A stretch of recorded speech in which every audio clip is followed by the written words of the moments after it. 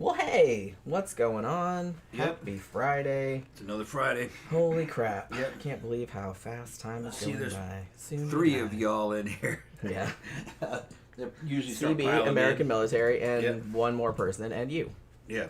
I'm watching it right here. So that's probably about it. We had a pretty good question. One of the first things. I know. I was like, yeah, I just saw that, and I said, ooh, I'm gonna address that like as soon as we come on here. And if you can't see the chat, it says when serial killers are caught, it's typically female relatives, ex-wife, daughter, sister, granting interviews, while males, brothers, sons, rarely speak publicly. What do you think is the reason? Yeah, we were kind of talking about that. I said it might be, and it's funny that you mentioned Jeffrey Dahmer's dad, because Tom mentioned that too, that he had gone on the circuit kind of talking about it. But that does seem to be the case. I watch a lot of true crime shows, not necessarily about serial killers, but sometimes it's about like a one-off murder in a small town or something. And that seems to have, I didn't do like a chart or anything like that, but it does seem to be like more half and half, like, male relatives or friends of the killer and female friends and relatives of the killer. So there's that. But serial killers, yeah, it does seem that it's mostly women that are on there. I think it's because, I'm sure there's multiple reasons. I thought it's probably because if a friend or relative of yours turns out to be a serial killer, you're going to have some complicated emotions about that, right? Like everybody is. And I kind of feel like perhaps women in general are better at navigating complicated emotions, or are better at, or are more used to like expressing them to other people. You know what I mean? Where in general dudes are not. So maybe I kind of feel like men are probably like, nah, I don't want anything to do with that, or I don't want to talk about it. They just kind of want to forget about it. Whereas women want to talk about it. They want to kind of process it and try to get past it. And so I don't know. That might be the reason. And like CB was saying too, that that maybe the male relatives like look like the killer, because he was talking about the relatives of the Yorkshire Ripper. His male relatives all look like him. Like 2 of his brothers have done interviews on camera. But yeah, it could be that. Could be that their brothers look like him, and they're like, yeah, I don't want to go on TV because I'll get death threats or something like that. You know what I mean? Yeah, I think the guys are like, fuck that dude. I don't talk about that dude, because because they see that guy as a reflection on them. Yeah, I think that's exactly. If he's my brother, they're gonna say I'm just like, fuck that. I ain't even, fuck that dude. I don't want anybody associated with this story. And they guys walk off. I think that's probably. And the dad would usually do the same thing. Oh, fuck that kid. I ain't got nothing to do with that. Right. I don't even want to associate myself. Yeah. With that dude. I think that's what they're doing. Yeah, because that's what Papa 77 just said. I feel guys are more uncomfortable talking about their past. Yeah, and especially something like that. You know what I mean? I kind of Dahmer's feel like dad had to do something, man, because if he didn't come out and fucking talk about it, he would have looked worse, I think. Mm. Like I said, what did he do? Did he molest that boy? Some shit like that. Yeah, maybe he wanted to head that off at the past. It's like, hey, man. Yeah, what did his dad do to him? I didn't do this shit, okay? Yeah. It's like, you know what I mean? Because, as much as... His dad was kind of, in a way, understanding. I mean, he said, like, yeah, he's a maniac. He's a monster. But he was kind of understanding towards his kid in a way, like, he's fucked up, basically. Yeah, I noticed that. He did seem... I mean, that is his son, and, he wasn't excusing it. No. But... He just said there was something wrong with... That he knew that there was something wrong with him. So, yeah. I mean, I always thought Jeffrey Dahmer's dad was, like, pretty interesting. He's all right. He was chill. He was intelligent. Talking about it, yeah. But Dahmer wasn't created by abuse, more like neglect, and a lot of that neglect he put on himself because he's just isolated himself from everybody. Yeah. He thought his fucking family kind of betrayed him by leaving him at home alone because they all divorced and then they scattered and he got the house. Right. But evidently he couldn't manage it. Not mentally. Right. By that time he was already... I think by that time he had already killed that boy, huh? Didn't he? I can't remember how old he was.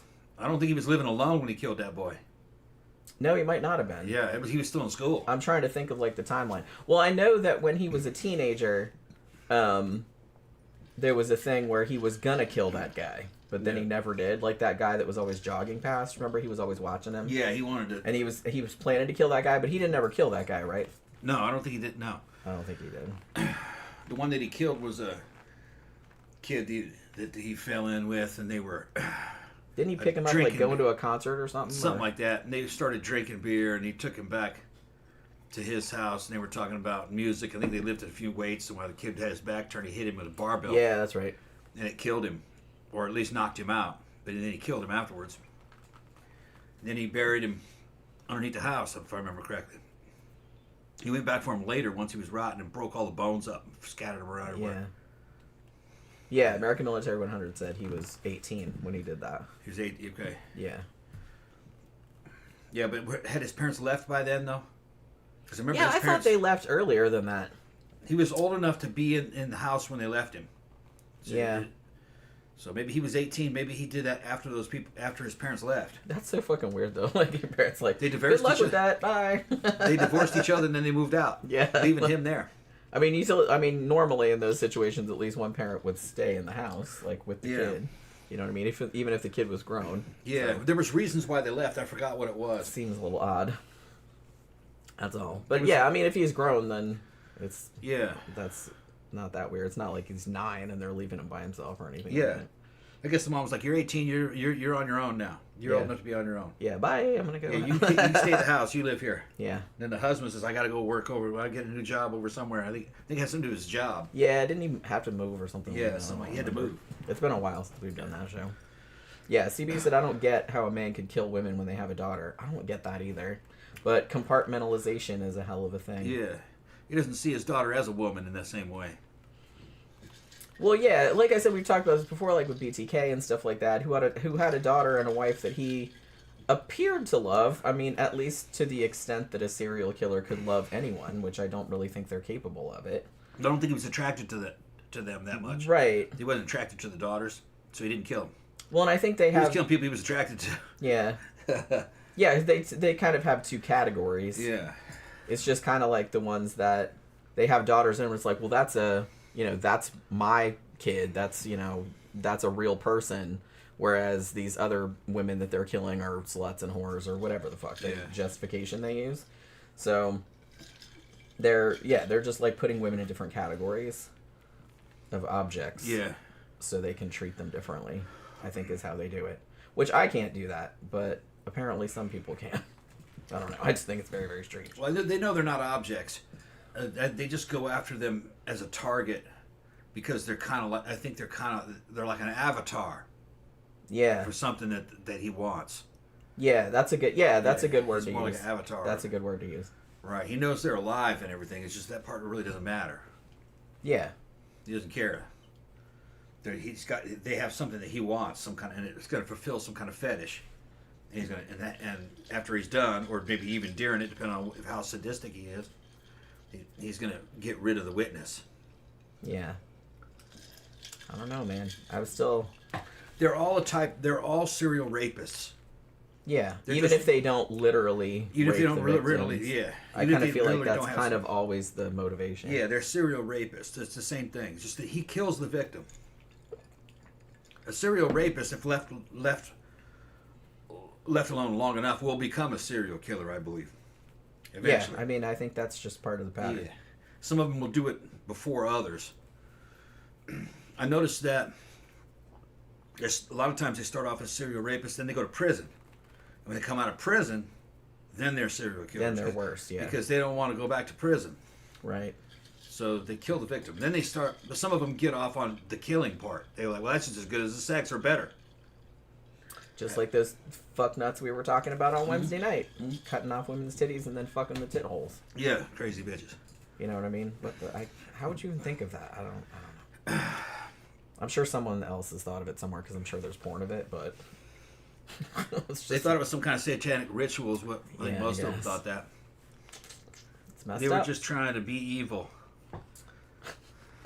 Bitches are being evil. Well, they were being evil. They succeeded. Good for you guys. I mean, Zach says, by the way, did you guys hear they announced the cast for the Beatles biopics they're doing? Yeah, it's like, I kind of want to see those when they come out. They're doing one per Beatle. Oh God. You know what I mean? Yeah. And he says, that way they can have the whole story. Yeah. The Barry, fans would Barry Kogan, is it Kogan or Keegan? I don't know how you pronounce his last name. Is playing Ringo. Was that the kid that was in The Killing of a Sacred Deer? Because he was great in that movie. He was like so awkward and nerdy, and yet really, really menacing at the same time. That was a fucked up movie, by the way. I reviewed that a while back. But yeah, the best thing about that movie, it's like if you don't know what it's about, don't look, just watch it, because you'll have no fucking idea where it's going. You know what I mean? Okay, yeah, that's the same guy. I knew that name. You know what I mean? I don't think I've seen him in anything else, though. I mean, I'm sure he's been in other things, but that's what I remember him from. Yeah, I'm not sure. I'd have to look up who that is. Paul, is it Moscow? I can't see that. My vision's getting bad. But it's Paul McCartney. I'll have to look him up because I don't know who that is offhand. But I mean, you know, I'll see them when they come out. It sounds kind of interesting. I like music biopics for some reason. Because remember we even watched. Well, we liked that Queen one. That was pretty good. I kind of even liked that Elton John one. It was okay. The Rocket Man one. Yeah. That was pretty entertaining. Wasn't as good as the Queen one though. Well, no, but I think that one was good just mostly because of Rami Malek was so good, like playing Freddie Mercury. Yeah, he had it down, man. Yeah, he really did. Like sometimes I'd forget. And everything, yeah. Sometimes I'd forget that it was an actor playing him. You know what I mean? Yep. You know, I know that a lot of people criticize that movie because they left a lot of stuff out and like more controversial stuff and blah blah. But you know, I thought it was fun anyway. We have it, I think. Don't we have it on Blu-ray or something? I got it on Blu-ray. I don't think we've watched it again, but yeah, I think we did. I think we watched it at least once.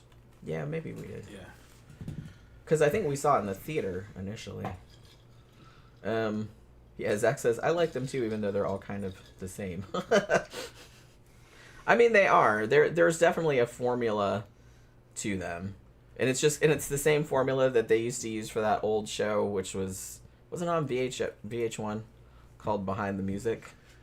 Like, because, you know, it has to have, like, a 3-act structure, just like a story would. Yeah. Where it's just kind of like, hey, here's where they're, like, this young and scrappy band, and it's like, you know, they're trying to be successful and blah, blah, and then they're super successful, and then, oh, no, drugs, hookers, all this other kind of shit. And then it's like one of them, you know, is in a car accident, or one of them has all their blood replaced, or whatever the fuck. The Motley Crue one, though, starts off like that. Well, that's true. They started off, they were fucking that was kind of different. That was kind of different. We watched that documentary about what the fuck was that thing called? I don't remember. Motley Crue? The Motley Crue one, the documentary. It wasn't Theater of Pain, or was it? Or no, what what the fuck was the name of it? It's right on the tip of my tongue. The Dirt? Yeah, The Dirt. I think it was just called The Dirt. Because I think that was the name of the book. Yeah. That one of them wrote, or that was written about them. I don't remember, but it was pretty. I don't even like Motley Crue, but it's like it was a good program. It was pretty entertaining. It's funny, yeah. I'll watch documentaries about bands I don't even like. Yeah. Just because it's interesting. Like, didn't we watch that one about like that guy that took the place of Steve Perry in Journey, and I don't like Journey. Yeah. But that was still a good documentary. It was still interesting. But in The Dirt, you know, fucking the story in the story, they'd run into Ozzy Osbourne a lot. And they would just tell stories about the crazy shit Ozzy was doing in the fucking late 80s. Like, they were hanging out at the pool and... Oh, I remember this story. First of all, didn't Ozzy just piss? On the pool deck, yeah. On the pool deck? Yeah, I was going to say, he just peed.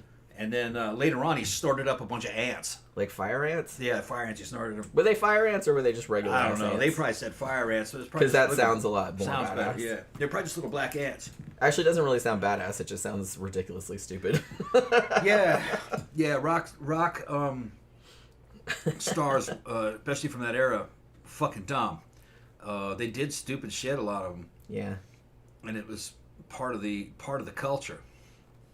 The persona to be fucking extravagant, everything in excess, you know. Yeah. And they had a lot of money, and they were basically white trash. So they didn't know what to do with money. You know? Yeah, Papa 77. They said they pissed on the ants and then snorted them. Oh, is that what they did? Yeah. Okay, so it was a twofer. Okay, I gotcha. Good. That reminded me of one time when my youngest brother was a baby, and we were at the beach, and he dumped out some cheese puffs in the sand, peed on them, and then ate them before my mom could stop him. Did you ask if they tasted better? I don't even think he could talk at that point. He was like a toddler. He just tried it. Because my mom was like, no. He just tried it. And they were in the sand? Yeah. He dumped him in the sand and then peed on him and they ate him. Fucking funny. I wonder if he doesn't remember that, I'm sure. He was, he was really little.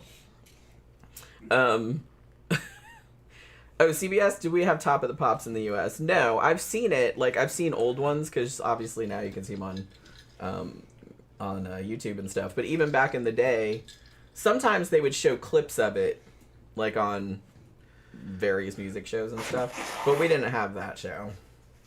But I was kind of a Anglophile when I was growing up, so I saw a lot of British shows when I could get them. Yeah, true rock stars and true movie stars don't happen anymore. The true rock stars of now, like they proved it to me. I think it was Midnight's. I think it was Midnight's Edge. That name of that channel. I think that's Midnight's Edge. Yeah, they showed the numbers of who's this chick that fucking that everybody likes now. Tyler Perry or no? What's her name? No, that's a dude. That's a dude. What's that chick's name? Who? Taylor Swift. Taylor Swift. That's exactly. She's been around a long time. Yeah, Taylor Swift is like, she's known for having these fucking huge concerts, and she's like the biggest thing right now. And they fucking compared her to the numbers that fucking Metallica had, and there's just she's not even 10% of what Metallica was. And it's just like some of these actors that you have today. You know, you can't really there's society and the market's changed. You're not going to be able to beat the numbers of the old. No. Like Tom Cruise, he's unbeatable. Well, because you had less choice back then. Yeah. Things were less compartmentalized, less partitioned. Mm-hmm. So it's like, you know, everybody knew Metallica. Everybody knew this and that and the other. Less competition. Yeah, there wasn't as much competition. Now there's just, like I said, anybody can find anything ever. Yeah. At any time they want to. So it's easy. Then you got guys in metal or goth or whatever that are better than anybody we ever had growing up. But they're just a channel on YouTube and they tour a little bit. They're never the size of what we consider to be like a big band during the record fucking era where they were making records. Those things were fucking expensive. They were like $20 to get a record, and that was back then. And it was a lot. And we would like buy 2 of them and shit, you know, maybe like 2 or 3 a month. I would like save up, and it's like then you'd have to like pick because there would be a bunch of them you'd want, but you could only afford like 1 or 2. Yeah, they still were expensive. You'd sit there and listen to the record and look at the fucking album cover and all the shit that it came with. We sound like old people. Yeah. I mean, I guess we are. It was another form of entertainment that's now kind of gone. Yeah. People don't live like that anymore. I was still living at home. Like I said, there is a small but mighty contingent out there that are still really into the vinyl. It sounds good. Yeah. So much so that even in like mall stores like FYE, they have like a big thing of a rack in the front with like a whole bunch of like albums in it. Like old ones and new ones. There are certain albums like Sisters of Mercy, the First and Last and Always album. If you listen on CD, it's okay, but it doesn't compare to the way it sounds on vinyl. There's a lot of resonant frequencies in it. They're just, when things are digitized, they're kind of compressed. It loses the analog quality. That particular album, just the way it was engineered, man, it sounded great on a record player. Yeah. Remember, I got the CD when that came out. Like early 90s, late 80s. And I said, oh, this is going to be great. And I popped it in. And oh, man, this sounds like shit compared to the record that I had. It was a step down. Yeah. True. We were amazed, though, that there were no scratching or no scratches or any pops on it. Yeah. You didn't hear any of that. Yeah, it sounded much cleaner. It sounded cleaner, but it also didn't sound as good. Yeah. Yeah, it's more, like I said, because of the compression. Like an album, it sounds like a whole room. Like a whole room full of musicians. Yeah. American Military says, movie suggestion, Little Otik. I've been wanting to see that, actually. An absurdist part folk horror, part dark comedy. Childless couple adopt anthropomorphous tree stump as their baby, which demands to be fed a lot. I think I saw it mentioned on that fantastic folk horror documentary, which is called... the fuck? I just rewatched it like a month ago. something Days Bewitched and something or other. It's like 3.5 hours long or something. But it's like super super thorough. Like if you're into folk horror, you need to see it. It was on Shudder. I don't think it is anymore, but I think it's on Amazon Prime now. Yeah, CB said, Jenny, there's an old paranormal program called Strange But True from the 90s. You should try and find it. I think I've heard of that, actually. I might have seen it. You know what I've been watching recently, just randomly? What's it called? Strange But True? Strange But True, yeah. Okay. On Amazon Prime, they put up all 6 seasons of Ray Bradbury Theater from the 1980s, which I actually watched some of those back then. It's kind of like Night Gallery. Yeah, I really like Ray Bradbury. Yeah. So it's funny. I remembered some of the episodes, and I remembered some of I didn't see the episode, but I remembered the story because I've read like most of his short stories. So it's pretty cool. Like, watch, some of them aren't great, but some of them were really good. There was a couple. The ones I watched last night were kind of weird. Like the Donald Pleasance one was really weird. Yeah. It had something to do with like building a replica of his wife to shoot her, or he shot his wife and then had a robot to replace her. I don't know. And then he was going to death row, but he was trying to argue that it's like, well, I didn't shoot her. I shot the robot replica. You know what I mean? It was very, very arty. And one of them had fucking William Shatner in it. I forgot about that one. Yeah. Yeah, the playground. Being bullied. Yeah. And actually, one of the ones I saw last night was called The Coffin. That one was a lot of fun. That had fucking Denholm Elliot in it. That bitch is in everything. Holy crap. He was in like every British thing ever made. Like Denholm Elliot. I'm like, there he is again. Jesus. He must have made so much money. But, you know. Zach says, I know a lot of vinyl sales now is actually from people who don't listen to them but put them on the walls for decoration. That doesn't surprise me. Vinyl is making a comeback. It has been like for a while. I think people got sick. It was just kind of like when everything went, you know, like in horror movies, for example, when everything went CG, like in the 90s and 2000s, and it went like that for a long time until it just got super ridiculous, and then there was a huge backlash, and now it seems like all the horror is going back to practical effects again, mostly, and just CG to like clean things up, which is fine with me, you know, because most of that CG looked like butt way back then. Honestly, like some of the shit from the 2000s looked worse than Jurassic Park, which came out in 1993. Yeah. The CGI in that looked way fucking better than CGI, like, even into the late 2000s. Yeah, I remember it. I guess it had to do with budget, but still. Jurassic Park, the CG in that still looks pretty fucking good. And that's old. Yeah. So, just goes to show. I mean, yeah, that movie cost $1 bajillion to make, but still.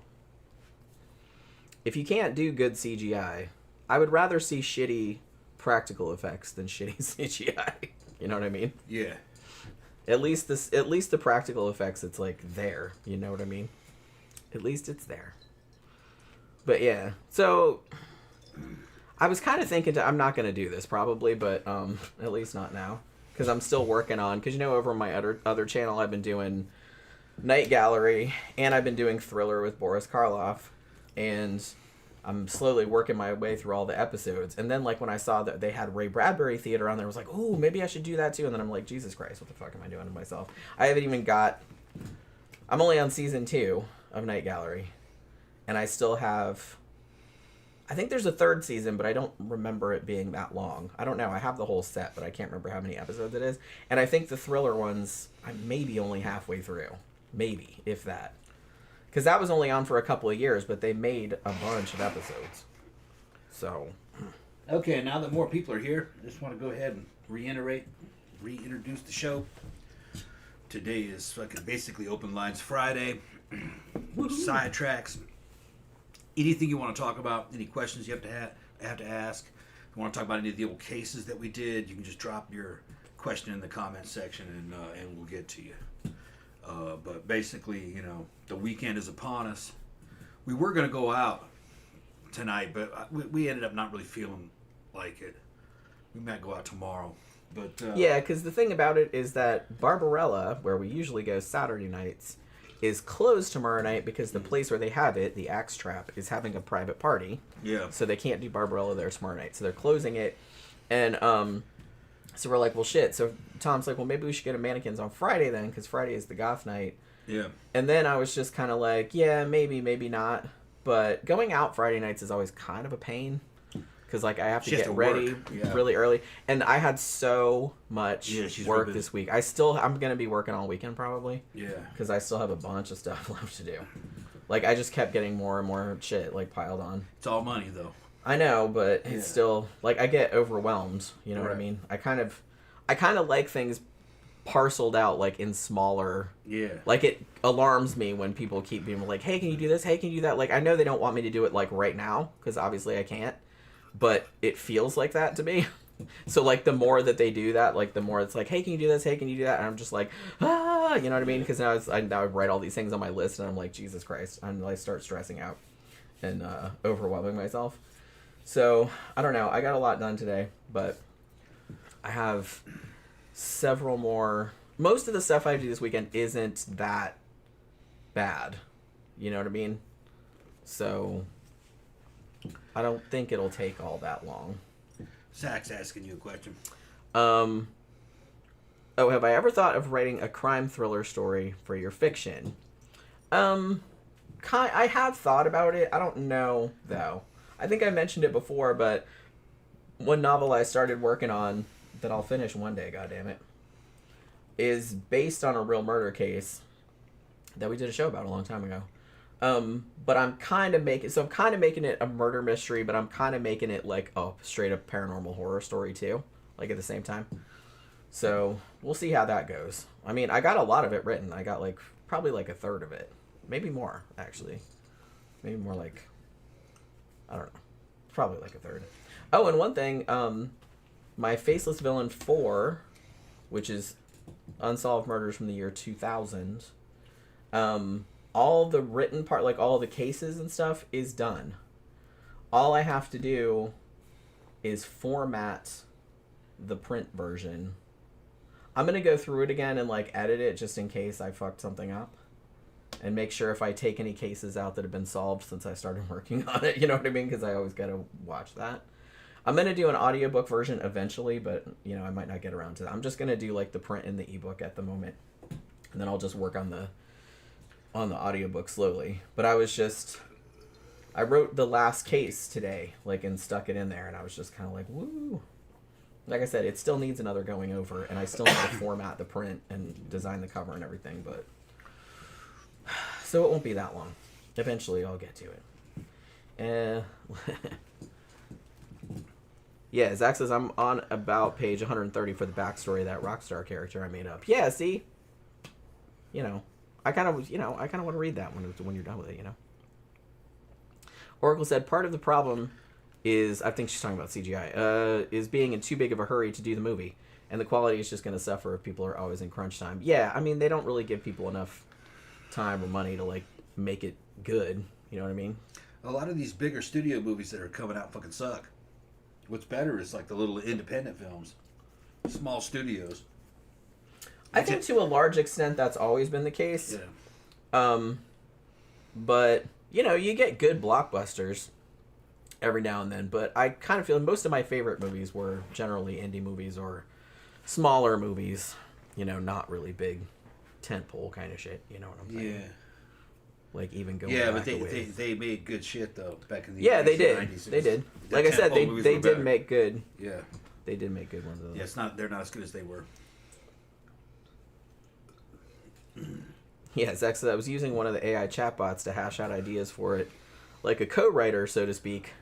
So I have a lot of cleaning up and organizing to do with my Word doc. Yeah, I kind of I went into working with chatbots and stuff like that just for outlining purposes and stuff like that, and kind of coming up with story ideas. Like, because sometimes there was one called that you actually have to pay a monthly fee for, that's called Pseudo-Write, and it actually learns your writing style. Oh man! And thank you very much, Papa77. Thank you for the man. super chat. When Papa shows up, he drops a fucking load of change.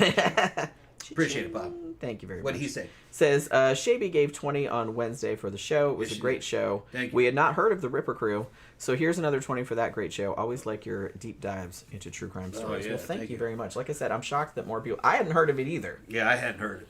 which is crazy because you would think that everybody would know about that shit. 4 serial killers cutting chicks' tits off. I With mean, piano wire. and then fucking the tit holes. It's ridiculous. How does everybody not know about that? That's horrifying. Maybe it was so bad that they couldn't say those details on national television during that time, so it didn't stick. Maybe not. But yeah, you'd think because, like, 4 serial killers, like a gang of them, that's, like, unprecedented. And plus, they were, like, Satanists or claimed to be. Yeah. Like, you'd think that would be, like, all over Christian media and all this. Look at this fucking shit. You know what I mean? They may have kind of suppressed the story, Maybe so. where they said, yeah, some serial killers were caught, but they didn't say the details of what they were doing. It's like, you guys don't want to know, trust me. Yeah, American Military said, I grew up in Chicago. I heard of them, but didn't know the details. Yeah. They suppressed it. They had to have suppressed the details in those days. Maybe so. Maybe they said they didn't want to upset everybody. I don't know. Well, one of the victims lived.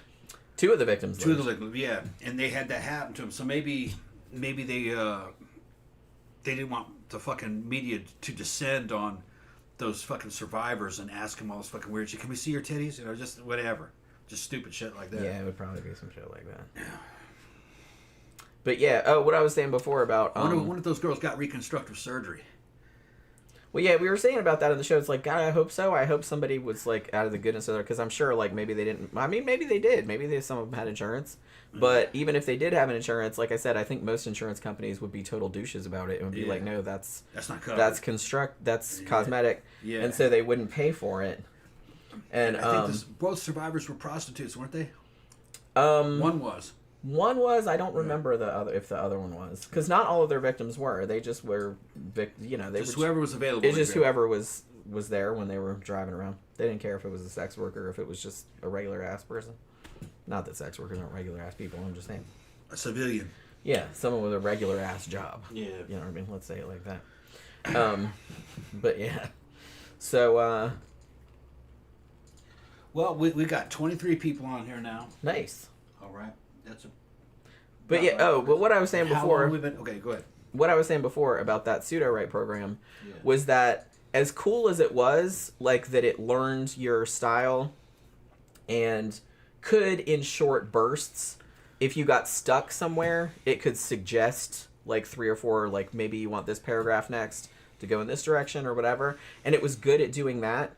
But I noticed that the longer you let it go on, like to help, because in theory, if you massaged it enough, you could get it to write a novel, but you have to do most of the work. You know what I mean? It's not like, because I've just, for shits and giggles, had AI like write novel or novellas and like not anything. And the problem is, even though they're okay written, they're very repetitive. Like, especially like the beginning part will be good, and then the end part will be good, but all the shit in the middle is just like pretty much the same scene over and over again, just like from different. That was just something I noticed. Like, it does kind of like people have the same conversations, like in slightly different wording and shit like that. Like, it doesn't know what to do with itself, like in the middle. So you really have to kind of. So I kind of got to a point where it did help me when I was stuck, but it was going in directions, even though it had read everything that I had written so far, it would lose threads, it would lose track of stuff. It couldn't keep all the characters straight, it couldn't keep all the details straight. So you definitely have to monitor it. And so after a while, I was just like, you know what, fuck it. I'm just gonna... Just write it. It's just right. It's easier. Because it's like, I find it easier to just do things over from scratch myself than fix what somebody else did. And that's true of writing. That's true of when I do design work. One of my absolute least favorite things when I used to work in print design was somebody would send in something that they made. Like, it was either a JPEG file, or even back then, sometimes they'd send like a print file and you had to scan it. And I was just kind of like... Yeah, it's bad. It's terrible. Yeah, and it's just like, they don't know what they're doing. It's like, it's like they have this shitty low-res art. Sometimes it had like watermarks on it because they stole it from somewhere, and it's just kind of like it's fun. And I'm just like, you know what? I'm just starting over. It's like this is not. Yeah. I'm not putting out something that looks like this, and it's like this looks like ass. It's like, what the fuck are you even thinking? Yeah, the customer isn't always right. Like, why do they even bother? Why do you bother? What I was gonna say is that we've been fucking streaming for at least about an hour, right? No. No, okay. About 40 minutes. About 40 minutes, almost an hour then. And nobody's mentioned anything. Do you all fucking see anything different about Jen? You can drop it in the comment section. Something changed. Something changed. My soul has left my body. No, not really. CB says the worst horror films are the ones that are found footage video camera style. I will admit I'm not a huge fan of found footage, but on the other hand, there are a lot of found footage movies that I like. Although I tend to like found footage movies that are like mockumentaries. You know what I mean? Yeah. Like if it goes too far into the whole shaky cam, because I can't fucking see what's going on and shit like that, then like... Remember the one about the troll hunter? I loved that. That was, like I said, that was kind of like a mockumentary. Yeah, yeah. Because it was like people were filming a documentary about this dude that hunted trolls in Norway or whatever the fuck. And it's like, and I loved like the realism of the trolls and how he was just this grizzled old, like, oh, nobody knows that trolls actually exist because he's like saving the country from them and stuff. It was so fucking funny. I think it's a new necklace. No, it's not a new necklace. It wouldn't be that. I wouldn't call attention to that. Zach says Jen's boobs grew 3 sizes that day. Yeah, like the Grinch's heart. Yeah. Yeah. Nope, it's not that. That's that. Yeah, Camp Guy said, monster movies scare me the most. There was that one in a cave with the cavers and the monsters scared the crap out of me. Yeah, The Descent. That's a great fucking movie. The Descent is so fucking good. The first time I saw that, I was on a fucking airplane flying over the Atlantic Ocean. Probably not the best environment to see that in because I was stressing out. I was stressed out enough from the airplane, and then that movie was like stressing. Of course, I watched it anyway, but you know what I mean. Different glasses? No. I mean, I have 2 pairs of glasses. I have these glasses, and then I have these glasses, and I switch them out. Tom likes these ones better, and I like the other ones better. Yeah, she likes the cat glass. I like those better. They're both good. But No, I like the cat eye ones better. Yeah, it says, no wig, is that it? Or is that your real... No, this is not my real hair. It's a my real hair, like I said... Is in between. Is in between Yeah. stage. And it doesn't look too great. Like I said, it's like 3 different lengths. It's almost like a mullet. I wouldn't call it a mullet. It's almost you like would, a mullet. clearly. It's almost like a mullet. It's dyed. It's dyed black like it usually is. But I'm trying to grow the under... You know, it was all undershaved. Like, I was bald, like, underneath, and then it was long over it. And it's like, so I've been trying to grow out the under shave. So it's about this long. And then the hair on top is, like, to here. And then I'm growing my bangs out, and so my bangs are, like, to here. Yeah. So it's like, it looks... So that's why I wear wigs all the time, because, like, I'm waiting for it to not look like ass. You know what I mean? That's all it is. They're not going to figure it out. I'll tell you. I did Jen's lips. Yeah. Yesterday, yeah. Well, no, this morning. Well, that's the well, second you one. did. Did the first? Did the you first? did the first one First yesterday or the day yesterday, before. and then finished Yesterday and then this morning. Yeah. So we've been doing DIY. Yeah. She's got DIY, not surgery. No, but she's got lip filler. Yeah. It came out pretty good. Yeah, it's pretty good. It's your upper lip's bigger. Yeah. Yeah, it looks good. I didn't want to. It looks pretty natural. That's why you guys didn't notice it. But no, if you compare it to photos before and after, it's different. Yeah. Did it with a hyaluron pen. Yeah. Which it injects hyaluronic acid, which you can get really good lip filler if you know what you're doing. You can get it on the internet. Shit from Korea. Yeah, it's just I didn't really want to do. I could the needle. Yeah. Because you can inject it into your lips if you want to. The kit comes, the acid comes in a syringe pre-packed with 2 needles, one for the upper lip, one for the bottom lip. And I saw all the tutorials, and I'm good with needles. I could have done it with a needle, but she didn't want that. She wanted something that maybe she could do on her own, do herself.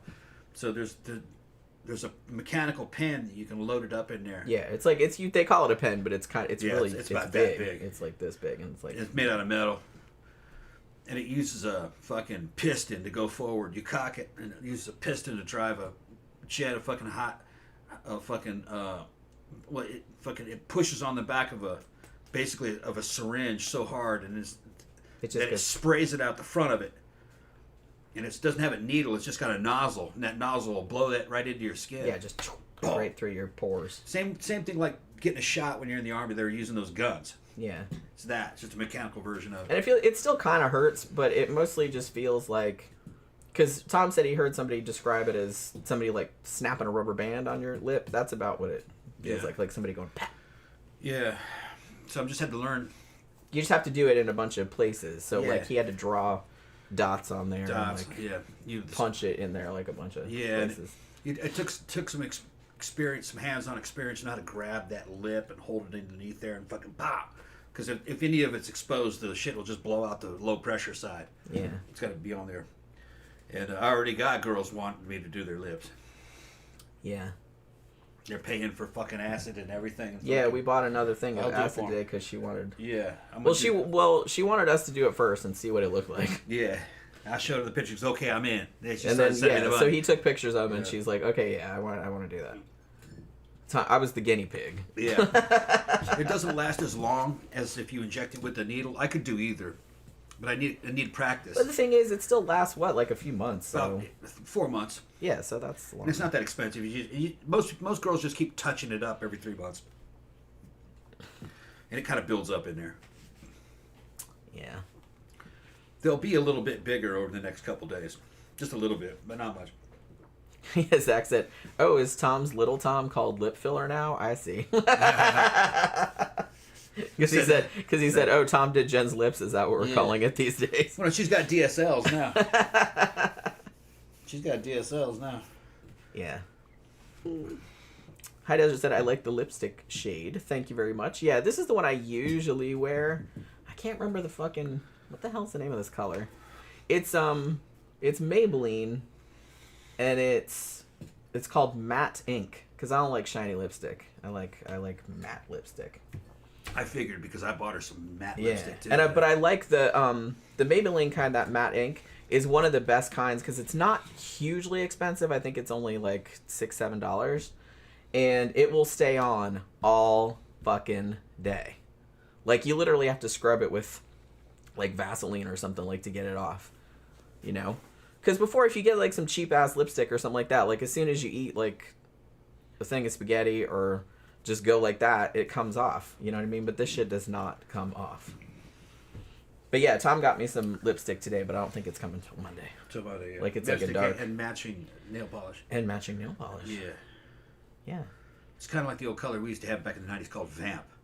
Yeah, kind of like I think I had that back in the night. I think every goth girl had Vamp back in the 90s. Yeah, it's kind of a dark purplish. Was that Manic Panic? No. Vamp was just its own fucking product. It was its own thing? It was its own thing. They just called it Vamp. I can't remember. Because I know I had a lot of Manic Panic lipsticks back then. It was around for a while. It had... They had their own little kiosk for it. And it had that same...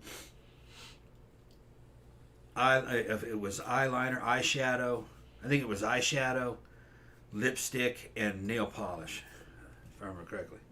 Yeah. One of my exes wore it. That was a fucking real hardcore goth. Not really real hardcore. It was just like that was one of the first mainstream goth fucking makeup that came out in the 90s. Yeah, because Zach said, didn't every woman have Vamp back in the 90s in general? Yeah. It was a very popular color. Real popular. Very popular. I don't remember the Manic Panic ones that I had. I would always get the bright red, because I liked the bright warm red. I wore Morbid. Yeah, that was a good one. Yeah. And then I'd always have like a dark, like a blood red, and then I'd usually have like a dark purple, and sometimes a blue, but I can't remember what the name of it was. I don't even know if Manic Panic are still around, are they? I haven't bought any of them for a long time, because that was kind of... I mean, back in the old days, that was kind of the only shit you could get. Either that or you had to, like, save up and buy all your shit on Halloween, because that was the only time they sold, like, black nail polish. Rest of the time, you had to use a Sharpie marker. Now it's like, now you see regular-ass people wearing black nail polish. It's crazy. Because I remember wearing it in high school, and people would be like, "Were you worship the devil?" You know? It's just funny how it's, like, not weird nowadays. Yeah. Zach says, "Oh, Tom has customers lined up now. That's one way of approaching the world's oldest profession." Oh my god. Oh my goodness. Zach says he's not really accusing you. He says Tom has customers lined up now. That's one way of approaching the world's oldest profession. Yeah. American Military said, "Jenny, what inspired you to become a writer?" And Tom, what inspired you to become a soldier? Okay. You know what? I don't even know. I don't even remember being inspired necessarily. It's just I always remember that that's always what I wanted to do. Even from the time I was like a little kid. Like it was my favorite thing. You know? Like even when I was little, like as soon as I learned to read and write, I love to read about ghosts and witches and stuff like that, and then I wanted to write stories about them too. And draw. Like I used to do that too, but mostly I like to write stories about stuff. So it's like, I don't know. I kind of feel like it was more like a thing of genetics. I don't know. But it was just, that's all I ever remember wanting to do. You know what I mean? But when I got a little bit older, I mean, I'd always wanted to write scary stories. But I think I started to take it really seriously after I read Clive Barker. You know? Because like his imagination just like blew me away, because I hadn't really read much of anything like that. I threw the lid to the fucking soda in the garbage can. I got a fucking... I've done that before. You just don't decide, I'm gonna throw it. Oh shit, I still need that. I'll ask Tom when he comes back to answer your question. Zach says, "I found an Ask Old People subreddit." I've heard of that subreddit. I haven't been on it though, and it's like I always kind of wanted to go over there because I'm like, I bet I could answer some of those questions. I said I asked what people thought was an awful beauty trend even when they were young. Top votes were shoulder pads, big 80s hair, and bell bottoms. Some bell bottoms look okay, like not, because I have some that are not like super egregious bell bottoms, but just kind of bigger on the bottom. And honestly, on certain body types, those are really flattering. But shoulder pads can get fucked. I don't really understand why anybody thought that was a good idea. Bell bottoms on her look fucking super good. Makes her thighs and her butt look fucking fantastic. She's gotta have the right shoes on though. Yeah. Yeah, but if it's kind of like platformy, yeah, look really good. Yeah, like I said, and it depends. And it's not like we don't have bell bottoms. Not really like the 70s. They're like goth versions of them. Yeah. Yeah. I have ones that are black, obviously, but then they have like little white dancing skeletons all over them. Crosses hanging, crucifixes hanging off the knees. Right? Yeah, like I really like those ones. Those are kind of like, there's lace in them. There's like there's like lace insets, and then they have like little silver crosses like hanging from the knees. What's up, Juan Ortiz? What'd you do, bro? American Military asked you what inspired you to become a soldier. Well, I was basically raised in a military academy, so I always was one. Yeah, that's true. It was just like a given that you go to the service, and you know, fucking Southern and you loved military school. What's that? You loved military school. I loved it, yeah. What made me want to join the Army actually was Predator. I saw that shit. It says, because I at first thought I maybe would want to go to the Marine Corps, but then the more I found out about it, I didn't want to be on a ship, and it was too small. All the good schools that the Marines go to are Army schools. They go to Ranger School, they go to fucking SF, they do all that shit. They work with fucking the Army. So I was like, well, fuck it, I'll just go to the Army. And fucking, so I'll be an airborne ranger. I was airborne, but fucking never made it through Ranger School. Fucking didn't make it through Ranger selection. Back in those days, that shit was fucking tough. I couldn't pass the swim test. Swim test is fucking amazing. You had to... You see, before you get sent to Ranger School, the unit I was in a recon unit. First 327 Recon. And all those dudes were good. About fucking half of them were fucking tabbed out Rangers. You had to go to in order to for the 101st for our fucking because we're an infantry division. There's not like other divisions. We'll just send a random motherfucker to fucking Ranger school to see if he makes it. We can't have anybody washing out. It looks bad on the unit. So what they would do is they would have like a pre-Ranger school, which is 2 weeks long. And they would run you through all the tasks that you were going to have to pass in Ranger school or harder. And fucking one of the tasks that you had to pass was a swim test. And I didn't pass it. But it wasn't just me. Most dudes didn't pass it. What you had to do is you had to have your full PDU uniform on, your boots. You had to have your LCE on, your Kevlar helmet, and you had to take your M16 A2 rifle that we had back in those days, and had it strapped over your back, and you had to jump into a swimming pool. And it was the deep end, and it was probably about 10 feet, maybe 12. And you had to swim to the bottom and get a rucksack, and you had to swim up to the top with it. So I went down there, and you're on a cord. You're on a cord, and the fucking rucksack is on 550 cord. So I jumped down there and fucking immediately. This is the first time I've ever really swimming in boots. I had a hard time getting down there to the fucking rucksack, and when I got it, I lifted it up and was bringing it up to the top, and fucking dropped it. And I started to swim back down there and get it, and fucking they pulled me up. And I said, dude, I was going back to get it. He goes, you don't have time. Yeah. Because they know. Yeah. That if you drop it, there's not enough time. Well, couldn't go to Ranger school. Yeah. But I bet a lot of people failed that. Oh yeah, fucking 80%, probably like 60%. That does not surprise me. Yeah, like 60-70%. And these were all fucking. You're already in an airborne unit, or you're already airborne infantry. Yeah. But like I said, that's a really difficult. Yeah. I mean, you know. And that rucksack. People can only hold their breath so long. I don't care how badass they are. And you have to push it to the surface 10 feet, and that rucksack weighs about 40 pounds. Right. Yeah, 40 fucking pound army rucksack. You got to get, and you got your rifle and your helmet on, and you have to be able to come up to the surface with everything. Now you don't actually do that in Ranger School though. But that was just something that they just wanted to weed the people division. Out. They wanted to weed people out. Yeah. Talking about terrible fashion, Oracle says tube tops were a fashion crime. I love tube tops, bro. What the fuck you talking about? Especially, well, yeah, because then if the girl jumped up and down, you might see some titties. Well, okay, tube tops look great on a fucking girl that had implants.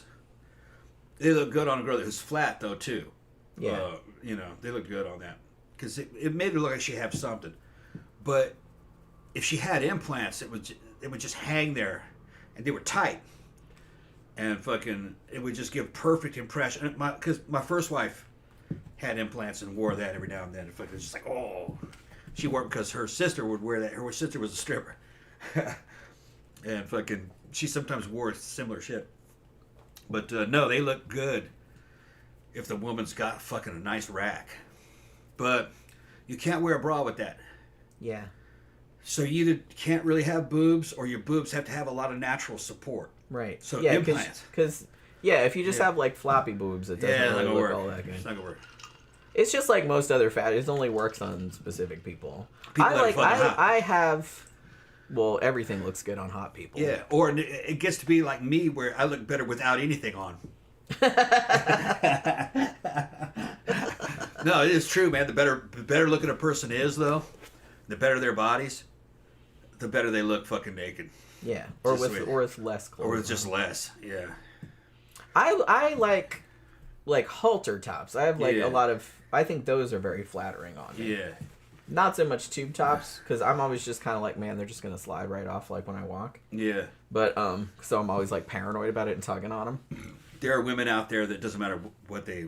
But I do like halter tops though. I have this really cool like halter that has like these big skulls on it, and it's kind of flapped open in the front. It's like pretty cool.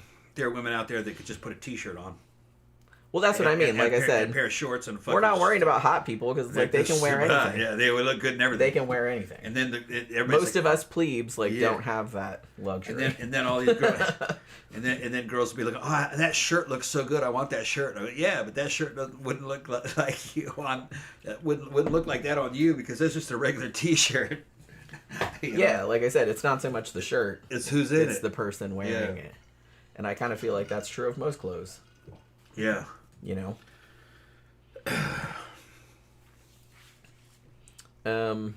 Zach I wouldn't said, call you a regular plebe, though.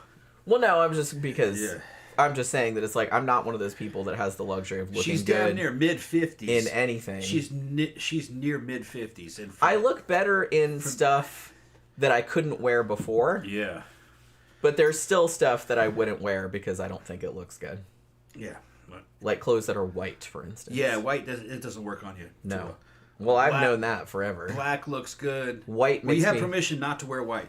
Okay? White I makes bought me... you some white shit. You don't have to wear it. White makes me look as big as a fucking house. It throws the proportions off. That's not really what you're built like. No, you put I know. black on, you go, oh yeah, it makes more sense now. Yeah. I'm like, God, I'm not really that enormous, am I? But it's like every time I wear something white, I don't have that much white stuff. I do have like I have kind of a white short, like wedding-y kind of dress because I wore that when I was Bride of Frankenstein. Yeah. Like I liked that, but I still think it made me look enormous. But, you know, because it's like I just look like this big giant white thing. You know what I mean? And I'm not that big. It's just, I don't know. White doesn't look good on me. John Gora says Clive Barker looks like hell these days. He does, unfortunately. He puts on a heroically chipper face. I think he's such an imaginative guy he can actually get into it, the disintegration process. Yeah, probably. CB said 52 minutes. That's how long it took before Tom started the booty talk. Yeah, I mean, okay, you want to hear something funny? So Tuesday, we went to Disney World with my mom and my sister and one of my brothers. And we were walking over to Space. We were going to go on Space Mountain. So we were walking across Liberty Square, whatever the hell they call that, like right in front of the castle. And Tom and my sister were behind me. Yeah. And I suddenly hear Tom say, it's like, look at that butt, or something, look at that booty. Look at that booty. And then my sister sister laughed and she said, "Can you not make me stare at my sister's booty?" And I said, "But look at his 3D." And she goes, her sister fucking is heavy, okay? And she goes, "Well, shit, if that's 3D, then fucking my shit's 3D too." My sister's hilarious. Okay. She's about 7 years younger than me, but it's like we joke that we share the same brain. We're like almost similar. We're almost entirely. Yeah. Our personalities are very, very similar. Now, Jen's mom was there, but Jen's mom loved me. I don't know why, but I don't know. No, I get along with her pretty well. And she goes, and we're eating, and she goes, I got you all here together. She's real southern. We got you all here together, because her husband died last year. Yeah. Which is not Jen's dad. It's her stepdad. Yeah, my dad is still alive. I hope y'all don't. I just wanted to tell y'all. I hope y'all. What did she say? I hope y'all don't think poor of me, but I've decided I'm gonna start dating. And I said, "What do you mean think poor? Of course you go out and date, man. Fucking, you're a widow, man. You're free." Yeah, I'm like, woo, good. Yeah, go ahead, good. She goes, okay, because I already got a boyfriend. Yeah. She goes, yeah, who's he? He's the neighbor, lives up the street. Shit. Yeah, I said, who is he? He goes, he's just a guy, and he was helping me out, and. He lives in the neighborhood. And I said, how old is he? He was born in 1972. He's 3 fucking years younger than me. He's my age. Your age, yeah. Young guy. And I said, you go. I know. I was like, you go, girl. You fucking go. And she's like, you're not upset? And I says, I'm fucking proud of you. What are you talking about? She's glowing. You proud of me? I said, hell yeah. Hell yeah. You go out and live. Have fun. My mom's a cougar. Yeah. She's a cougar now. Yeah. See, that's the thing. It's like, yeah, that's a big age gap. But at that age... it doesn't really matter. You know what I mean? It's not like, oh, I'm a 50-year-old woman and I'm dating like an 18-year-old guy or vice versa. You know what I mean? That's a little creepy. But it's just kind of like, he's my age, I guess, 52, whatever it is. 52, 53, yeah. And my mom's in her early 70s. Yeah. And she doesn't look it, though. No, she doesn't. She doesn't look it, though. So it's like, so I'm like, I don't care. Yeah, she looks like she's in her maybe like early to mid-60s. Yeah, she looks younger than her age. You wouldn't know she was in her 70s. Yeah. But I just thought that was so funny. I thought it was funny that she thought we would be upset. Yeah. She's old school. Because I was just kind of like, I was afraid, like, after we went to my stepdad's funeral, and, you know, not to be an asshole, but I wasn't a huge fan of my stepdad. So, I was talking to my brother, like, on the way back, and I was like, man, it's like, I hope she doesn't, because she lives out in the middle of the fucking woods, right, like, in Ocala. And I was like, I hope she doesn't just, like, sit out there and be lonely, and, you know, now I'm worried about her, you know what I mean, because she doesn't have anybody, like, there's neighbors and stuff, but she lives on a huge piece of property, and they're not super close by. Her mom lives in the middle of nowhere. Yeah, she kind of lives in the middle of nowhere. Yeah, so I was kind of Viet Cong. It is the Mekong Delta of the South. I mean, it's really only an hour from here. Yeah. Like, maybe not even. You feel like you're out in the middle of the jungle. But you do kind of feel like you're out in the middle of nowhere when you go out there. Like, you don't want to break... I don't like to drive out to visit my mom, like, by myself, because it's like, man, if I'm coming back in the dark and I break down, there's nothing. Yeah. And it's like, in a lot of places out there, there's no cell phone reception either. I'd tell her to sell that house, come move closer to the fucking She said she's not going to, though. She's going to stay there. That's her house. There you go. I mean, she loves that house. That's her house.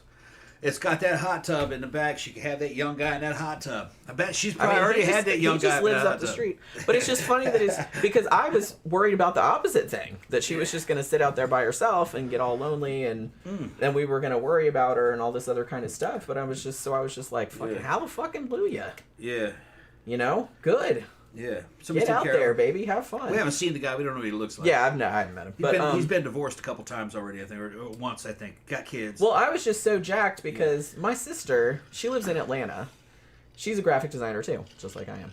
But she comes down probably 2 or 3 times a year. Like, she loves Disney, so she comes down to Disney. She'll stay at a different resort every time, like, and she sets up all these trips and stuff. And usually, my brother, Eric, he works... I don't know if he still works there, but he worked at Animal Kingdom, so he gets passes. You know, so he can go, and they all have annual passes, so they can just go whenever they want to. And so if my sister's coming down, my brother's like, man, I'll meet you up there. Like, sometimes him and his wife will go, and sometimes their kids are... Well, their kids are grown, but you know what I mean. And sometimes they'll go. So she was coming down, and my sister says to me, she's like, Mom is going to stay with me. Like, my mom stayed in the hotel with my sister for like 3 days and went to the park. They went to Animal Kingdom on Monday with my other brother. And then Tuesday, I said, well, shit, we're not doing anything Tuesday. We'll come up to Magic Kingdom and hang out with you guys. And my brother got us passes, so we got him for free. And then we were going to pay for some shit, but we got there, and then my sister had made reservations at Liberty Tree Tavern, which is like this big... It's like all you can eat, but it's like a prefix menu, but they just bring you all of it you can eat. If you run out, they just bring you more. And my mom paid for that too. I was like, oh, okay. And she also like gave me some money. She's like, here, this is for your parking and your gas and everything. I'm like, seriously, Mom? What the fuck? Yeah. She's like, I'm just so happy you guys all came. You know what I mean? And she was having a fucking ball. She had to get a scooter because she can't walk for a very long time. She was in a real bad car accident many years ago, and she has a metal in her leg and in her arm. Like, you know what I mean? Like, it's titanium in there. So she can walk fine, but, you know, after a long time, like, she gets worn out. So she rented a scooter. So, I mean, they mostly wanted to kind of just hang out and watch shows and stuff. But my sister got us lightning passes for Haunted Mansion and a couple other things, like Pirates of the Caribbean and stuff, so we didn't have to wait. But we wanted to do Space Mountain. So we ended up having to wait 35 minutes for that. We were going to do Tron, but it was by the time we were going to go, they were fixing it. Yeah. And Thunder Mountain Railroad was closed too. But we got to see the new... It's not called Splash Mountain anymore. They reskinned it. It's the same ride.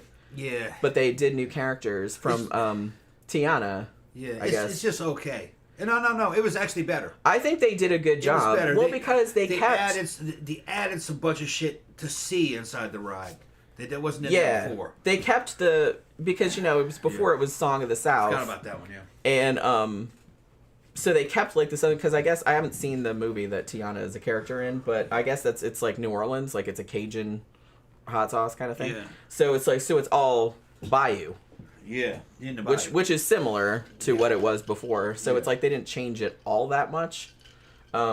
But yeah, they redid like the whole area and shit like that, and they did a good job. I think it looks really cool. They've been like fixing stuff. You know what I mean? It's better than it used to be. Yeah. It used to be pretty sun faded. So the park is getting better. It was fucking pretty crowded. Pretty crowded. For a Tuesday in April. Yeah. When no one's on spring break and... Although... When Haunted Mansion was still awesome. Wish I could have probably... I got tired though, but I wouldn't mind going on it again. But, yeah, that would have been cool. Like I said, we didn't have to wait that long the first time because my sister got us lightning pass. But so we got to bypass the line. But we got to go. They added the Hatbox Ghost, which that was the first time I'd seen the Hatbox Ghost like added in there. So that was like pretty cool. Like Haunted Mansion nerds will know what I'm talking about. Yeah. Because it's like my sister knew that they had added it because she had seen it, and I was like, "Oh, I haven't seen it yet." So I was like, all jacked. When you go up into the attic and and Constance is standing there, Constant Hatchaway. I know how that effect is done now, and I looked at it, knowing how they did it, and it still fucking is real impressive. That ghost looks like it's standing there. It is, but okay. I watched a video of it over and over again, trying to figure out how they fucking did that. Eventually, I found somebody that worked there told me how they did it, and I forgot. I had to look it up again. Yeah. And eventually, I found out how it was done. It's in the corner of the room. There's a dummy standing there. It doesn't have any arms though. It's just white, and it has a head and it has a veil, but it doesn't have a face. It looks like a blank dummy, and they're projecting that image onto it. And it looks really fucking good. Talking, the arms are moving, the fucking hatchet, till death to us part. And it goes, and then things are materialized. And then the axe comes in and goes. The hatch comes up, yeah. She doesn't actually have arms. The arms are just projected on her front of her. So they can move. But she has shoulders, so it looks like there's arms. Yeah, they did it just right. Because I was like, that can't be a reflection, man, because that thing is standing there. It's 3D. But how is it moving? Why is it lit up like that? It's not a robot. It's transforming. Well, it was a projection. Yeah. Well, it's the same as even from the earliest days of Haunted Mansion. I have a bunch of books about the Haunted Mansion because I love the fucking Disney Haunted Mansion. But even from in the library with the busts, that's the same thing. It's like it's an actual bust, but they're just projecting a face onto it. So it's the same. Some kind of them, thing. Yeah. The ones that sing and stuff. There's some in the library, and then there's some in the cemetery. Yeah, that's an optical illusion. The ones in the library. Yeah. The ones out in the cemetery, it's a projection. Yeah, that's a projection because those are the ones that are singing the Grim Grinning Ghost song. Well, that's what Constance is. Yeah. But the graphics look really good. Well, there is a veil on her. Yeah. And they got a fan blowing, so the veil moves. Yeah. But the projection goes right through it. Yeah. So you don't quite you see the veil, but the projection goes through the veil and ends up on the head that's underneath the veil. It's fucking bizarre. Honestly, I think that attic sequence is one of the best parts of the Haunted Mansion. I mean, it's all good. All the paintings are changing. Yeah, it's like that's the cool thing it's about, and I can see why my sister likes to go all the time because it's like that park is so massive, and the rides are there's little bitty details everywhere, and it's so cool that. Especially the Haunted Mansion, you could not live long enough to, see all the fucking shit that's in there. So the attic part, it has, all these paintings, and you can't even really see them, because you're just, going past it, in a couple of seconds. But it's if you see these paintings, they change. She's standing there with her first husband, and then suddenly his head's gone, in the painting. And then, over here, there's another painting with, another dude, and then his head's gone. But like I said, if you're not looking... you don't really see it. So it's really cool that they have all these little details in there. And when we went there this time, Tom noticed for the first time the one part where you're kind of going up the staircase, after the when you're looking over at the ghosts down in over the balcony or whatever. And when you're going up the staircase, there's all these Escher type stairs up on the ceiling, and there's glow in the dark footprints footprints walking. Yeah. And Tom's oh shit, I never saw that before. Yeah. So there's all kind of stuff you don't notice unless you go on it. I don't think those were there. A bunch of times. I don't think the footsteps were there. I mean, maybe I remember them from last time. Did they? But I don't know if they. I don't know how long. You got to back up. There's a whole bunch of comments. I know. Good. I know. I was gonna say something else, but I forgot one. Let's see. Oh, Zach says when he's talking about the shitty fashion and stuff. Yeah. Said some guy posted a story about how he couldn't bang his girlfriend on her back because her hair would flatten and her mom would know. And apparently her hair made a crunch sound because of all the product back in the 80s. Her mom would know that they were fucking because they could hear. Because her hair was all flat in the back. Yeah. Or you could hear her hair like crunching. I remember the crunchy hair. I had a friend in high school that had ridiculously high bangs. Like her hair was just blonde and it was straight, but she had her bangs like way the fuck up here like that. Like it was ridiculous. And between every class she had the big purple thing of, I mean, Aquanet was the thing too. That was kind of the cheaper option because Aussie was slightly more expensive, but it smelled good. Yeah, it smelled like grapes or something. Yeah, it's kind of like grape. Yeah, it's like nettles or whatever. Yeah. And so she had a big can of that in her locker, and she would just spray them. Like that was like so fucking funny. What was her name? Kathy, I think her name was. But she was in my physics class. I just always remember because of her big fucking bangs. Heidi just said, I think the worst fashion was turtlenecks. My mom made me wear them. They always made me feel like I was choking. Yeah, it's like I said, they look good on some people, but honestly, most people, I think it makes them look like they have a double chin. You know? They only look good on people, one, who are young, two, who are in the snow. Yeah, then you can get away with it, obviously. Yeah, if you're not in the snow, you shouldn't be wearing it. I always kind of feel... You remember in the 70s, there was kind of that thing with, like, the turtleneck sweater and then, like, the sport coat? Yeah. Over it, like, dudes in 70s movies would wear that. I'm like, what the fuck is that all about? It made you look intellectual. Or something. Kind of made you look like a creeper, also. High Desert said I joined the Marines after seeing Aliens, LOL. Okay, yeah. That's a good reason. That's a good reason. Zach said someone else said those giant glasses from the 70s. But I actually like how those look. I have no clue why. Yeah, those look good on some people. She basically has those giant glasses. Yeah, these are pretty giant. Yeah. It's actually hard to find ones these big. Yeah, you gotta order them from... I had to get these from fucking China, and it took like a month to get here. Because I ordered another pair like these from Amazon, but they weren't as big as these ones. I think they're really flattering on Jen. Big glasses look really good on her. With little bitty... Because I have a big ass face, that's why. It's kind of like big facial features, fucking, you put the big thing on there and it fucking... It makes your face look smaller. Yeah, it does.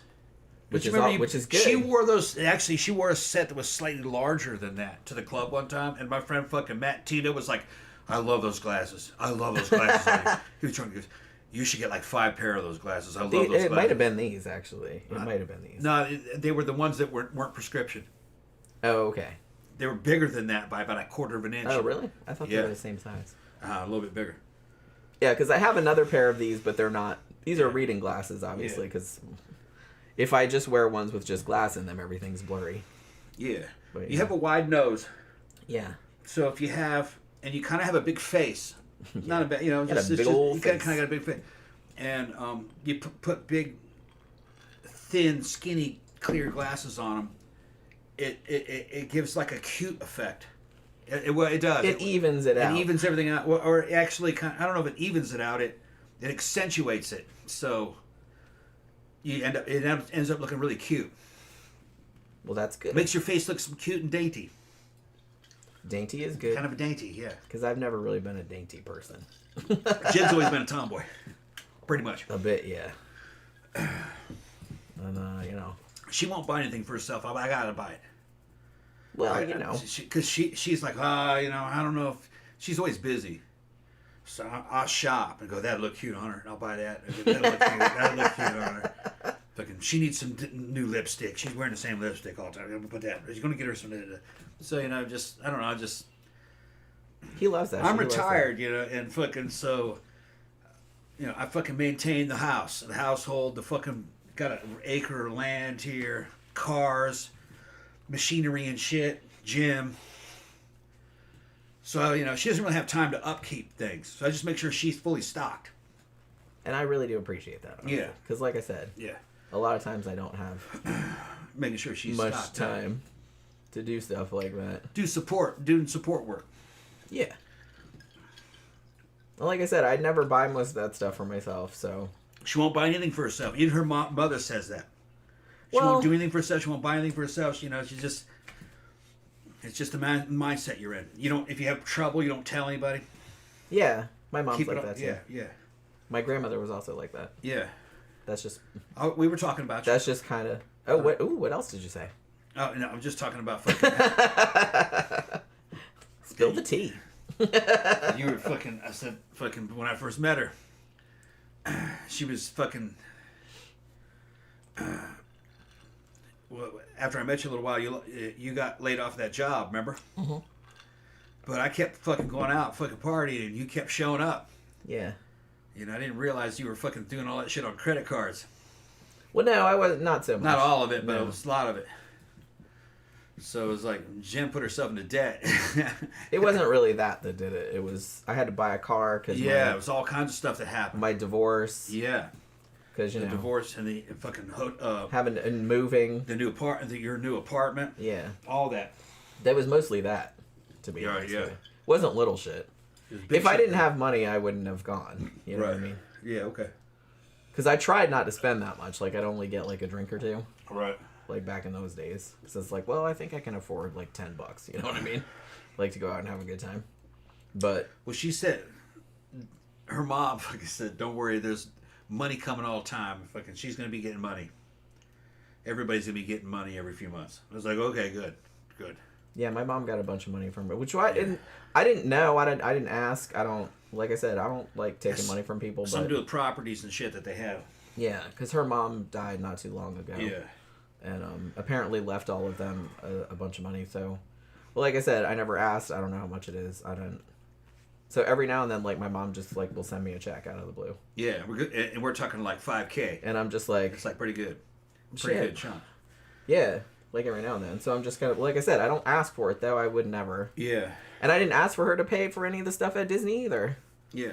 But she was. She just loves kinda you, like, man. I know. She's got money. Yeah. She's got money. She's taking care of you. Yeah. I know. It's just I don't like asking people for money. She's in good. I don't like asking people for help. She's It's just the way I am. I'm just not. Bob left her well off. Yeah, I know. She's taken care of. Yeah.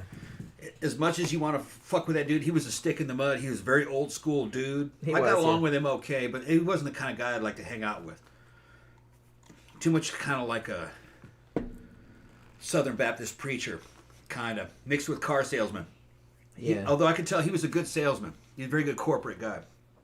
He would have made a good boss because he'd drive you. You know, he wouldn't... You can do better than that. He'd be one of those guys. You know, which he'd probably be right. Because I'm actually work better if I'm pushed. Hi, Pookie. You know. I don't. I'm like the opposite. No, I Because gotta I'll push my own self. I gotta have challenges. And so if fucking- somebody else is fucking with me about it, then that just makes me mad. Yeah. No, I'll do better actually, because I get mad, but then I try harder. No, I It's don't. a guy thing, I think. I know. Yeah. I'm like just the opposite. That's why the military is the way it is. Because that's the way guys are. So you want to underperform? Okay, well you must. Yeah, this is what we're gonna do to you if you do. Now, if you fucking come and you really come on the game, you get this and this done for me, then fucking I'm gonna hook you up. Okay, all right. Because you don't want to be a pussy around me. Okay, Roger that. So I'm gonna fucking take care of it. Don't worry about it. I'll get it. Fucking out. This. You need remedial training. I'm gonna send you shit like that, But he was an okay guy. He was just a guy from another time. And you could talk shit about him. His stepkids or her brothers and sisters didn't really like the guy that much. He was trying to be a patriarch, where he was trying to run the extended family's business. Right. Yeah. He was something always from another era. He was always getting up at he would write you letters if something If you did something wrong or whatever. Like he went legit. He went to my youngest brother Brian Yeah. and his wife Desi. Him and my mom went to their house for I don't know if it was I don't think it was Thanksgiving, but it's like went to their house for dinner or something like that. And my brother and his wife are, they're into punk rock and geeky shit. You know what I mean? And they have like cool posters on the wall and like cool like robots and shit like that in their house. And apparently they had a poster. I don't remember what the poster was, but it was some band and it had a bad word on the title on the poster. I don't even remember what it was. And it wasn't terrible. It wasn't, not that I would care either way, but I'm just saying. And he wrote a whole ass letter to them later about how offensive that was. Yeah. And how disrespectful that was and blah, blah, blah. Like, my sister-in-law, Desi, like, she sent it to me. And that shit was unhinged. Yeah. I still have it somewhere. Well, like, she took pictures of it and sent it to me. Like, it was like 4 pages. He thought it was he thought it was within his job description to fucking take care of the extended family and to tell them how to behave. He in knew, their house. Yeah, he never tried any of that with me. And they're grown ass people. Yeah. My brother's in his 30s. Right. But I will hand it to him. He left your mom in a good position. He took care of her. He did, yeah. All right. And he took care of her after her accident. Yeah, that's what I'm saying. Because she was laid up for a long time. Like I say, she was all busted up. And he died, and he left her hooked up. So she did nurse him in his final years. Yeah, so which that's another thing is that when he died, I saw him. The last time I saw him was at my grandma's funeral, and he didn't look great.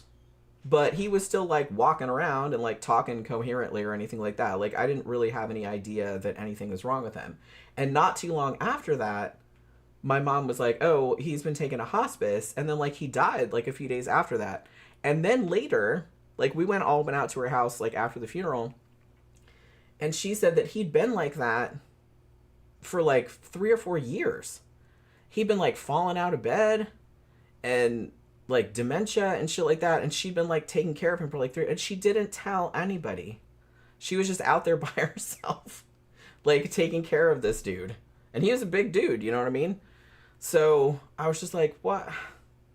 Why didn't you say anything? She didn't. I mean, I know why she didn't, because I probably would have done the same thing, because that's what she's like. That's where I got it from. You don't want to burden other people, and she didn't want to burden anybody. So I had no idea that he was that. I knew he wasn't healthy, but I didn't know that he was that bad. Like, you know what I mean? That he was, like, having to sleep on the floor and stuff because he was just, like, falling out of bed all the time and all this other kind of stuff. Like, I had no idea. He played it off. That any of that was going on. The last few times I saw him, I didn't realize he was that sick. He played it off. Like yeah, I didn't have any idea. And she would never say anything about it. She just acted like everything was normal. Yeah, she protected because, like I said, I saw them at my grandma's funeral. Yeah. And he seemed not healthy, but okay. Like, he was functioning. Like, he was talking and stuff. Yeah. Not a lot, but he never talks a lot. And her mom fucking took care of him, too. And she wouldn't tell anybody that he was sick and that he was kind of halfway out of his mind. She just handled it. She handled it. And when we were over there, she didn't want him to lose face. So she, which is, I respect your mom for everything. Yeah. Your mom's a good woman. And that's what I think I think it's genetics because Jen's like that. Yeah. Jen's like that. It's just I'm a lot like her, actually. Yeah. I made a good decision. Married this one. But,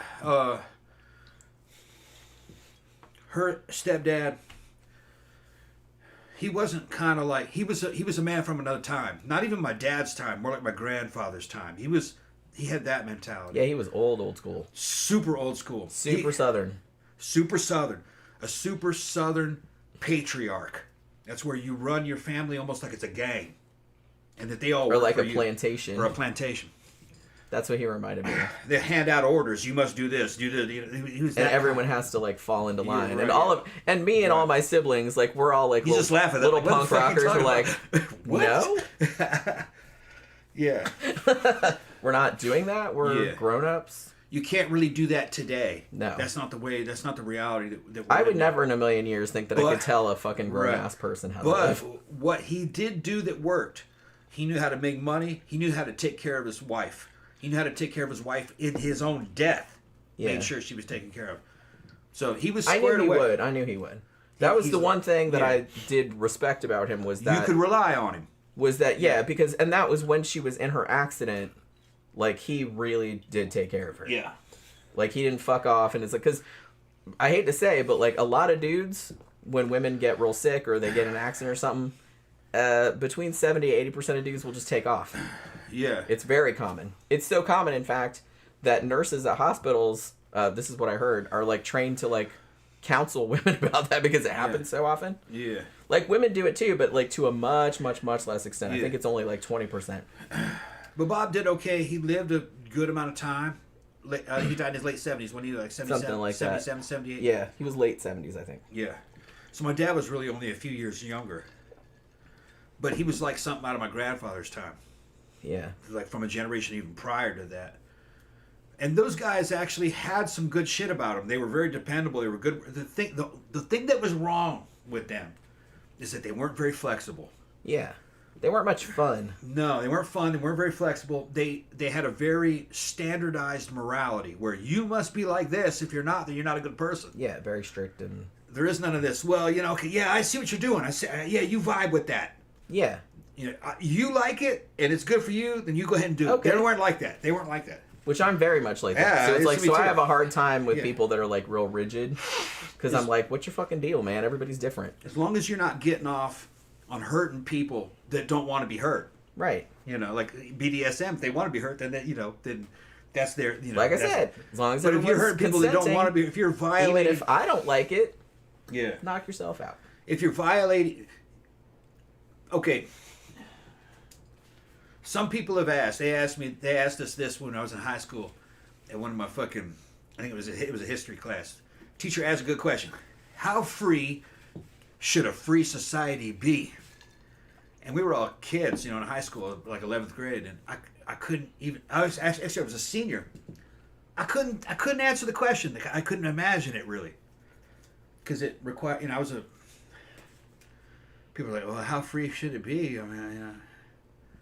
It should be free. You should be able to do whatever you want to do, but you shouldn't be able to impose on other people's freedoms. Yeah.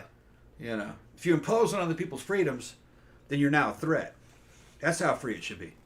Well, isn't the saying something like, and I'm probably paraphrasing, but like, you know, your freedom to swing your arm ends at my nose or something like that. Like I said, you know, you can do what you want within reason. Don't fucking hurt other people. Don't fuck Don't with other infringe on people's- other people. Yeah, if you're- Don't tell other people what to do. Yeah. I Well, mean, guess what? That is a very American concept. Most other cultures don't have that. Most of the other cultures are formed around upholding a certain religion, like Islam or something like that. They're not like that. They're not about individualism. Even Japan really kind of may not be like that. Because, or China maybe, definitely not. Because they're more about protecting Japan, you know, and being Japanese. Japan's not turning Japanese. Yeah. Japan's not going to invite fucking hundreds of millions of fucking foreigners into their country. They're not like that, you know, because they believe in Japan. So, I don't even think Europeans are like that. Because in Europe, you're going to have to toe a certain party line. You're going to have to be liberal. If say you're a Nazi, they're not going to like you. Here in America, you could be a Nazi. Well, no one's going to like you here either. Nobody's really going to like you, but you could be a Nazi until you start infringing on the rights of other people. Because to be a Nazi and not doing anything would be a thought crime. We don't have thought crimes. But if you're out being a Nazi But if you're somewhere out openly, being a Nazi and fucking killing people, probably someone's going to punch you. Yeah, I'm just yeah, gonna yeah, say. yeah. Well, and rightfully so. Well, here in our culture, we all have an inherent right to self-defense. If someone attacks you, you can counterattack. Fists, knives, guns, anything. You have the right to defend yourself. And that's not the case in in some states here in the United States, you can't do that, depending on who's in charge of certain local areas. But in Europe, you can't defend yourself. Or your property, which that's unthinkable in the United States. That's not true across the board. No. Not across the board, but you cannot defend your property. If somebody, I don't think you can in England. If somebody comes in through your window and you kill that person, you're going to fucking prison. Here we have fucking castle doctrine. If somebody comes into your house, you should kill him. There's not going to be any questions asked. You say, this motherfucker's an invader, man. I didn't invite him in. And they run a fucking background check. Goes, oh yeah, he's burglar, sex offender, whatever. Yeah, okay, yeah. You're good to go. Little kids have killed people here. They had one where a guy broke into a house, And he was ransacking through the house, and the little boy grabbed his dad's revolver and hid in the closet. And that dude fucking came to ransack the closet. He opened the closet door, and that kid blasted him right in the fucking chest with a 357 Magnum revolver, killed him. And here, that's the way it's supposed to go. No charges. You know. If you ask me, hell yeah. Hell fucking... How do you know? How do you know if that dude's going to say, well, shit, I got a witness now. Now I got to kill this little kid. You don't know. So, hell yeah, kill him. Side quest heroes here. I got a little bit behind. What's up, side quest? American Military asked this question a long time ago. What do you say? What inspired you guys to create the 13 O'Clock podcast? We were looking for products to sell, and Jen was writing at that time. I was encouraging Jen to be a writer. Yeah, how it happened, we hadn't even really thought about it before. Yeah. I was just writing, and I was trying to sell my books, and I was working a full-time job. Yeah. We were at a horror convention, and I was selling some of my books, and we met another horror writer. Yeah. And he had a podcast network. You're right. And we were talking to him, and he's like, you guys are really funny. Like, you guys are, like, funny together. You know what I mean? Like, our rapport was funny, he thought. And he's like, you guys should do a show. Like, I have a network. I have a bunch of podcasts on there, and we can put it on there. So we hadn't really thought about it, but I was just like, well, okay. So then we kind of talked about it, and like I said, we named it 13 O'Clock because of the Haunted Mansion at Walt Disney World, which, if you've never been on it, has a clock that has a 13 on it, and it has the hands. I thought it was fucking Jared. No. From the Labyrinth.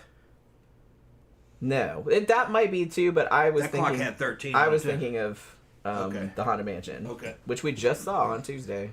Remember, it has the shadow of the hand that goes across it, and it's like 13, and the hands are going backwards? Okay. Yeah. That's where I thought of it. So, and I was like, yeah, we could talk about just creepy shit. Mostly we started out talking about paranormal stuff, because that's what some of my books were. But then, like, we got into true crime and just weird shit in general. Yeah. And, as time went on, it just kind of expanded and expanded. Because, like I said, we first started doing the show, like, one time a week. And then we're like, oh, we should do a movie review. Because a couple people recommended that. And, and then eventually, like, we went off the network and just went on our own. So, like, after, I don't know how long. See, we were living in that place. Jen had just moved in with me, basically. And she got laid off from her job. And I said, look, I know you fucking want to get into another job as quickly as possible, but don't worry about it. You should be a freelancer, because I was an independently contracted salesman for Electrolux for fucking years and made a shit ton of money. He says, I know it feels unstable and unsafe not to have a fucking company. And I said, look, just start writing, and we'll fucking start doing some shit on the fucking show. We'll make a show. There's a bunch of shit that was happening at the same time. And we did it, and it all worked out. She didn't work for years. You never went back to work. I still freelance. She still freelances. Yeah. I got laid off in 2016. And she got laid off. It was like the third time she got laid off during the time that I knew her. It was like, and it was like every 6 months these companies were folding. And I said, you can't depend on them. You're going to have to learn how to depend on yourself. Like I did. Fucking, just fucking being a fucking salesman for Electrolux. They would supply fucking all the product I ever wanted. I just had to go out and sell it. Well, we didn't have product. Well, I had product right here. She could write. Among other things. And one of the things she said she wanted to be a writer, and I says, okay, you're going to be a writer. So I fucking knew she had it in her. And I was right. I pushed her, and she became a writer and successful, and show's been around. Man, well, how long has this been now? We started it in 2016. So. Over 10 years. No, almost 10 years. Almost 10 years, yeah. Yeah, it's in amazing. Summer of 2026, it'll be 10 years. It went by quick. We had no idea that the show would go on for this long. Yeah, we just started because. Yeah. Armand Rosamilia, that's the name of Armand, yeah. That was the writer that we met. Yeah. He's quite well known in the horror community. And he was here, like, doing a horror convention thing. He sponsored us for a little while. Yeah, and, like, we just got talking, and he seemed a cool dude and everything like that, and we went to lunch or whatever. And, he's like, yeah, you guys should start, because he thought that, because I guess just us interacting, he thought was kind of amusing, and he's like, that would be a good show. because like you guys are really funny, like you have like a funny like rapport with one another. So we were like, okay. We did fucking conventions. Yeah. A lot of that shit's kind of fucking gone now. But I mean, they still do it every year, but it's just expensive, and I don't. Yeah. They don't really need do. Well, they don't do the writer track, the author Yeah. track anymore like they used to, because I Yeah. guess nobody gives a fuck about horror books, or not enough to like buy them or make it worth it. So everybody wants to go see the movies. We did some interesting shows though. We did shows from fucking Gods and Monsters live from Gods and Monsters. Yeah, that's right. We I did all remember kinds that. of fucking shows over the years. But it settled down to where social media got so good and so powerful that we all just kind of atomized, where everybody's on their own now, doing YouTube, stuff like YouTube and other platforms. And this is how Jen makes her money. I mean, mostly This and graphic design. Mostly graphic design. I mean, graphic design. Right now, graphic design. Probably like 80% of it. 80% of it. Yeah. You fucking with the online stuff that she does now. In an emergency, it is kind of like a life support, but that's not where the profit's coming from. Yeah, I mean, most of my money comes from freelancing. Is where most of Freelancing graphic design. Yeah. And she's got a couple of good clients that are car dealerships out in California. Yeah. Well, it's technically, I work for an advertising agency that represents car dealerships. Right. In California, New York, and Florida. Right. And I think there's one in Nevada too. So I just do social media ads Yeah. all day long for like car dealerships. So we live in Florida, but she actually works in California. Yeah. It's The just- dude I work she's for is telecommuting. based in California. Yeah. And we just, we just have shit through Slack. If it's like, if he needs to do a meeting, we do a meeting over fucking, it's not Zoom, it's fucking Google Meet or whatever. We don't have that many meetings anymore. We used to do like a bunch of meetings, but he's just like taking up too much time, you know what I mean? But yeah, he had like a bunch of stuff. Because I guess it's spring and like all the car dealerships are trying to entice people in. It's like, hey, come buy cars before the tariffs make everything really expensive and all that other kind of stuff. So I've been doing like a bunch of fucking ads for that. And I'm not done. I have a bunch more to do over the weekend. So I'm not going to get a weekend again. Oh, and I have to do some stuff for another client. I have to do some book covers. So I have to do that this weekend too. That's the thing. Like I was talking to my sister, because my sister's a graphic designer too. And she's actually, she has a master's. And she runs a department at a big museum in Atlanta. And so she's got a bunch of designers under her. She's like the art director. And so so she got a lot farther than I did, because I was just like, I didn't have the ambition in that regard. You know what I mean? But she did, and she's doing that. But we were talking at lunch at Disney, and she was like, yeah, she's like, because she's been at that company that she's worked at for 8 years, 10 years, something like that. She's like, yeah, I've been thinking about freelancing and going out on my own and stuff like that. And she's like you do. And I was like, yeah, she's like, the thing that she likes about her job is like, I work from, 8 to 4:30 or whatever, and then I go home and I don't think about it anymore. And I said, well, if you freelance, you kind of have to. I mean, sometimes people Saturday morning, 8 o'clock, hey, can you like do this, right? You know what I mean? So you don't really get much break. I mean, if I said, because I told them on Tuesday I was going to Disney. I said, hey, I'm going to be out of town like all day. And I had my email set up and everything to bounce back to everybody and say I was not available. So I can do that. But the thing about it is that, you're gone for one day and then you come back and then there's like piles of shit like waiting for you. Hey, can you do this right now? Hey, can you do this right now? You know what I mean? So some weeks it's nothing. And some weeks that's usually how it goes, honestly. Like sometimes it'll be like 1 week and I have like one tiny little job. And then like the next week it's like everybody wants everything like right now. And so you never know if you're going to have enough money at the end of the month. Like you're going to make enough. So I said, so that's kind of stressful because she makes good money. You know what I mean? Doing what because like I said, she's art director. So she makes decent money and she works in a big city. So, and she lives with her boyfriend, and her boyfriend's dad is loaded and pays for them to go places. Like, Who you talking about? my sister. Okay, yeah. Yeah, her boyfriend's dad, because she was like, he paid for us to go to Key West. Like a whole vacation to Key West. Like he paid for the whole thing. She's like, we never asked him to. He just wants to, and he does. So I'm like, okay. She's like, I'm not going to say no. You know? Like, I don't blame you. I wouldn't either. She's like, I don't ask. He just does it. We got somebody named Big Dog in there. Big Dog. I started listening to you guys years ago. Satanic Panic got me hooked. I got Mammoth Mountain, and damn, the book was great. Hey, man, thank you, Big Dog. Thank you very much. First time I think I've heard you in here before, but yeah, if you have any questions about Mammoth, man, you can ask me. That was a weird fucking thing. Even though that shit was weird,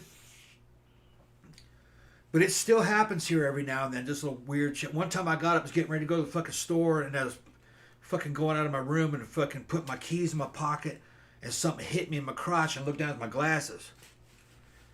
Man, I said, Jen, man, I was leaving, my glasses. That was just the other day. Yeah. All kinds of little weird things will happen every now and then. Like, she'll just fly at you. I put a fucking plate down, took it out of the dishwasher, and it was cold. It was washed the night before. In the morning, I went down to fucking put them all away. Except one of them was a little kitty saucer we used for cat food, and I put it on the fucking counter. And I was making something. I had to go get some oregano that was growing out in the back, so I clipped off a couple things of oregano. As I was leaving to go get the oregano, I heard something go pop, and I looked around and I said, what the fuck was that? I didn't see anything. Went out and got the fucking oregano, came back in. I was making tomato sauce. And as I was going back into with the oregano to go to the pot, I passed that little saucer, and it was cracked right down the middle perfectly. Yeah, it was And weird. they were just apart. And then he called me. Like, his voice sounded really weird. I heard him from downstairs. He's like, come look at this. Yeah. And I was like, what? And I peered, like, down over the balcony, like, over the stairs, and he showed it to me. Right down the middle. He's like, this was just sitting there. Yeah. I heard it pop. Yeah. I mean, that's really weird. I mean, it could have been just... Poltergeist. Yeah. Poltergeist stuff. That is pretty fucking weird.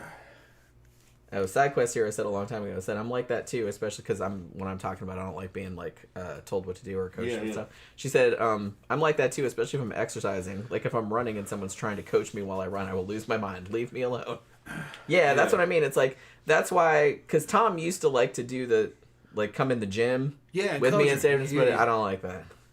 I'm just like, I like to go in there and close the door and put music on. Yeah, I still got to break her up though. Just do I what gotta I do. know, make sure that her form is correct and that the. No, I'm doing it right. Okay. You showed me how to do it. Yeah. Okay. If you show me how to do it once, I don't need somebody. She'll call me in to change weights though. You know how it is. You know people. Well, no, I just say I just ask because I don't remember how much weight you put on there. Yeah. From before, so I'm just like, well, is it set up right? Like, is that the same amount of weight, or did you put more weight on it, or she was whatever? busy all this week. She hasn't been able to fucking get a session in this week. I was gonna do it today, and then I was just like, all this stuff came, and I was like, Jesus Christ. We'll get something in the weekend. Yeah, this weekend I have it penciled in. Well, penciled in. I have it written on my list, over the weekend, but yeah. Hopefully, like I said, I got most of the stuff done, but I still have a bunch of stuff to do. But it's not super time-consuming stuff. I hope. But I'm saying that now, but I don't know if more shit's gonna come in, so I have no idea. Because it's all money. Just because it's the weekend, that doesn't mean money. anything. So that's why I told my sister. I said I wouldn't go back to working a regular ass job, getting up and commuting and stuff. Fuck that shit. Yeah, you lose a lot of money just commuting. Well, and especially when I was working in Daytona, and it's because we live in Eustis, there's nowhere to work around here. So, I mean, if I had to work anywhere, it would be at least a 20 or 30-minute drive each way. She'd be driving that V8 of mine out there. And that should be drinking down the fuel. She'd lose fucking $300 a month, $400 a month. That's what I was paying in gas going to Daytona before. Yeah. It was easily $300 a month. Yeah, then it'd be $350 for that V8. And it's it just wasn't, after a while, I was just it wasn't worth it. Yeah. The pay was okay, but it wasn't really worth we can make that the gas and the wear and tear, you know. Yeah, once you throw the gas expenses and the fucking insurance and all that shit out, we can make that and beat that on fucking StreamMate. Well, and that's what I mean. We kind of have that to fall back on too. It's just look, if we have to make porn, we can make some fucking porn. We'll just make some more porn. Fuck the shit out of each other. We can do that too. So we always have that as an option. Yeah. It's not as reliable as just getting people to fucking send you work. And look, man, civilians have this weird concept that kind of work is not work. No, it's work. You get fucking sick of that shit, man. Oh, it's definitely work. You get sick of waiting. I got a lot more respect for people that do that and that do that full time. And then they're doing things that you don't really want to. They're asking you to do things you don't really want to do. You're just doing it to make a show, and you're like, okay, we're gonna do this. You're not now. super into it. You're really into it. It's work. Yeah. You have to make the sure. The average person wouldn't want to do it. It's like, can they see this? It's like, is the angle right? You have to keep, you know what I mean? Yeah, they'll watch porn and they're only seeing the end result and then getting off on it. They say, boy, that was fun, man. I bet you that wasn't shit to make that. You don't know what happened behind the scenes and fucking how much it took to get ready for all that. Yeah. And all the other bullshit you had to do. But you're only seeing the best takes too. Right. Even if it's just cell phone porn. Like they're making money just selling little clips done with a cell phone. Even that's kind of tough. Yeah. To get that to look attractive, there's certain things you have to do. Because we've done a couple of those one-offs, and I didn't even use them because they look like shit. Didn't look bad. They looked like the lighting was wrong or the angle was wrong or something. And the action isn't quite exciting, so yeah, it actually there's a lot more. Okay, one of the big things, kind of like. I listen to the Manosphere. I like the Manosphere, even though I think a lot of times it's kind of wrong because it's only the sensibilities. Well, no, it's not wrong to be a man. No one said that. Right, but that's kind of what that's what you were insinuating. No, that wasn't what I was insinuating. Actually, it's just that some of this shit's kind of skewed because the dudes that are saying these things in the Manosphere are young. And the priorities of a young guy are very different from, the priorities of a guy in his 40s or 50s. It's because just life changes. These young guys have all these expectations. Their basic problem is that, one, they want to learn how to date. Two, they want to meet a girl, they want to get married, and they want to have kids. Well, if you've already done that kind of shit, that's not really on your fucking bucket list anymore. So you start to become a little bit more advanced. You're more like you want to have a fun relationship with a person that you can trust and a person you can have adventures with. That you actually like that person. That you like that person, and right. want to actually hang out with that person. So a lot of the Manosphere is fucking crybaby, and I understand what they're talking about because I was there. I know what you're talking about. But those are the fucking worries of a guy in his early 20s and his 20s, You have these expectations that probably won't happen. You have to adapt to it. Yeah, they got fucked up women out there. Some of these young girls are fucked up. Social media but that's not all of them. We know young women from the club that are fine. Yeah, they're totally fucking normal. Yeah, no, and beautiful women in their 30s that are fucking great and fucking, Like I said, we don't really know that. We don't really know any fucked up people. Yeah. And we know, we don't just we know a lot of different kinds of people. We don't know just old people. Yeah. Like, we have a lot of friends that are younger than us. They could be our kids, honestly. Right. Like, we don't really think of it that way. But it's just, they're just regular. Like, I don't get, these kids today and stuff like that. They're fine. They're fine. They're no different. They're really not. They're really not. I forgot where I was going with all this. I've been drinking, but... It happens. Well, what I was going to say is that I think a lot of the issue, and this is an issue with a lot of... the type of attitude behind Manosphere kind of shit. Yeah. Is that, and all of that kind of pickup artists, all that kind of stuff. That's different. Very it's different. Goal oriented. Yeah. If your goal is, I want to meet a woman and get married and have kids, I mean, that's fine as a goal to have. But the thing about it is that they're focusing too much on the goal and they're not focusing on a person. Yeah. Most of the Manosphere stuff right now is not pickup artistry. No, it's two different things, but there's a little bit of overlap. The Manosphere things right now kind of sounds like fucking conservative Christianity or conservative Islam or conservative Judaism, like God of Abraham. I noticed, yeah. They want a woman that has a very low body count, who they can trust, that they can marry, and have kids with. But the thing is that you're not pulling in the amount of money that you used to do. It's not going to be the kind of relationship where you have stay-at-home mothers. And they're kind of condemning these girls. Man, they're doing OnlyFans and shit. Hey, bitch, you gotta make money somehow. They gotta make money somehow. Well, here's the thing. It's not like it was. The problem is that a lot of dudes that have that attitude, they're like, look, if you want an old school relationship, I'm not shitting on that. If you want that, fine. It's out there, right, yeah. You can find that. But the problem is, it's like they want the stay-at-home trad wife stuff, but they don't want to be the other half of the equation where you have to make a shit ton of money and go out to support the wife and all those kids and be the main provider. Mm-hmm. They don't do that. Yeah, the chances of you finding that job are very slim. You know what I mean? But they still want a woman that's going to, squeeze out some puppies and take care of their kids and have sex with them whenever they want and all this. They want the woman to do all this stuff, but they don't want to uphold their end of the bargain. And here's another thing, is that these are the opinions of a young guy. A lot of those guys that want that, once they had that, they'd quickly become bored would hate with it. They'd become bored with that. They like the idea of it.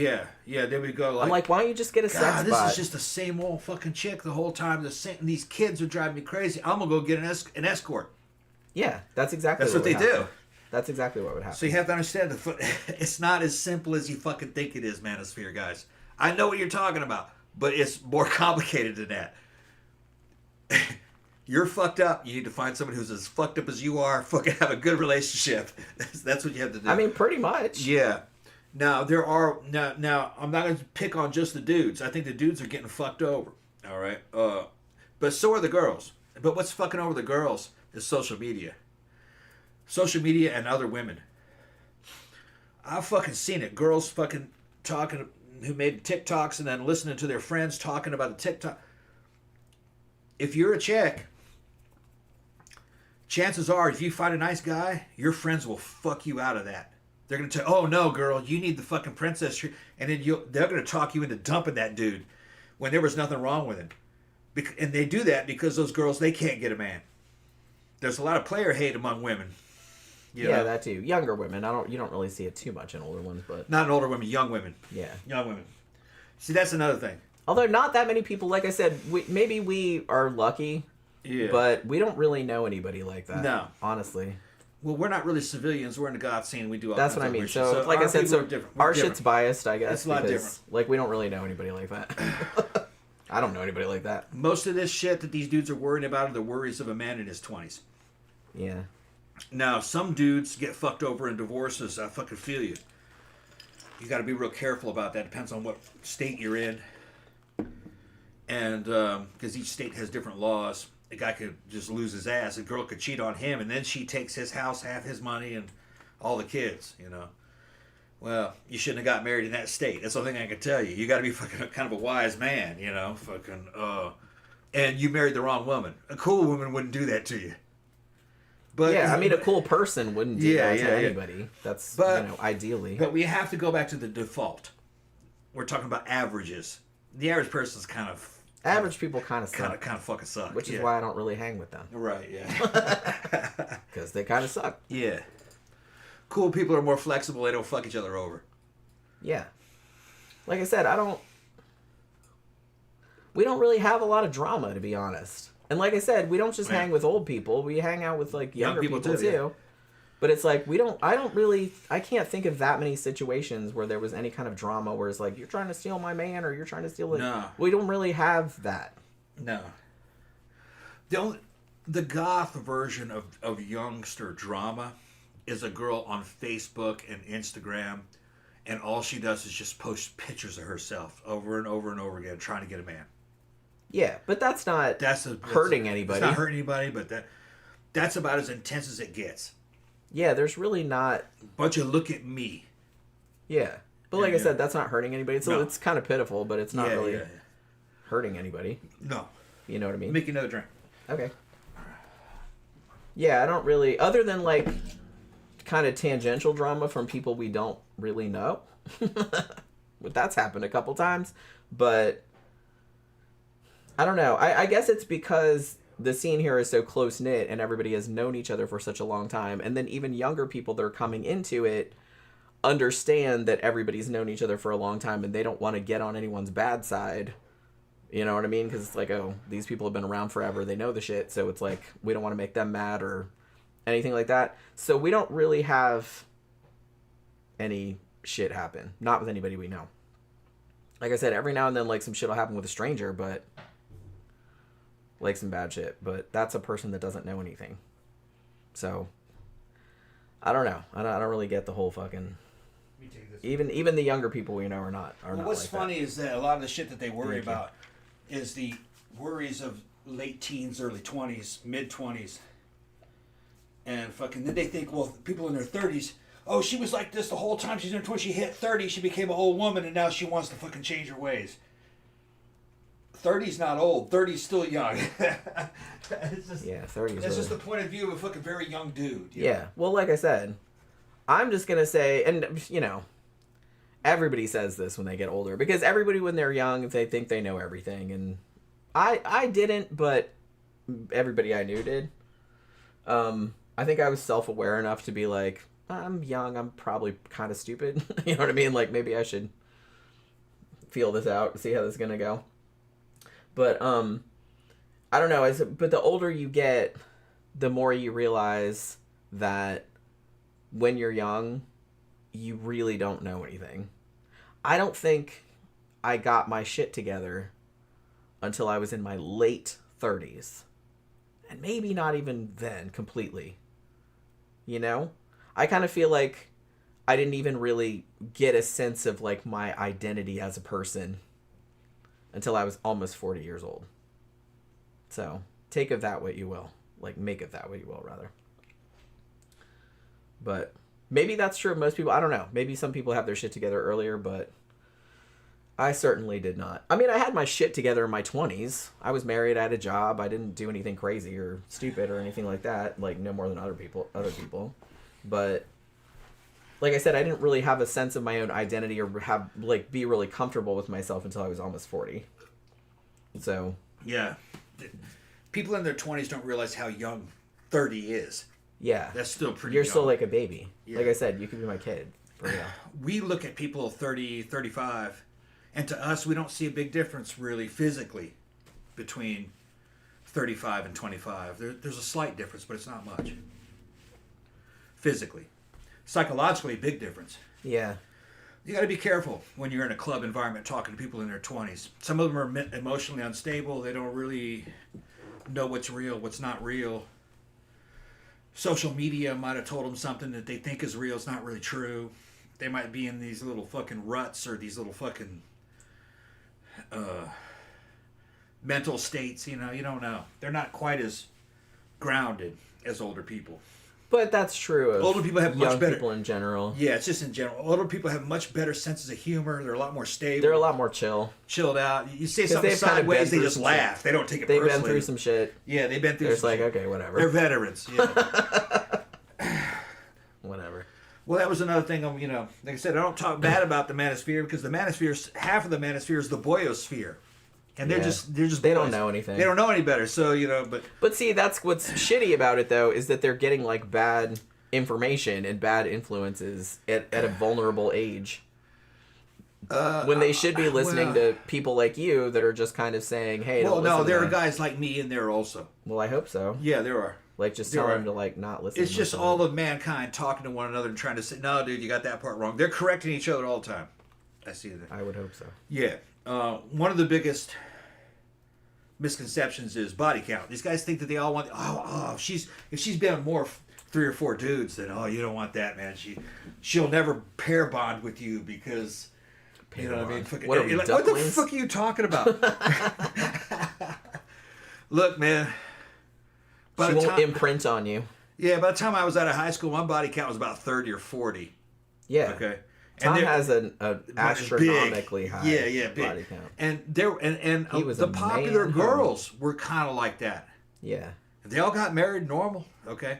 Yeah. It's not that weird. It's just simple rules.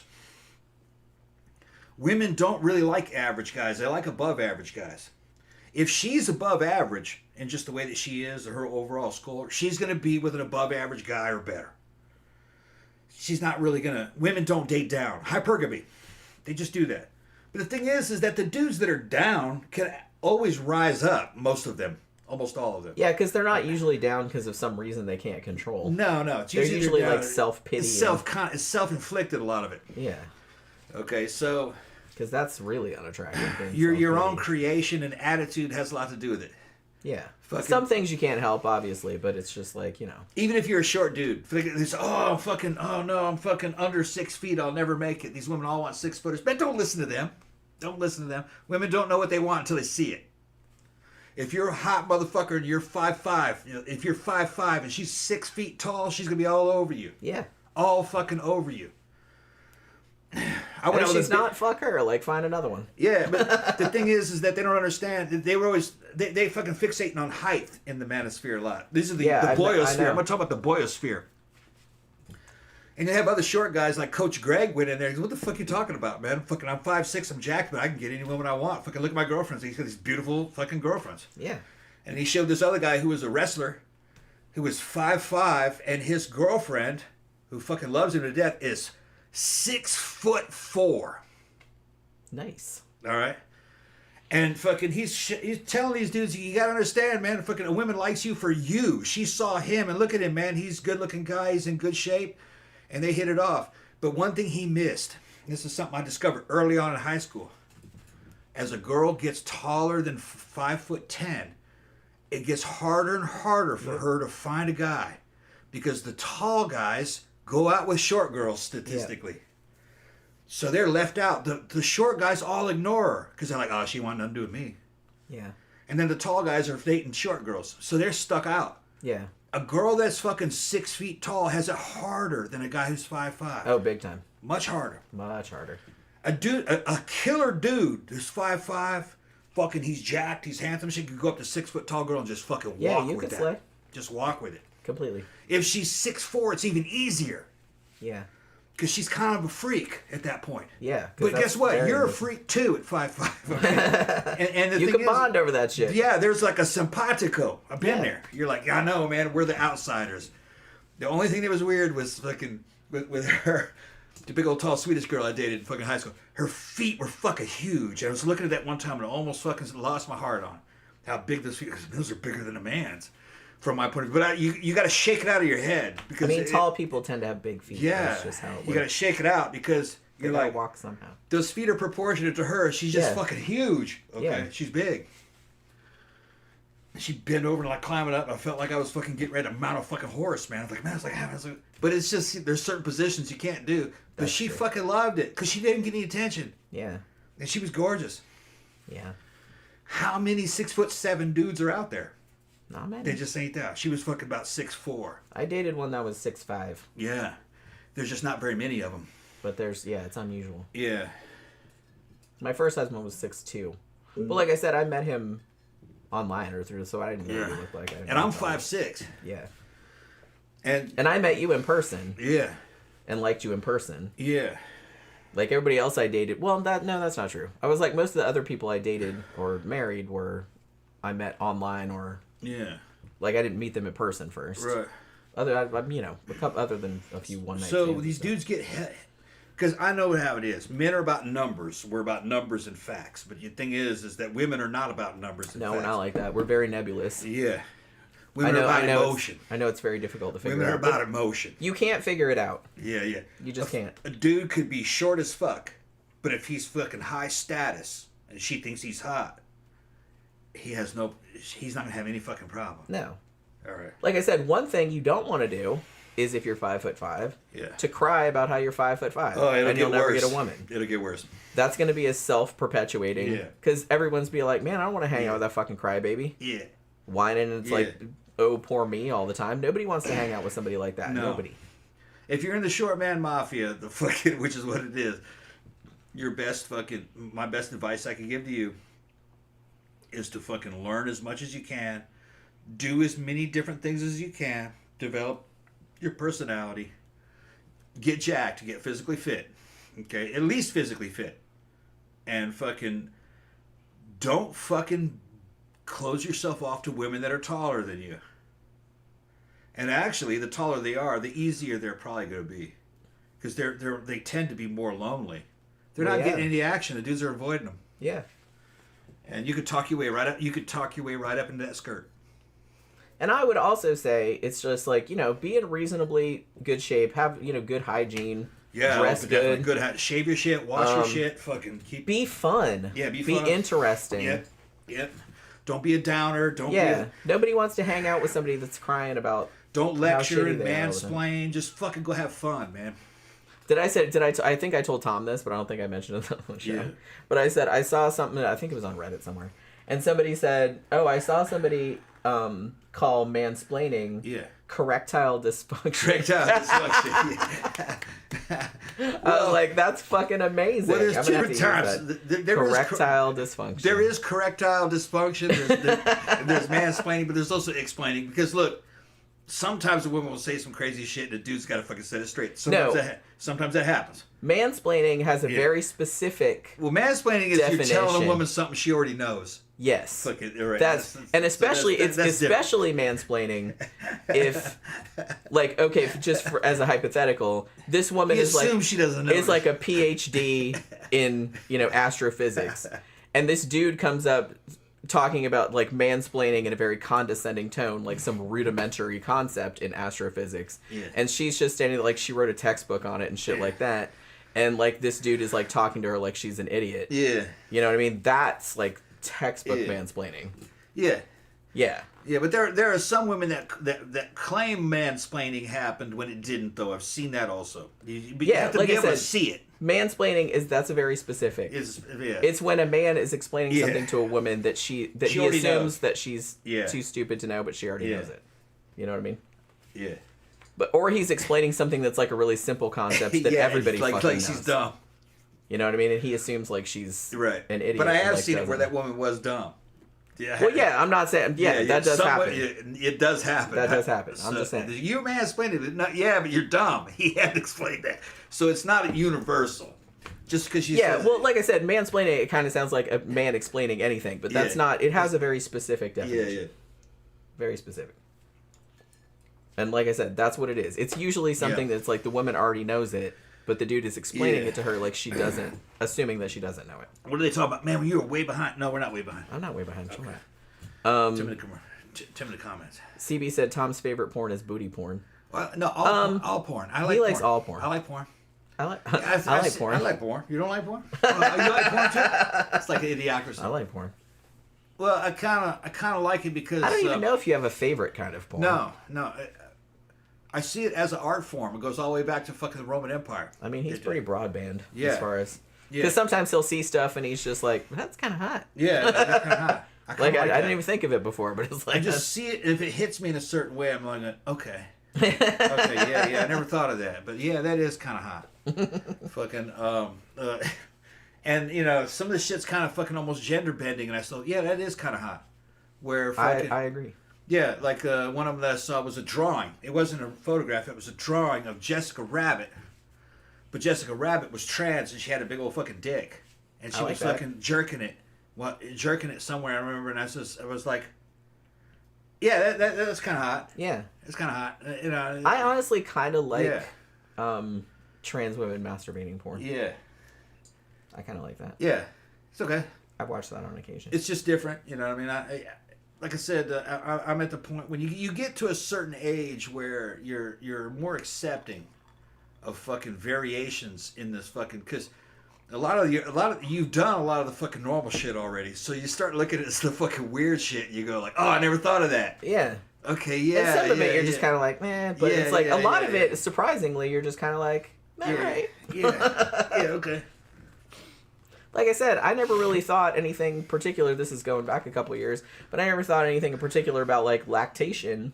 Yeah, lactation's hot. But like we saw some kind of lactation porn. And I'm just like, I'm kind of into that. Yeah. It's like that's kind of hot. And it was Japanese. They were getting all into it.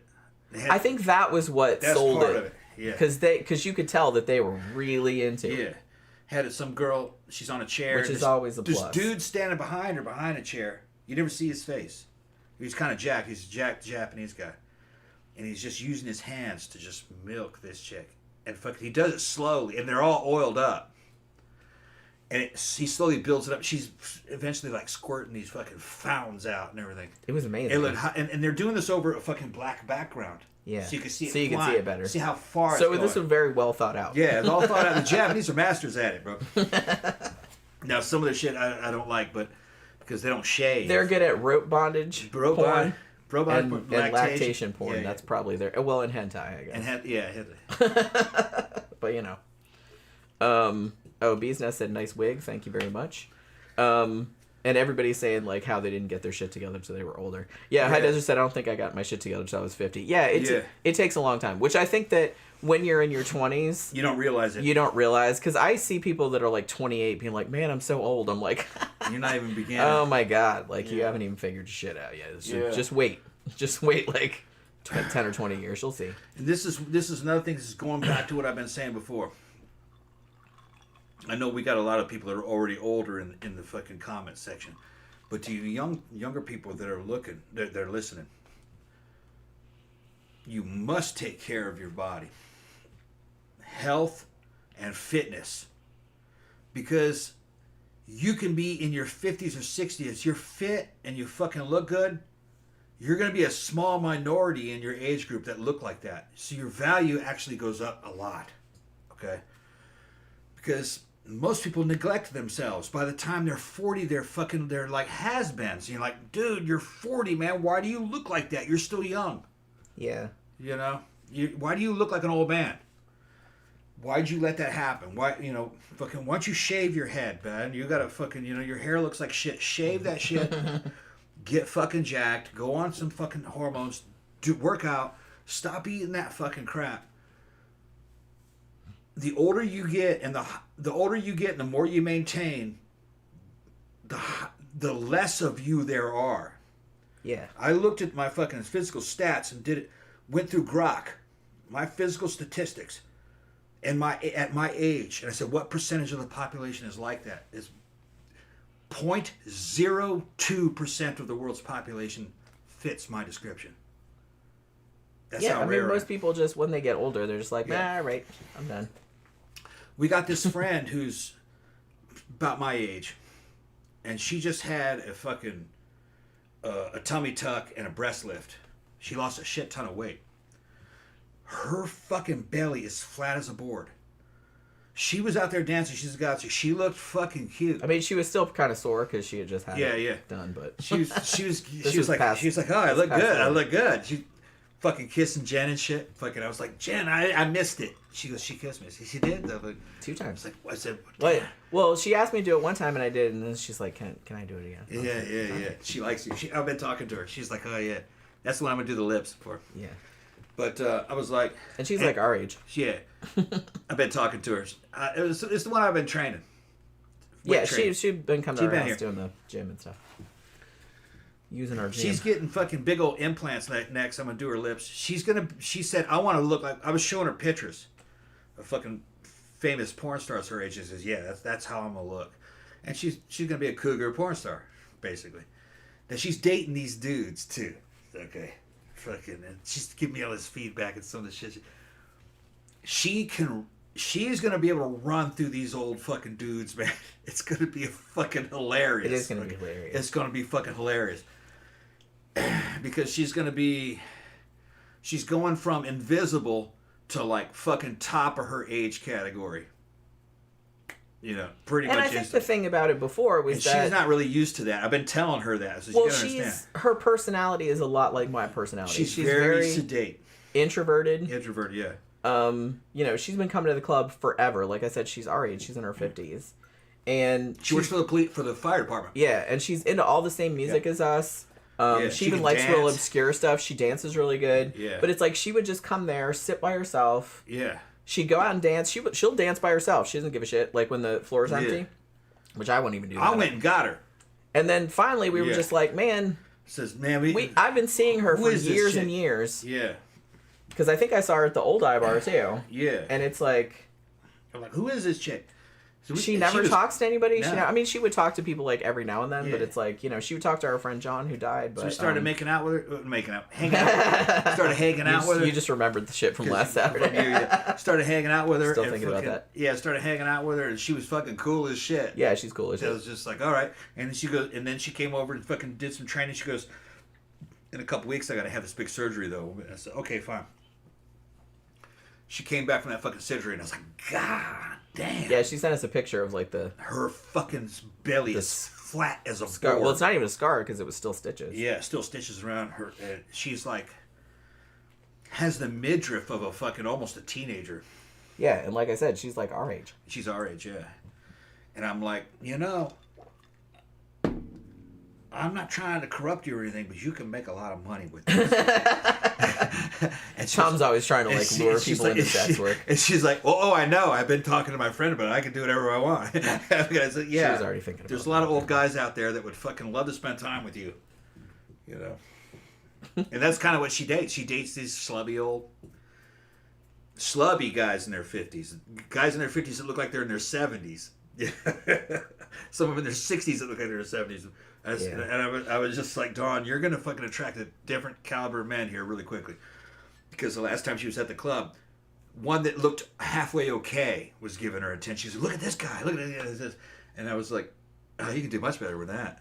You think so? Like, yeah, go hang out with him though. You know, but yeah, it's all good, but you can do much better than that. Yeah. Yeah. Well, like I said, it's just kind of like, I think I kind of went through the same thing because I'm also very kind of shy, introverted. I don't really go up and talk to people unprompted or anything like that. I'm not super outgoing. So, but when you kind of start paying attention to your appearance and shit like that, you would be amazed like how different it changes. People treat you. Yeah. It's crazy. They treat you based on how you look, 100%. Yeah, because I've been on both sides of it. Because it's like I was real heavy, and it's like, you know, I was pretty much invisible. You know, I lose 90 pounds, and suddenly fucking everybody's creeping around. You know what I mean? Yeah, Victor says, Sam, I didn't start nursing school till I was 35. I was a GM at McDonald's all of my 20s. That's awesome. Do you still eat there? I'm curious. Because my brother and my old best friend worked at McDonald's for a long time, and they will still eat there. So I was like, well, that makes me feel better about eating there. I eat there every now and then. We usually go there after the club when we're drunk. Then did oil field, then manufacturing, then became an RN. Yeah, that's... Like I said, I think that's a very old school way of thinking. It's like just... You have to decide what you want to do, like, you know, when you go to college or whatever, like, when you haven't even got your shit together yet. And then that's the career you're supposed to have for the rest of your life. That's, like I said, that's fucking...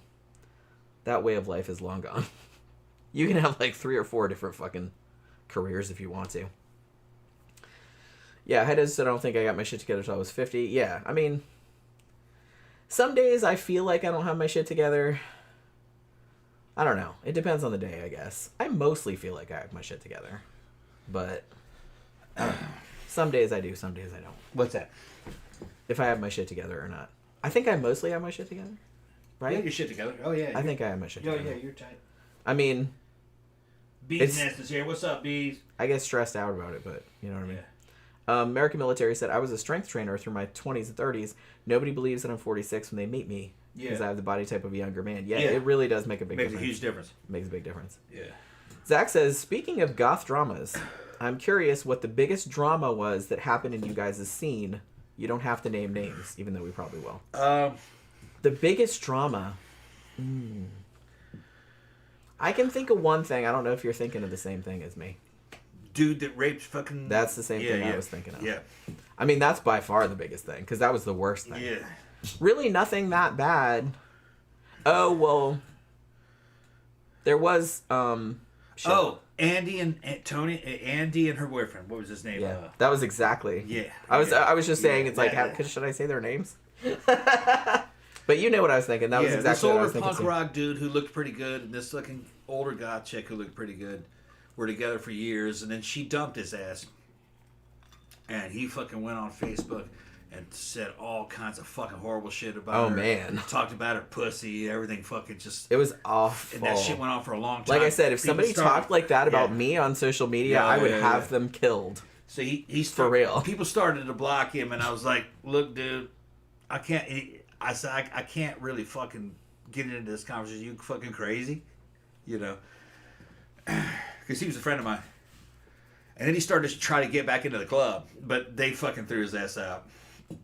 Well, he's been thrown out of the club a lot of times before because he would get real drunk and start fights and shit like that. Like, he's an okay dude otherwise, but he has that, and he's older than we are. Yeah. Like, he was an old school, like, punk rocker. He's about 2 years older than me. Yeah. So he was, like, original He's original punk 70s punk rock guy, yeah.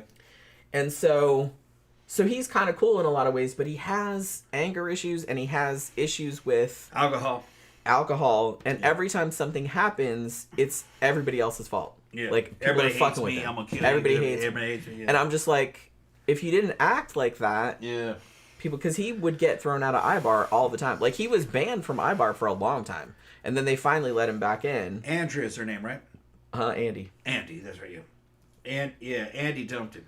And they had broken up so many times. Yeah, they broke up. Like, I mean, they did love each other. She loved him. And Andy ended up with a guy who's 20 years younger than him. Yeah, and he's It cool, is. actually. Yeah, he's very cool. And they broke up a couple times too, but then they get back. They're back now. Yeah, they've been together a while now. Yeah. But yeah, they usually come out together, yeah. But she still comes out very regularly. Yeah, she still looks pretty good. She's starting to slip though. That she needs to get in the gym. She's our age. If you don't fucking your genes can only hold up for so long. If not, you're gonna have to fucking get in the gym, take hormones, do surgeries. If not, you're just gonna start look fucked up. And but people don't listen. You know, that's just part of the statistics.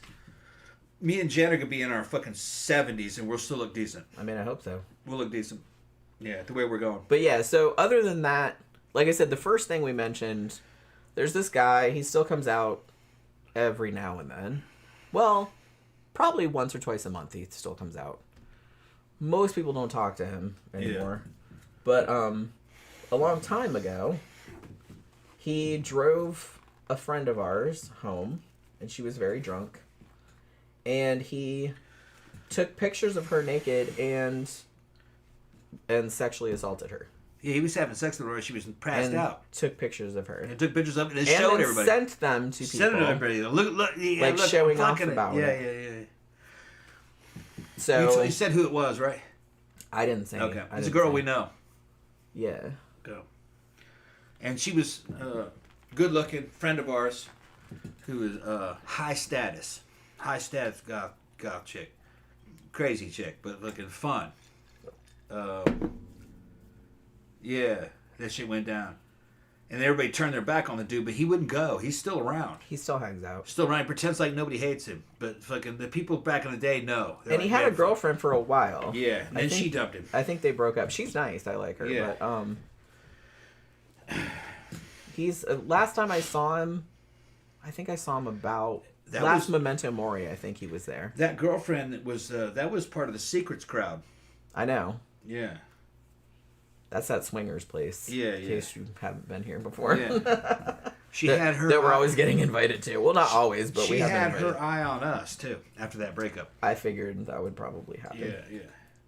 Well, like I don't know her super well, but I just got that vibe. Y'all gotta understand something. Those swinger people, man. They got women at this fucking club, and a few of the dudes trying to get in the middle of a fucking Tom and Jenny sandwich, fucking bigger. It's extraordinary. Fucking, it's unbelievable. It's very funny. Well, we used to joke about it. Yeah. Because it seemed to happen like all the time. Yeah.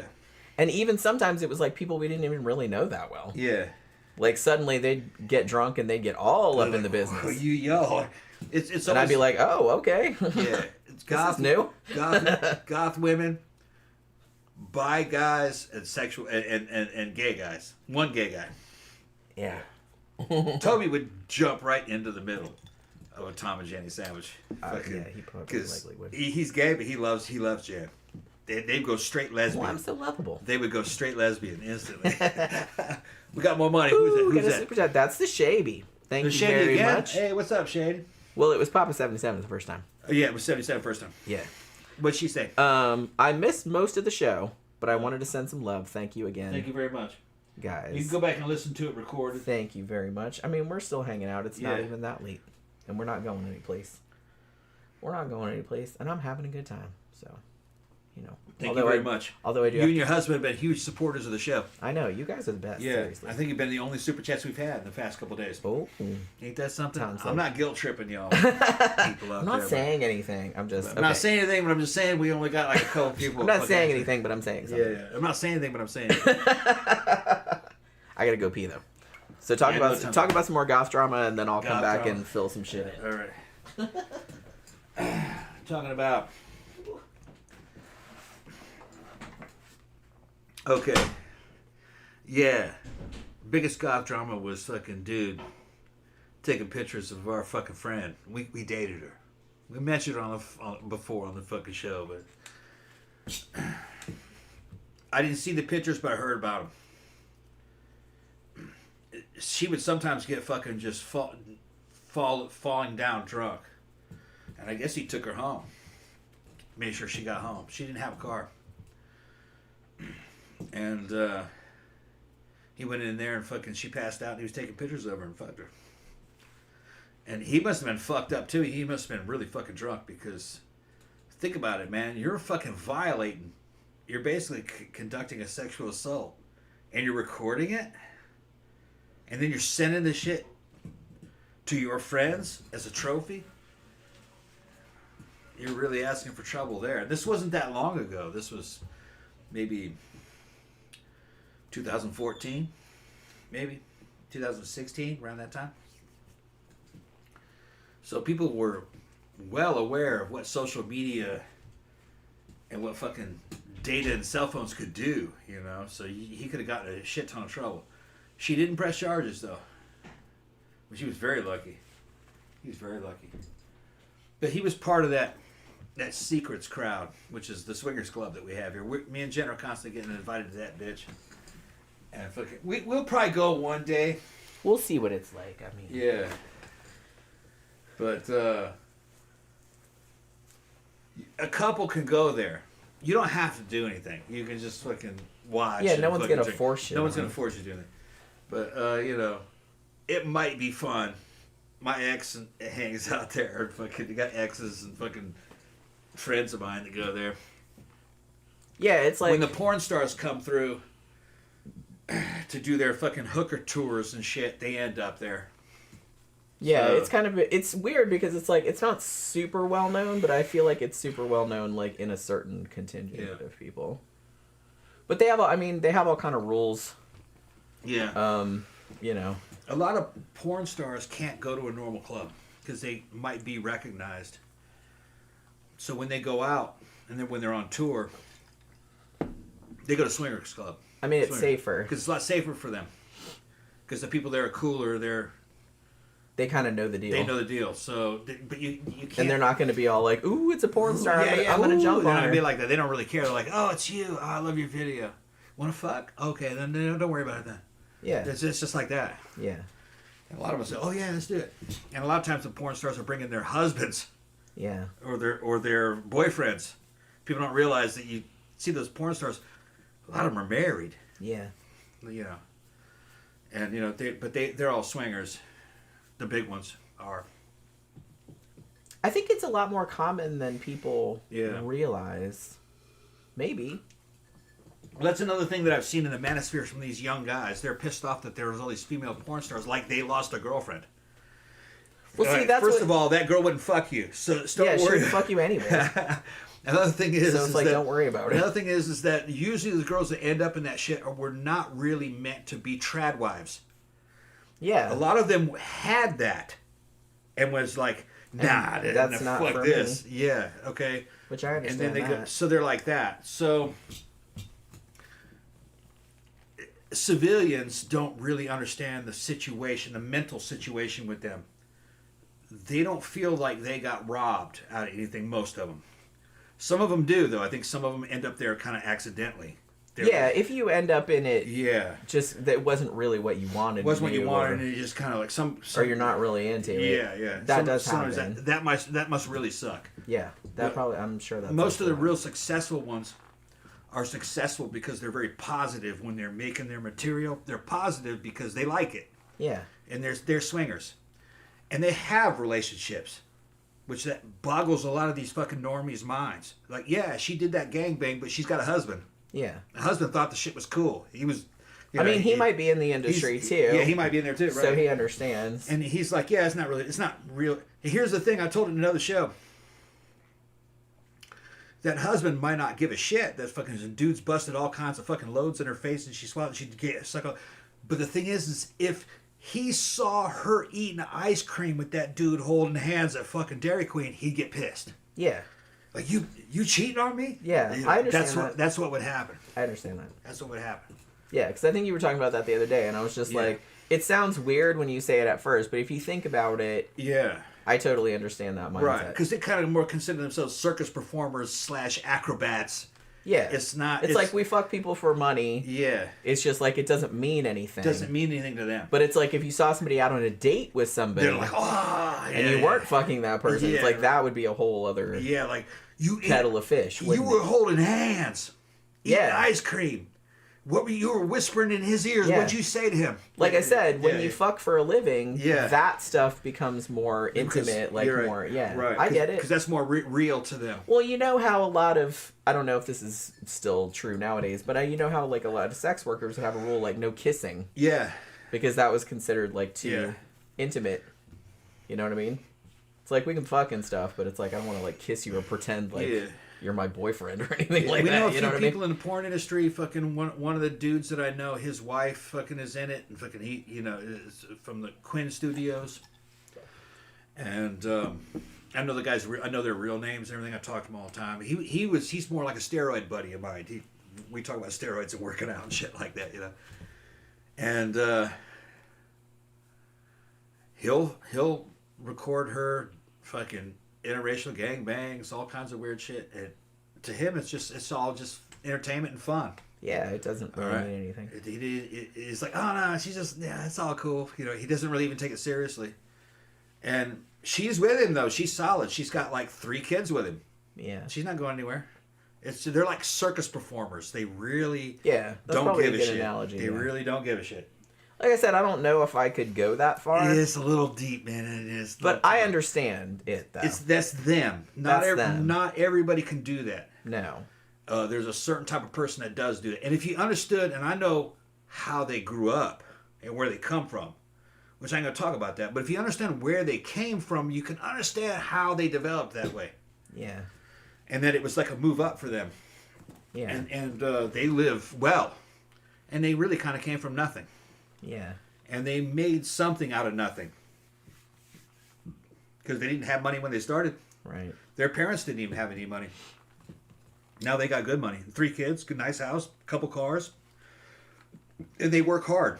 Yeah. The dude, all he does is engineer fucking websites and fucking film shit and fucking come up with these crazy ass ideas. And they're constantly fucking working.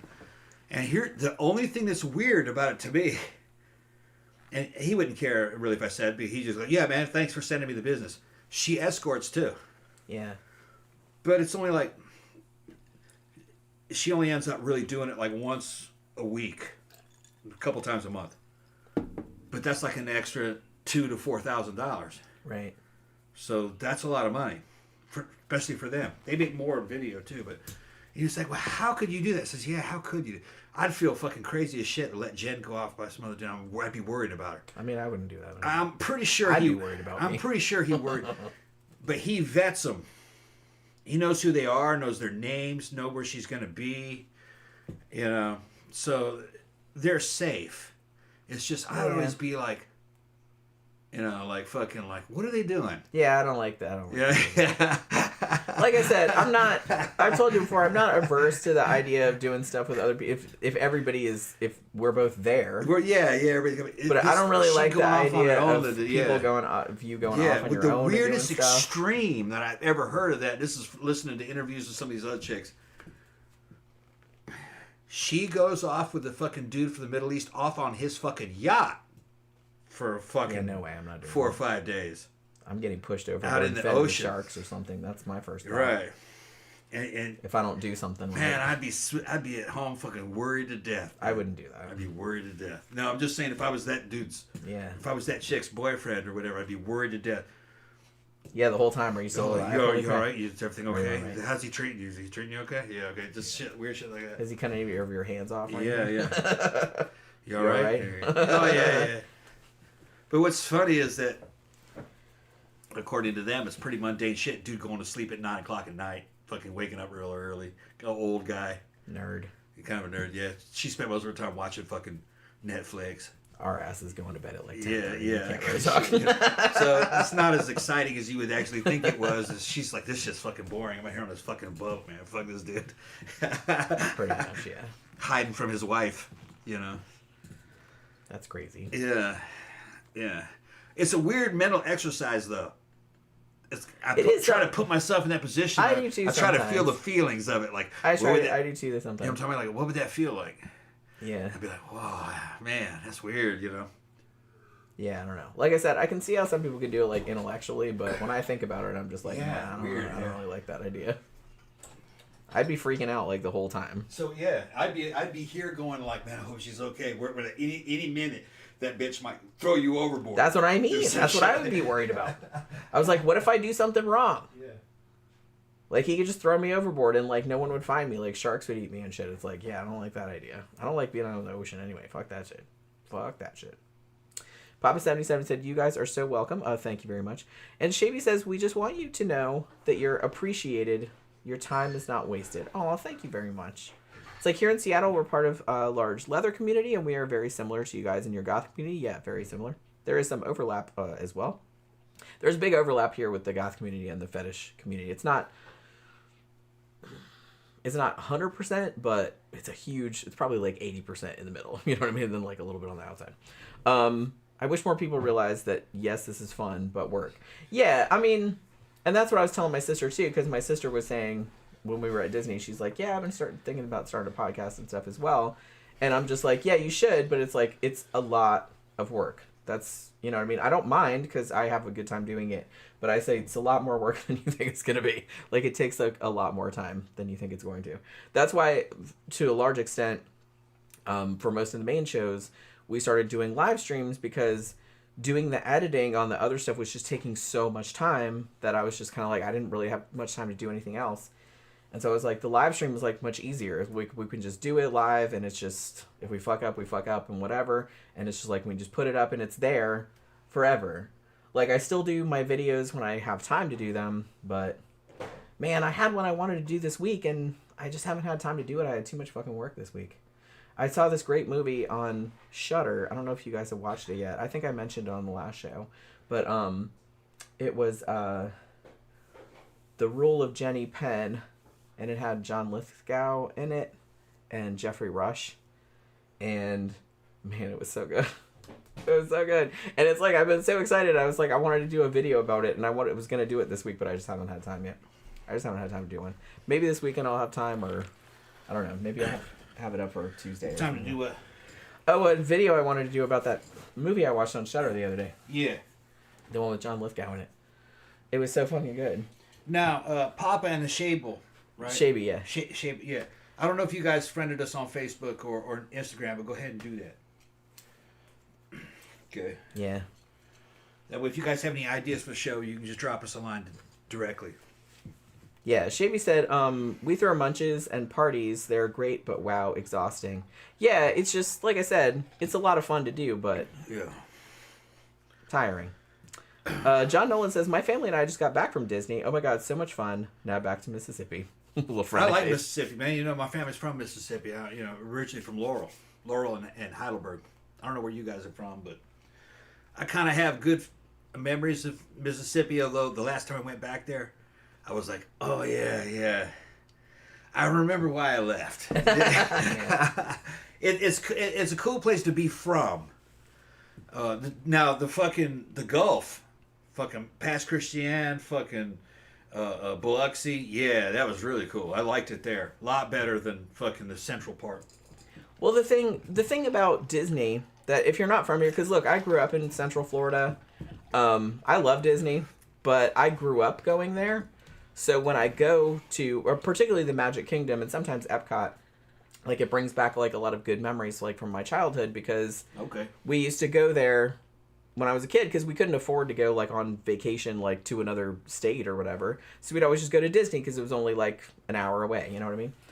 So I still really like going there. There's like something magical about it. But the thing about Disney is that if you're not from here, you need at least a week, probably longer. Like, if you're coming from another country, you could easily spend 2 weeks in the whole Disney compound and never run out of shit to do. Because that whole, I don't know if you know, like I said, if you're not from here, Disney has a whole ass city. Yeah. Pretty much. It was going to have its own nuclear power reactor. They have their whole. It's massive. Yeah. They have It's bigger than a town. They have several theme parks. Disney's the main one, like Magic Kingdom. They also have Epcot. Yeah. They have Animal Kingdom. They have Hollywood Studios. They have 2 water parks. They have a huge thing, Disney Springs or whatever the fuck they're calling it now, which is like a huge shopping complex. It's like a massive movie theater and all these restaurants and shops and all this other kind of stuff. And you can hang out there at night and bars and stuff. They have all of that. They have a bajillion resorts. Just everything. Like I said, you can come here. My sister comes here a couple times a year, 2 or 3 times a year. And she stays somewhere different each time. She goes different places each time, and she does something different every single time. And she's been here a bajillion times. You will never, ever run out of shit to do. Because honestly, we went to the Magic Kingdom one day, Tuesday. We went on like maybe 4 or 5 rides and like walked around the park one day. But it's like there's a million things that we missed. We didn't even go to any of the other parks. We had a park hopper pass. Like we could have gone to the other parks if we wanted to. But we didn't have time. You don't have time. There's just so much that you need at least 2 weeks, like to see everything. John's from Tupelo. Elvis comes. okay. That's right.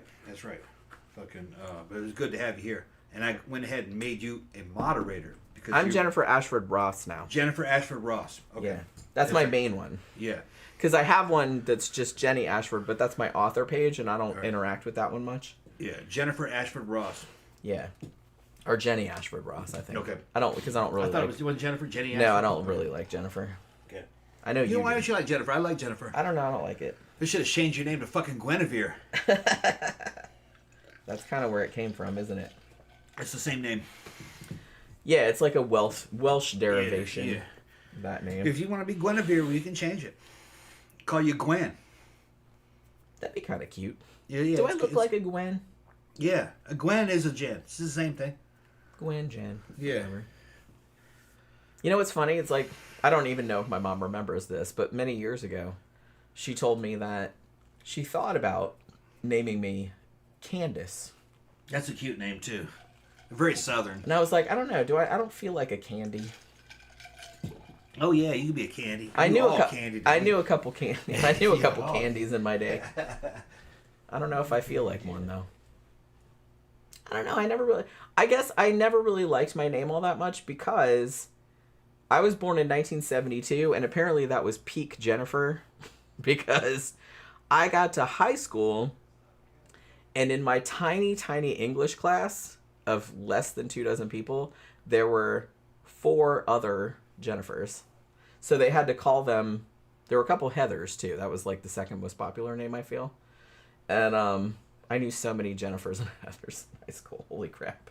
That was like every second fucking person was named Jennifer or Heather. So we had to come up with like, this one was Jenny, this one's Jennifer, this one's Jen A, this one's Jen... You know what I mean? It's like, so they had to come up with like different iterations of everyone's name because 5 fucking people were named the same thing in the class. This just looked fucking funny. CB says Jenny should change her name to Gorgeous. Oh, well, thank you very much. Wasn't that in that fucking... Okay. Did you guys see that crazy, batshit crazy movie? That Japanese movie that's just called House or Houseu? I'm pretty sure one of the characters in that was named Gorgeous. Because I think all of the characters in it were named after what their main personality trait was. You know what I mean? Yeah. So one of them was named... Well, except for... the one that was named Mac, and she was like, quote unquote, the fat one, except she was like Japanese fat, which means skinny, not fat. Because I'm sitting there being like, wait, she's supposed to be the fat one? I was like, she's the same size as the other ones. Her face is just a little bit rounder. That's about it. You know what I mean? But they were just like, the whole movie, they were just like teasing her about, hey, why don't you eat more, fatso? And I was just like, Jesus Christ. So I was like, if they think she's fat, I don't really know. I don't know. But I'm pretty sure one of the characters in that was named Gorgeous. She was the one that was looking in the mirror and doing makeup and shit like that all the time. But they all had names like that. I did a review of it. If you haven't seen that movie, it's something. I don't know if I'd call it a horror movie. It's kind of like a fever dream, to be honest with you. It makes no goddamn sense at all. And if you know how it came about, you'll know why it makes no goddamn sense at all. CB said, that's why I asked my girlfriend to stop doing fetish videos, because people have showed up looking for the woman in the videos. Like at the club and stuff. Yeah. Yeah, that's kind of a... Wait a minute, hold on. What happened? CB was talking about, when we were talking about before about doing escorting and like all that kind of stuff, he said, that's why I asked my girlfriend to stop doing fetish videos, because people have showed up looking for the woman in the videos. At the club. You know what I mean? Yeah. I tried to send my link. Okay, yeah. Okay. Did you do it right? Yeah, I sent my Facebook link. It's in the comment section of the chat. You see it, or did it take it down? No, it took it down. I can see it. Okay, yeah, it's there. I can see it. And you can see that I'm married to Jen, so you can find Jen through there. Yeah, and that's my personal account. Because like I said, I have a bunch of other... I have one for the show. I have a writer one. I have one for my other channels. I have some that I don't even post on anymore. You know, I have a bunch of like pages that I run. Mm.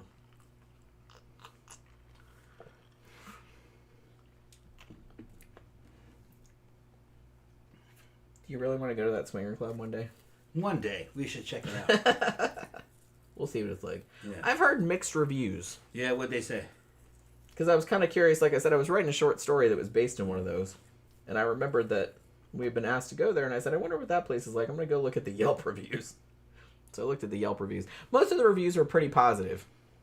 You know, it was like, hey, me and my girlfriend were in town and we're swingers and we dropped by and we had a really good time and blah, blah, blah. But a couple of them were like, you know, oh, they say like single men are technically not allowed, but it's like, you know, there was single dudes like creeping around and right.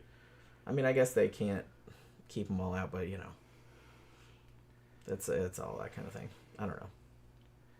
I guess you can't really say unless you go there.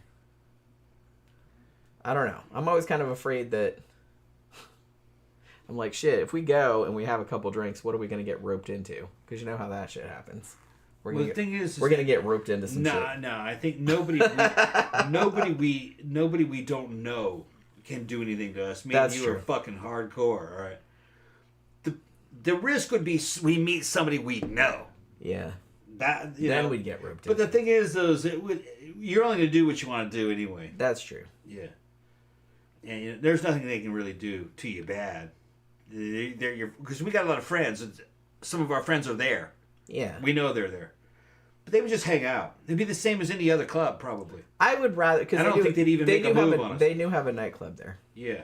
They wouldn't even make a move on us, I don't think. No, probably not. Not unless we gave them not unless a clear they were signal. just like, you guys want to do some shit? Exactly what are you thinking of? Shaby asked if we use FetLife. No, that's too old. We know. Well, no, we know a lot of people on that. But yeah, they're on there, but I have not used it now. If we got on there, man, everybody we know would see us. Because I kind of feel like everybody. Yeah, they look at that Tom and Jen. They're in there. Okay. I feel like that's what would happen. Probably. Everybody kind of knows each other's business. Yeah, we all know each other. Not like. It's not like super intrusive, but like I said, the scene's big-ish, but it's small enough that everyone kind of knows everybody else's business. You know what I mean? Yeah. So it's kind of funny.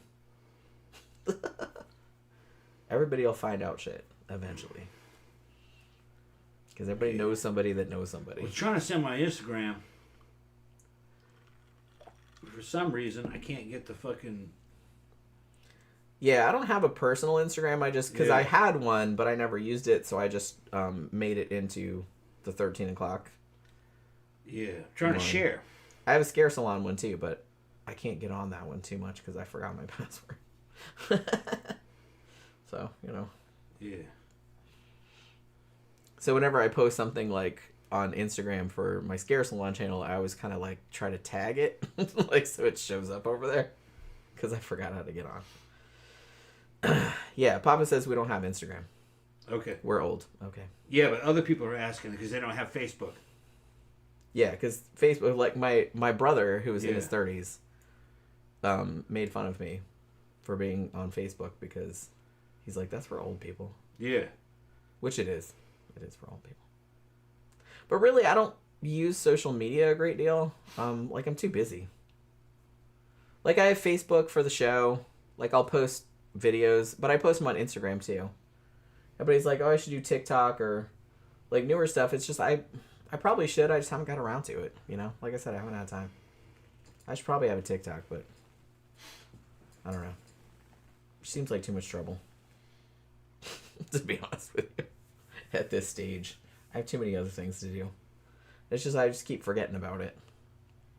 You know? Trying to share this. Fuck. You having problems? Yeah, hold on. Why can't you share it? Not letting me. Oh. John Nolan says there's no share. Okay, here we go. I got banned on Facebook. Yeah. Here we go. A lot of people get banned on Facebook. I can share it now. I've never been banned, but I don't post that much. So. Okay, I copied a link to a video off of my Instagram. I'm posting it in the comment section in the live chat. If you take this link, it will lead to my Instagram and eventually to Jen's Instagram also. But like I said, my Instagram is just 13. You just got to look for it. It's just 13 o'clock podcast. It's Right. not my name. Okay, there you go. There That's my Instagram. Okay. What video is that? Me doing my fucking showing my abs. Of course it is. Yeah. I knew that. I just wanted you to say. How'd you want to know? How'd you know that? Because I just assumed Yeah. that's what it was. Yeah. We got Klaus showing up. What's up, Klaus? Hi, how are you? Nice to see you. Oh my goodness. But yeah, if I remember after the show, if I'm not too inebriated after the show, I'll go on Facebook and accept friend requests if I have any. I think I'm close to the limit, but I think I still have, because you can only have 5,000 on there still. She's got thousands and thousands. I maybe have like fucking 1,500. And I dumped off a lot of people too. I get friend requests like all the time. There was a while there where you got thousands of friend requests from fucking India. Yeah, it was super weird. That was some weird shit. But here's the thing. I usually will only friend people unless I know who they are, or if I have like a lot of mutual friends, because I figure they're probably from around here and I probably kind of know who they are. You know what I mean? Because most of the people on my friends list, I know them in person. Yeah. Or I know them from the show. You know what I mean? Okay, so they did send the friend request. Who did? We can only follow Jenny, he says. Okay. Okay. That's good enough. You can find me through her. Yeah, that's fine. Like I said, I don't post a lot on Instagram. I usually just post show shit. And Facebook, I usually just post show shit. Who was it that found you? Papa did. I found you on Instagram. I'm assuming because I sent my Instagram right there. You can find me there. Yeah. It's in the comment section. CB says, "Okay, it's nearly 3:30 a.m. Fantastic show tonight. Good night, everyone. Who said Good that? night, CB. CB. CB. Oh, I see it, CB. He's in Scotland. Yeah. So yeah, 3:30 in the morning there. Have a good one. It's still kind of. It's not Up there. early, but Up it's there with all them fairly- sheep shaggers. The sheep shaggers. Yeah. Although No, that Wales. That's Wales. That's what they call. That's what the English call the Welsh. That's Wales. Yeah, sheep shaggers. Yeah. Sheep shaggers. Yeah. Because there are a lot of Scottish, sheep in Wales. yeah. I will admit that. Yeah. They're so cute though. The sheep. I carry a Scottish name, man. Fucking Clan Ross. But fucking Will Walker, who's a black dude, carries a Scottish name too. That bitch wears a kilt and everything. He goes to the Highland Games. Fucking, he'll tell me all about fucking like history of the fucking Scotland and shit. It's fucking wild.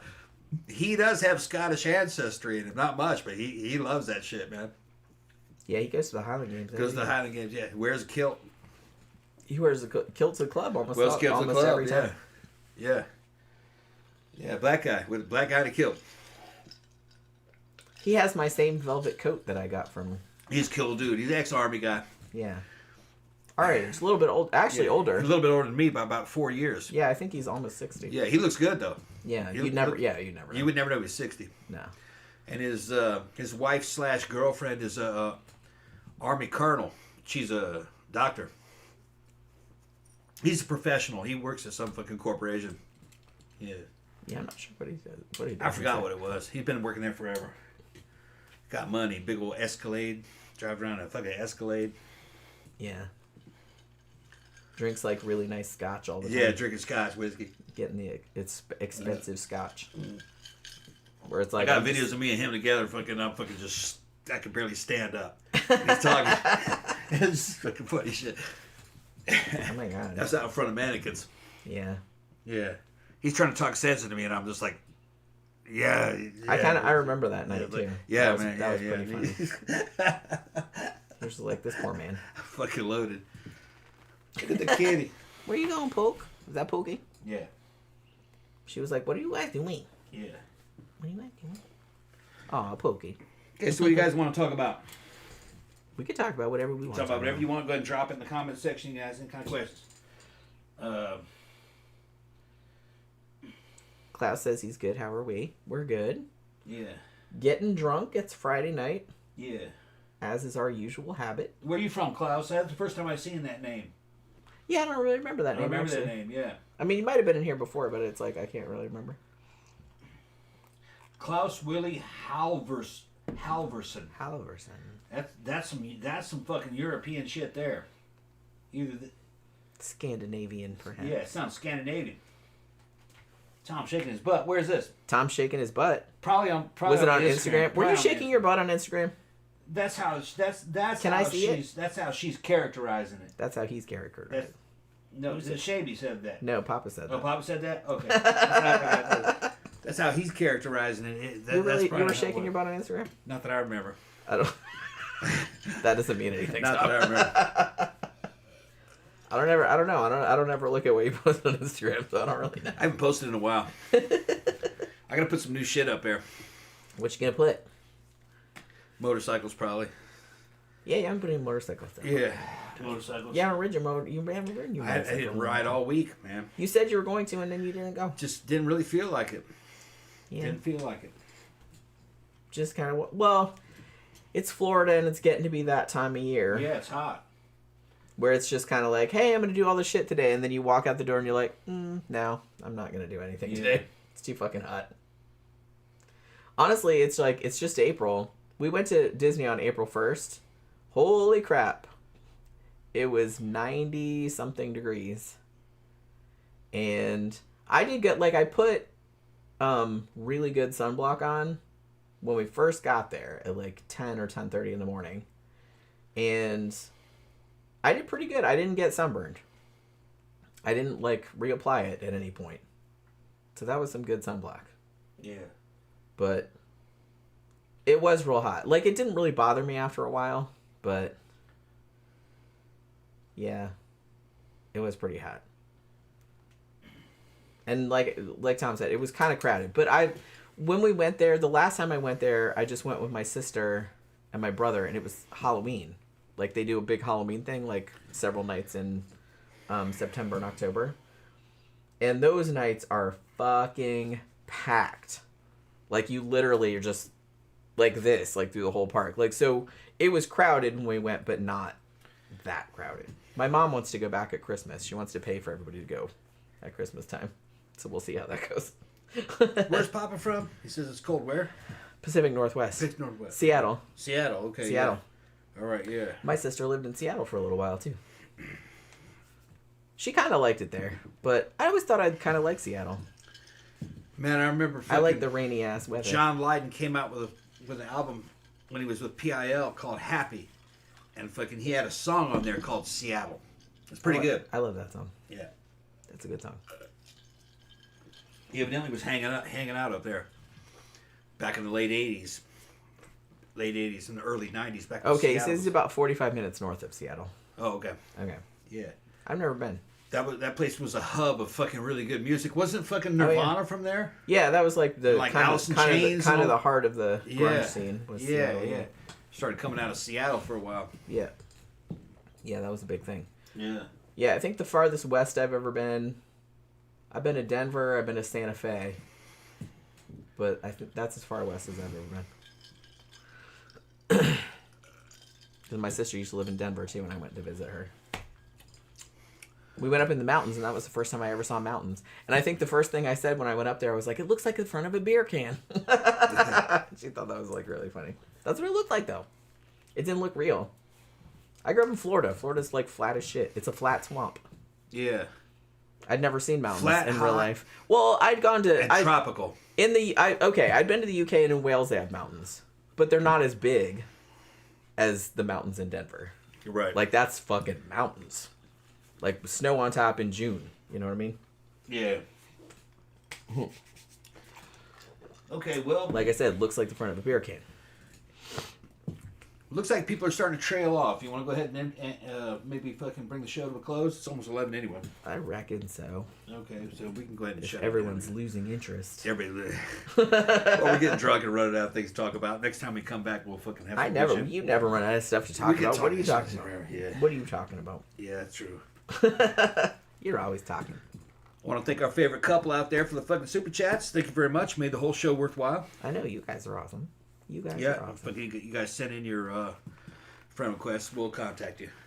Yeah, like I said, I'm still coherent enough that I'll check like right after. Yeah, I know. I'll check when it's my shit in the morning, probably. I can take a shower. It's not that late. We'll see.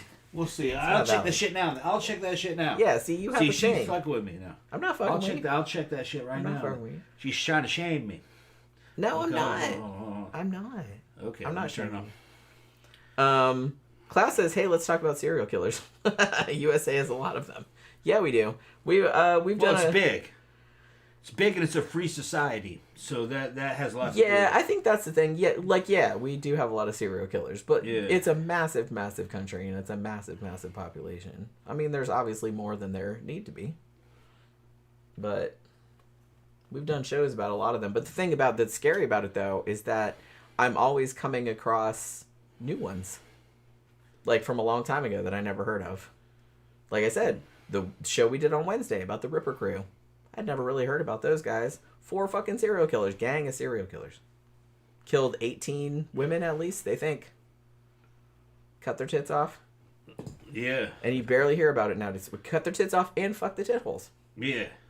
Okay, I I just can't get over that. I got Erin Can't get over that. and I got Shae. Okay, Look at there you. You guys are a cute couple. Here's Shae. Let me see. Oh, Yeah. And then ooh, Erin. that's a great picture. Yeah, and then her husband is he's a You got him, bearded. Hold on. He's a bearded, looks like kind of Jack guy, We're stalking. kind of like me. See, there he is. Nice. He's a Tom Ross kind of guy. Yep. He's a Tom Roth guy. Yeah. Have to stand Oh look, up man, approval. he's got all kinds of shit. You got my stamp of approval. Yeah, look, and they got some cool goth shit. Getting going the on. tattoos. Getting tattoos. There you All go. right. Yeah, that must be Seattle right there. We're stalking your shit. Yeah, see in Seattle. Right now. All right, I got you. And Erin and Shae. All right. I'm going to do it like right after. Yeah. American Military says, per Encyclopedia of Serial Killers, between 1971 and 1992, 65 serial killers were apprehended. Those are just the ones they caught. Okay, we're gonna stay on a little bit longer because you guys are talking about serial killers. Okay. Okay. Oh, Papa says that's Dave, not me. Who? Who's Dave? I don't know, man. Hold on, let me go back. What are you asking No, me? I was looking at you. I was looking at you on your fucking He's like, no, On I your just have, fucking I have account. pictures of another dude. No, you on don't my have. account. Look, yeah, you got pictures of another motherfucker on your account, man. He said that's I was her, looking at that's you, her man. husband. What's that? Okay. Yeah. I was looking at you, bro. I saw you. Oh, okay, I gotcha. Okay. He says the dude in the picture says that's Dave, not me. Okay. And Shaby says we're a poly household. That is my husband. Okay, so you got a boyfriend and a husband. Yeah, yes. Okay, yes. I got you. Okay. Okay, I understand. All right. We got you. I got you. We got you. All right. So that's why you guys are fucking all into the freaky shit we talk about. Say that. Yeah, we understand. Yeah. We understand. All right. See, I didn't know that, so I was just kind of All right. like, all right. Fucking- But I'm trying to navigate through this I shit get to it see now. you. I I'm get it. fucked up though. I'm having a hard time doing it. And fucking your shit. You got sausage fingers. Sausage finger. Shay's still here. Her little thing, and then like, look, this shit disappeared. Okay. Oh no, that was a notification that she liked my photo. Oh, Okay. She liked my fucking what you call it photo. Okay. Oh, yeah. I'm trying to see. Is that the one, if you saw like the whole, I made a whole poster, like that's just Yeah. like a piece of it. That was a long time ago that I made that. Yeah. I photoshopped that into, we were talking about, wasn't it like Bigfoot? Yeah, you were talking about... No, It was a some whole dudes big- in Brazil thought I was fake. Oh, that's right. Yeah, yeah. And I said, no, I'm real, like Bigfoot. Because he had posted some videos Yeah. about his motorcycle. Yeah, Buell. And didn't some dudes that saw your video like meet you in real life, like at Starbucks? Eventually, guys from Brazil came to meet me. Yeah. And they told you Yeah. that dudes in Brazil Didn't think I was real. thought that you were fake for some reason. Yeah, they didn't think I was real. They gave me a fucking badass back patches for It was a whole yeah. They gave me badass back patches for my motorcycle jacket. They're fucking Pegasus. It's a horse with wings. Yeah, it's cool. They got 2 of them, and they were especially made for Brazilian Buell motorcycle clubs. So they gave me their motorcycle. I'll show it to you.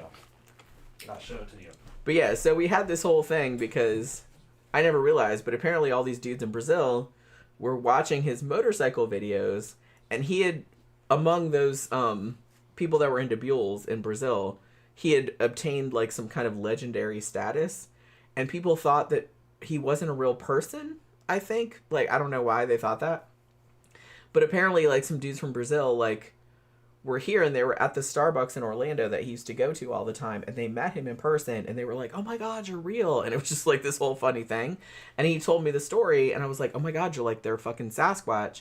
Yeah. And so we did like I made this whole poster of him, and like I put a Sasquatch in the background. I was like, he's real, and like all this other kind of shit. A Ripley's Believe It or Not thing. Hold on, where is it? There it is. That's my motorcycle jacket. On the back, see, there they are. Pegasus wings. Yeah. All right, that's what they gave me. That's super It cool. looks really good when it's on. But they didn't think I was fucking real because I was sending them technical data and parts. Okay. Oh, that's right. They Yeah, couldn't you get did that. parts. You did that for a while. And I was talking to a guy and I said, "You send me the money, I'll give you the parts." They were like, "Man, he's gonna steal your money." And I was talking to the guy over the camera. Camera says he needed all kinds of shit for a Buell, and I says, "No, just send me the money. I'll fucking send you the parts." He sent me the money and the shipping and everything, and sent it back to him. They were astounded. He goes, "Yeah, I got my parts." Wow, I actually got some And shit so I for. got that. Awesome. They sent me those. Later on, one of their club members came to Florida because Florida's a popular destination for Brazilians. And I speak Portuguese. I grew up there.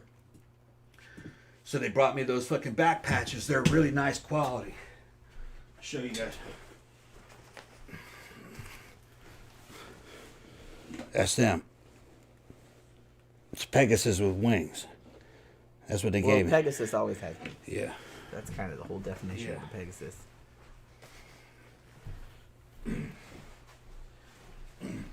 Yeah, Klaus asks, Trail of Tears. I'm assuming he means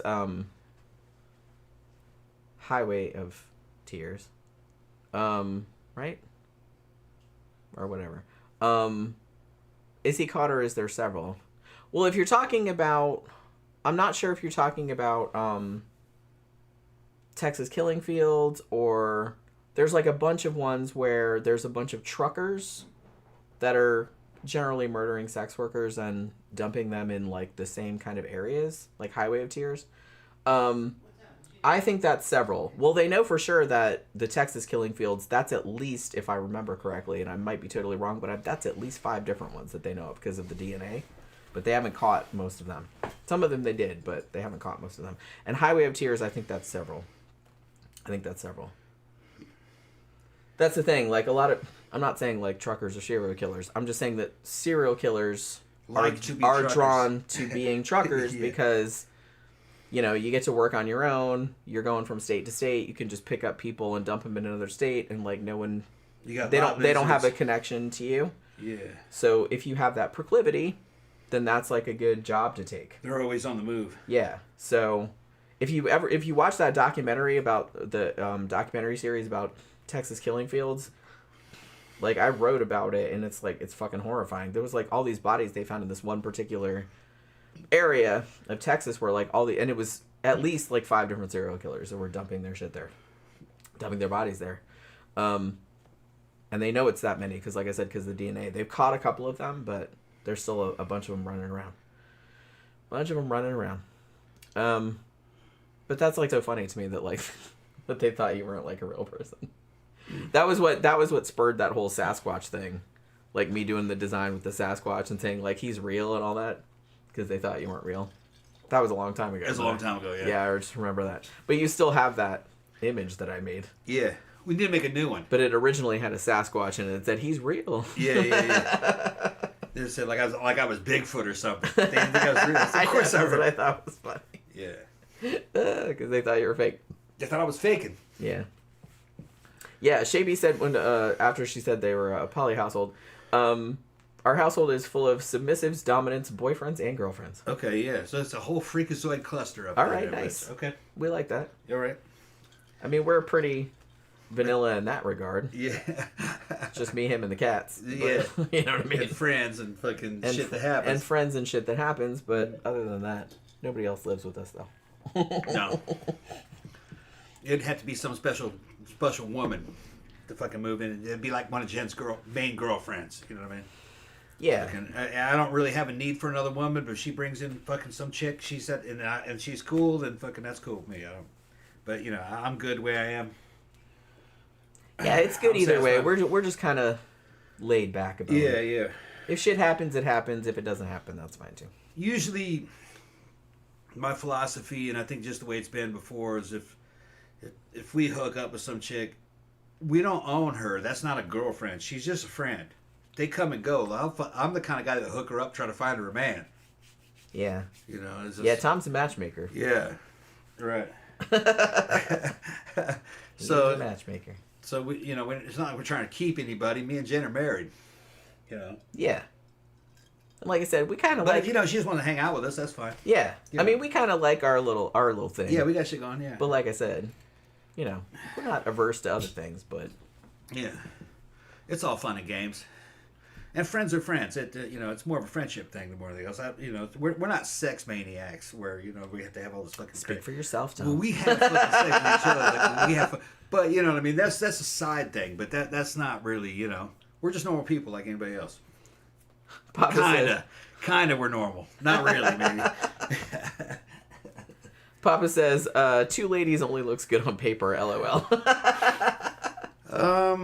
Yeah, well... Depends on what the situation is. Yeah, I can kind of see that. Like I said, because I kind of feel like if we got into... Because we've had that situation before, but it was just somebody that was a friend of ours, and it's just happened when it's just like at the spur of the moment. Nobody planned it or anything like that. And it wasn't an issue. Like, they didn't come back and be like, hey, I'm going to hang out forever. I'm going to do... You know what I mean? Yeah, or like, oh, the situation's different now. So fucking, I'm with you guys. No, Right. It wasn't really like that. No. No. So, like I said, It's you don't... and very informal. Right. So I just kind of feel like, but I can see how if you had a person, because we know a couple that have a third Pretty much all the time, like for long terms. Yeah. And I can see how that would kind of be a pain in the ass. Especially if it's a fucking, well, the thing is that that's kind of the fetish community. There's a bunch of BDSM going on, and it's a bunch of strong-willed people. There are no real subs in that fucking community. They might be a sub temporarily, but everybody has their own fucking motives in life. You know what I mean? Everybody has their own things that they need. So everybody's an individual. But I gotta hand it to them. Some of the girlfriends that couple we're talking about had lasted for 5 or 6 years. Yeah, something like they they're a long time. hang around a long time. Yeah. So that's a decent relationship. There are marriages that don't last that long. Yeah, I mean the two of them have been married forever. Right. And they're still really into each other. Mm-hmm. Yeah, Papa says, it's two ladies only look good on paper, and then he said they gang up on you. Yeah, And he said double fun, double trouble. I can understand it. Yeah, I can understand it. Yeah, they totally would. It's like, you want to talk to me about how much he sucks? Yeah, we'll talk about how much he sucks. I get it. You'd have to be a special kind of dude. You understand politics a lot, and you have to be real sweet, you know. And in a way, as fucking belligerent as I seem, I'm actually very sweet. You are actually. Fucking, you know. So you know. I can't believe you just admitted that out loud. Yeah. I thought you didn't want anybody to know that. I'm fucking with you. So, I'm not possessive in the way that a lot of fucking regular guys are. Yeah, you're not. But you know, I'm protective. There's a big difference. You know, I mean, she can do what she wants as long as she's safe. I ain't gonna let anybody fucking threaten her though. You know what I mean? It's that kind of shit. You know. I'll fight. You know, she's seen me fight dudes that grabbed her ass. Fucking that shit's totally uncalled for. Now that was a friend of mine, and fucking you were out having fun. We're having fun, and he's fucking kissing and fucking grab. I'm not gonna take that much offense because you know we're probably. Well, if I'm not offended, you shouldn't be offended. Yeah, if she's not offended because chances are we've known the bitch for fucking 15, 20 years. And I don't. And he's not. Yeah, he doesn't mean it. He doesn't mean it the way that some of these other dudes would mean it. You know what I mean? Fucking. So everything is situational, who it is, and why, and I don't get bent out of shape over that kind of shit because we come from a culture that's actually kind of tight knit for as catty as it could be. There's not very many of us, and we do kind of watch out for each other. The ones that have been with the scene for a long time, you know. Yeah, we're like a little loose knit family. Kind of like family, like yeah, like people look out for each other. You know what I mean? Klaus asked when our next live was. It'll be Monday night at 7:30 Eastern, and it'll be a movie review. But I don't know what movie it'll be because usually we don't pick one until the weekend. Yeah. I have an idea in mind because somebody suggested one, but I don't know if we're going to watch that one yet. We'll see. Yeah. But yeah, so yeah, I don't know. We're pretty open. We like the idea of it. Yeah. We've done some shit. Yeah. But it's like most of the time, I kind of feel like if shit happens, it happens. If it doesn't happen, that's okay too. Jen, Jen's bi. Jen attracts fucking good chicks. All right, she attracts women that are like her. I'm not threatened by that. You know what I mean? Fucking, and chances are, if they're attracted to her, then she likes me too. We're gonna get along. Yeah. So you know, it's okay. I'm not going anywhere. She's not going anywhere. It's not like It's not like the chick's trying to break us up or anything. She's just trying to get in a sandwich. Yeah. You know, that's all. Because that's the thing, I think, because... And a lot of times those girls are also the kind of girls that would be dating other dudes. They're always dating dudes. Yeah. So it's not like we have a hold on them. Right. You know, it's not like that kind of relationship. Well, that's the thing. That's one of the good things about getting older is that you understand that it's like me and you have been together for such a long time. Yeah. It's like we trust each other. Yeah. You know, I trust that you're not going to fuck me over. I'm not going to fuck you over. It would have happened already. Yeah, it's like it would have happened by now. Yeah. And it hasn't, so, you know. We have been basically inseparable almost since the day we met. Even before we were a thing. Even before we were a thing. Well, why do you think, we were always hanging out. Yeah, that's why when we finally got together, she was like my best buddy. I was just like, well, duh. She'd start dating some dude, and the dude would say, "You need to get rid of that dude." She's like, "No." Like, fuck no. I was like, met that's you, my bitch. best friend. I know this bitch for fucking 2 or 3 years. What are you talking about? So that was some weird shit. That was some weird shit where... It was, yeah, I remember that. Remember that guy? The guy wanted you to get rid of me, and you're like, get the fuck out of here. Like, fucking kick that dude. I was like, dude, I just met you at the club. It's like, we slept together a couple times. It's like, chill the fuck out. You knew that dude for like 2 weeks, 3 weeks. It's like... fuck out. Yeah, maybe. It's like, I don't know how long he couldn't handle the fact that she was friends with me. Yeah. And then fucking we would go to the club together and hang out and shit. He was a normie though. He could. Yeah, that's a big red flag. I was like, he's my best friend. What are you talking about? We go out together all the time. He was super threatened. Yeah, which I guess down. Maybe he should have been, but he didn't know because a few months later, a fucking dude she hooked up with. I liked the dude. He was fucking big old tall motherfucker. I thought he was great. Well, and he wasn't bothered. He liked you. Yeah, we got along. And he was dating other chicks too. He was dating other chicks too. We were all players. All of us were players. And fucking... Like, no one's feelings I thought hurt. dude was a fucking great match. I was like, yeah, he's pretty cool. I like that dude. I liked him because he was like... He always really liked... His house was like the party house. Yeah. Like, he liked to, like, throw parties. Yeah, what was his name? Mike. Mike, that's right, Mike. Yeah. Mike. I haven't seen that. We haven't been a long time since we've seen him. Yeah, he doesn't really... He's but like... me and Mike would fucking just chill. We would fucking jam out and shit. Yeah, fucking right. You know, we talk about all different kinds of things. Mike wasn't threatened by me. No. I wasn't threatened by Mike. I like Mike. Yeah. And fucking we had both hit and fucking, but we weren't a thing and shit. They were kind of a thing and we weren't really kind of a thing and what are you talking about? And then turned out he didn't really want to settle down. He wanted to see some other people. Well, he had just divorced. He had just divorced. Both of them had just divorced. And he was younger. He was significantly younger than me. So he didn't really even have as much experience as I had. Yeah. Because he was younger. So he wanted to get out there and experienced life, Yeah. which, like, I get it. Now, you know, the manosphere would say what I did was wrong, but you don't fucking know. Because I'm an older guy. We had all come out of marriages. Yeah. So we're in a different stage of life. Yeah. And we were friends first. Yeah, we were having sex. But we were all just trying to be friends and have peace with one another and have fun. Yeah. And fucking if it worked out, it didn't work. It just depended on where the chips fell. Yeah. Eventually, the chips fell between me and her. Yeah. And by natural force it. selection. We didn't force it, though. Didn't force it, just happened. And fucking and it was good for me because I got to see her date other guys. And she could get good dudes, you know what I mean? So her status kind of raised up. I was like, she can get killer dudes. So, you know, if I go out with her, then I'm fucking, you know, on the same fucking. I'm also a killer dude. Yeah, what's that? I'm also a killer dude. Yeah. She can get good dudes. So, you know what I mean? So you kind of get to see your prospective mate or whatever in the third person, where you're watching her do her thing, and you know the dude too, you know. So that's actually kind of healthy. Yeah, I mean, and I kind of like that too. Like, because you can appreciate them from an outsider perspective. Yeah, of like what he got out of it and everything, and fucking. I think it makes you appreciate them more because, you know, if you get so close to somebody when you've been with somebody for a long time, like, I feel like you can take them for granted after a while, because like they're just around all the time, and it's like, oh, it's that person or whatever, and you don't think about it. But it's like when you can see them from an outsider perspective, as someone else would see them that didn't know them that well, right? I think that's a really good thing to do every now and then, because you can see them as a person instead of just this thing that's around you all the time. I was watching that. I got to see Jen before she was my girlfriend. I got to see her through the eyes of another dude. Yeah. Basically. So, you know, I knew all about her. And I knew what he got out of it and knew what she got out of it. They had a good relationship. It's just that it was super fun. In the end, he wasn't ready to settle down. No, like I said, and I got that. He was kind of a party guy.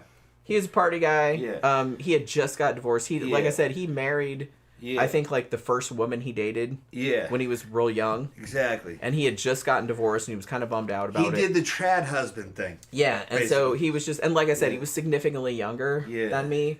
So, not so, 11 years. I don't know if that's significant or not. You gotta find that dude and whatever woman he's with. We gotta fucking go hang out again. Yeah, we probably should. I gotta pee, hold on. Okay, yeah. Talk about something real quick. All right.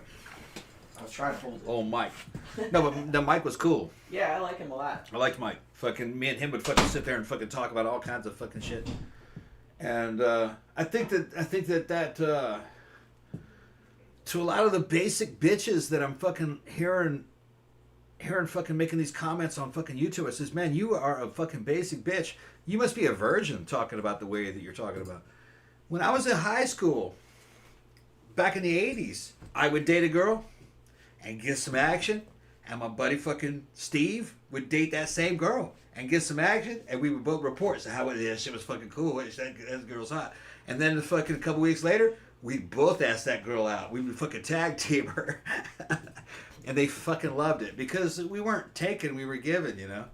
And sometimes we had girlfriends that were just like exclusive to us, but then, you know, you can't marry any of those girls in high school. They're all going to college. And, you know, we figured we were he went to college, fucking Steve went to college, I went to the Army. I didn't like school, man. Fucking this shit. I wanted some fun and some action. But, no, I just think it's funny, some of this real conservative. And I consider myself in some ways a conservative, but I also say in certain ways a radical too. But some of these dudes, they're young dudes, and they're describing a world that I never knew, you know, where with like the trad wife, trad husband shit. That didn't even work really when it was supposed to work. When that shit was going on, those dudes were fucking a lot of hookers back in those days. Everybody was miserable. They were kind of miserable. They didn't live long. And it was like something out of like India. It was like a developing country. Everybody was miserable. Yeah. They were just pretending they weren't miserable. Yeah. You know what I mean? That's what I don't truck with that, man. That was all appearances. You just worried about what other people thought. How everything looked. But it's like nothing was as it appeared, you know? I'd rather just like let everything hang out. You know what I mean? That's all I'm saying. Yeah. Papa says trust is huge. It is. I really honestly, if you're gonna have any kind of like meaningful relationship,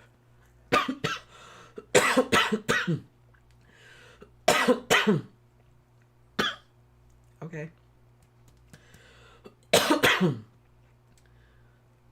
Shit, man.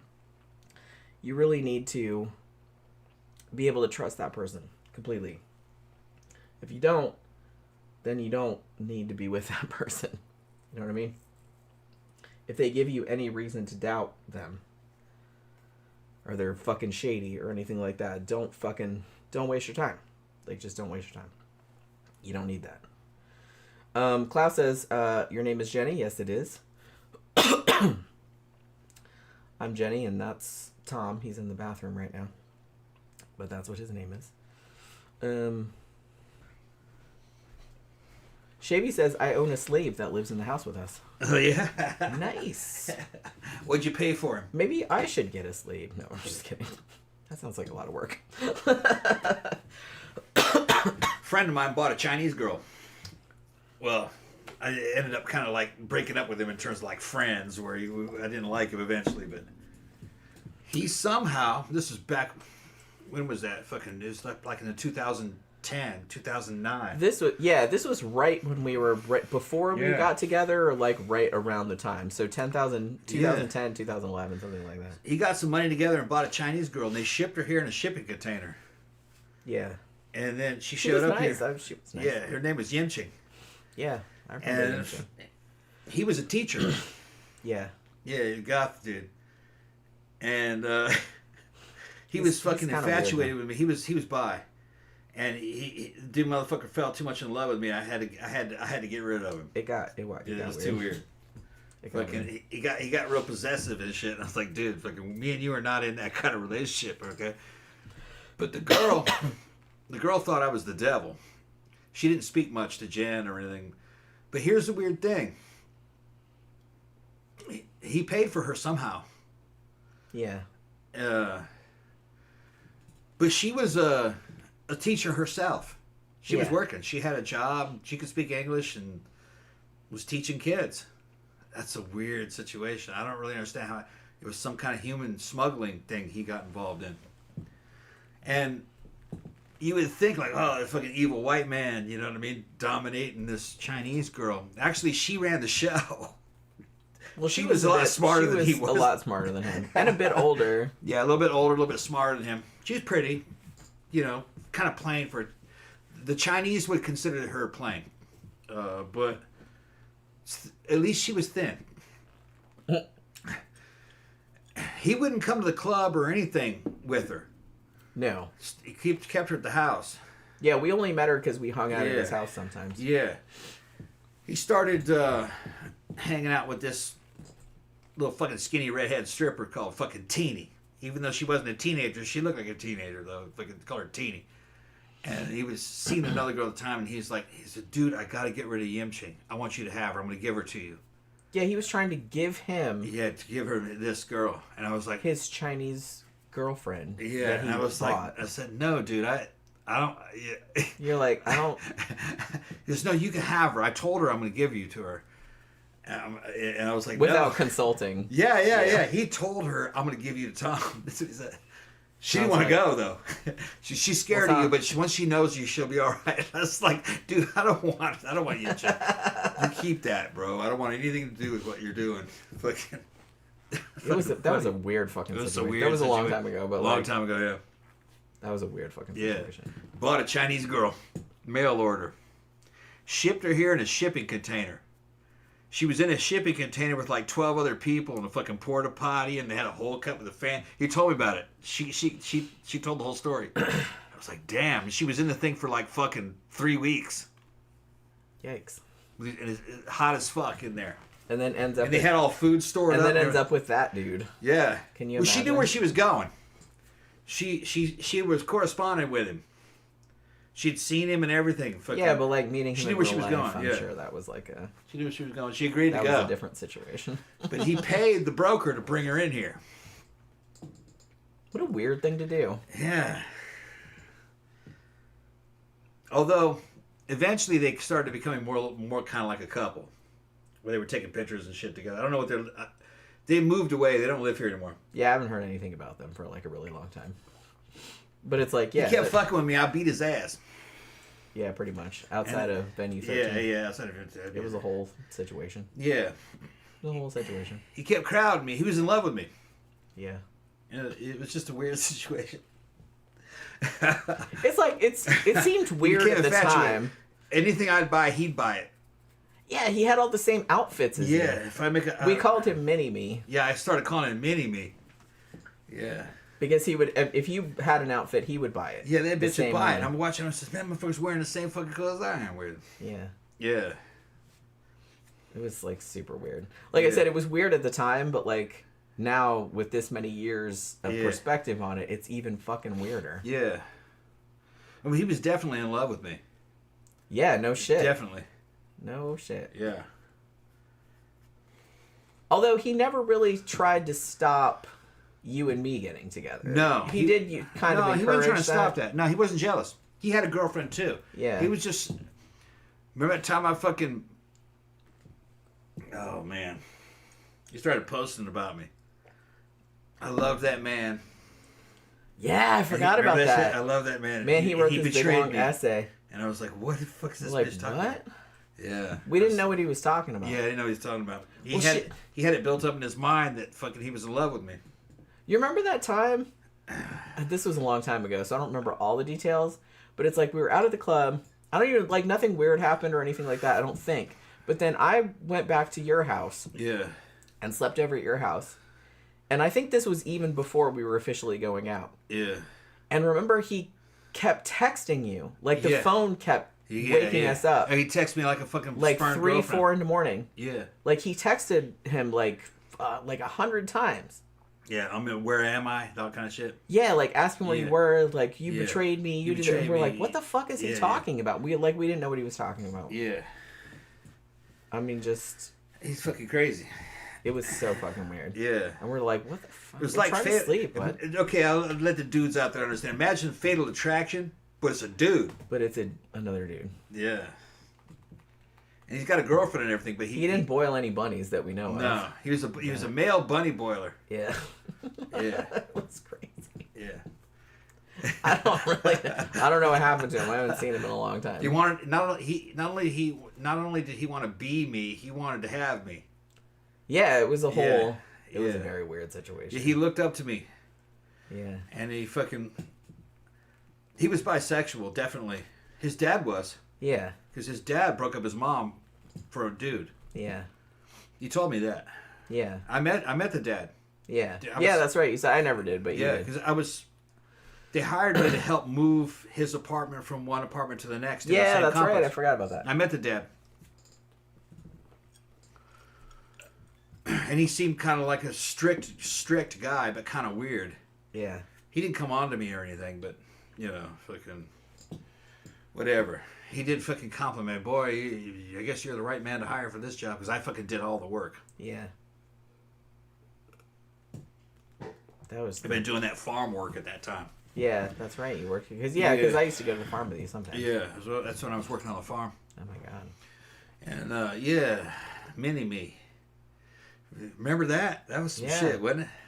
Yeah. Like I said, it was weird at the time. Mini-Me was cool for a while.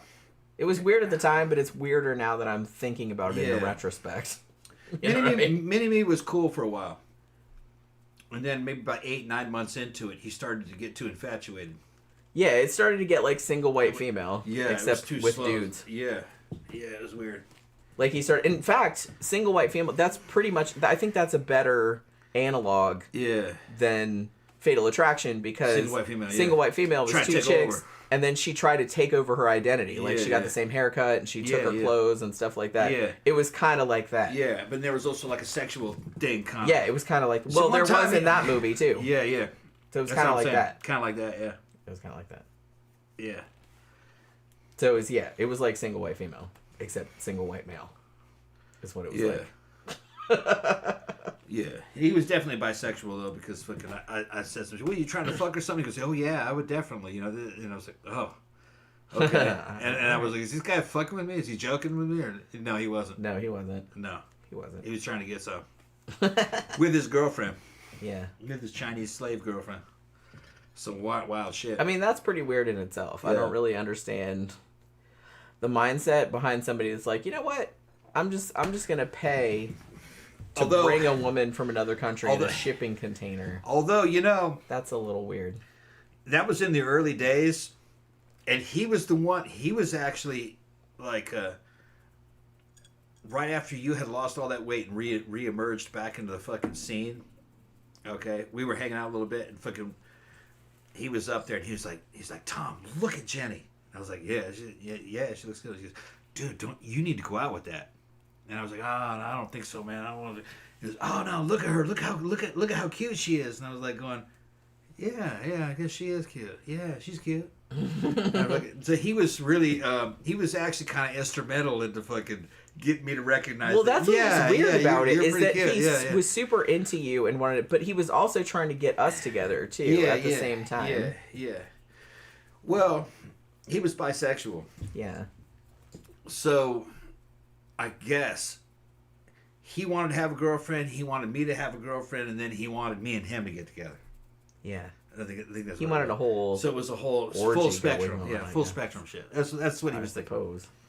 Yeah, but he wasn't real upfront about his orientation. He didn't tell me. That's what I mean. It was It'd be just kinda different came if he'd out have just been open about Yeah, it he and just wasn't said, really- "Hey, no. I want to do this or that and the other thing." And It it's like it took a while for that shit You to could have kinda said unfold, yes and I or was like, no. okay, I see what this dude's instead of doing. just dancing around it. Yeah. By the time I fucking knew full blown what I was dealing with, he was starting to cause some kind of trouble. I don't remember exactly what it was. He was making a scene over something. I don't even And I fucking remember. punch him in the stomach. Bow. Like, what That's did he? it. What was it? I don't remember what it was. Because I know that at the time there was a good reason because everybody Yeah. said, "Yeah, he had that coming." He kept fucking with me over something. But I don't remember Wanting me to exactly do something what or it go was. somewhere. And I was like, no. I don't remember what it was, but it wasn't. I mean, it was something that necessitated you punching him. I had to use some force on him. I was outside. That's outside the club, though. It was outside. Yeah. Yeah, it wasn't inside. He's It was yelling out at in me the over parking lot. something. It was like some kind of jealousy. I don't remember what it was. Because I remember though. I don't remember who it was because this was a long time ago. It was probably like 10 years ago at least. And I remember somebody coming in, it might have been Anna, and she like came running in and said, "They're gonna call the cops. Like Tom just punched him and all this Yeah, other kind of stuff." And I'm yeah. like, "What is happening?" Like I was inside drinking. I didn't know what was Yeah. going on. And so like I went outside and they were explaining what was going on, and I was just like, "What the fuck?" Did the cops even show up? No, they never showed The cops up. never showed The up. fuck- the I don't fuck- think anybody called the cops. The bouncer, the guy, the front door bouncer saw the whole thing, and he was laughing. He was like, yeah. He was like, Everyone thought that he had it coming, Yeah, it's so like, it's you just did the like right I don't thing. remember exactly what the Yeah. whole because it was a long the time bouncer ago. was like, yes, I know where you're coming from, bro. But I just remember being like, yeah, he was like, and he was like, yeah, I see. He goes, you did the right thing, but you gotta go, man, because the cops might show up. And I was like, okay, yeah. yeah. We did leave, I left, yeah. like Because they're gonna call the cops, and the cops gonna show up. Yeah. You I should don't leave, think the but, cops ever came. but you did the right thing. That's what the fuck. I don't think I don't remember what it was exactly. It was a long time ago. Yeah, but like I said, it He was said or something- did something. He crossed some kind of line, and I just went boom right into his fucking belly, boom, like that. And he went ooh, like that, or fucking back like that, and hit him a couple times, and fucking. And then he went help! Remember that shit? He's running. That's right. Help, Yeah, help. Run I didn't for- see it, but I got Yeah, told hell, about he it later. started Because like I making a said, I big was just scene out. inside drinking and hanging out. Yeah. Somebody ran in And and told I was me. like, all right, it's time for us to go. Somebody ran in and told me. I had forgotten all about that. Yeah. And then there was some fucking black gay dude later on says, you beat up your boyfriend. I said, that bitch is not my boyfriend. What the fuck you talking about? That's probably what he was telling everybody. Yeah. Fuck you talking about? It's my fucking boyfriend. What are you talking about? That's what. Yeah. This friend of mine, he was fucking out of line. Like I said, the more I think about it, it's He was like, telling people I was his boyfriend. yeah, that's like some crazy shit. He probably was. Yeah. That sounds like some shit he would do.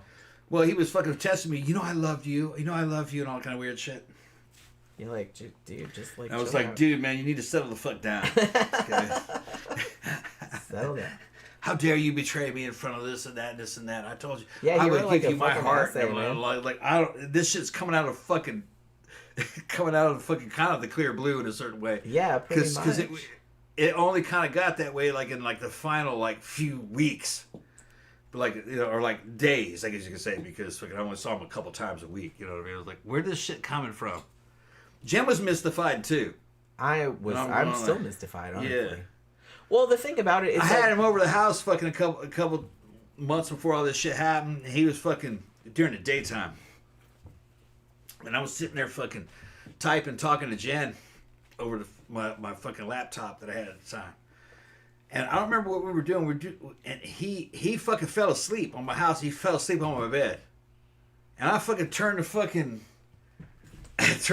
laptop so you can see him, and I'm like pointing like, what the fuck is this dude sleeping? Remember that? I took he that came picture. over my house. What is this dude sleeping on my fucking bed for?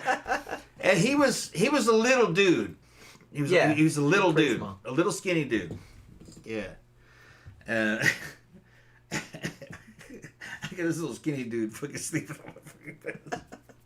I remember that. I remember you turning He's the light curled on. up like he's in heaven look at and this shit. And I'm like, what the fuck is this? Dude comes over my house and falls asleep on my fucking bed. Curls up, and he's like curled up like he's in heaven or something. Like, woo. He's hit the mother load. Like he's hit the mother load. I'm in Tom's bed. Yeah. That's what I was feeling. I was like, what the fuck is that? So I got a picture of me going, like, what the fuck is this?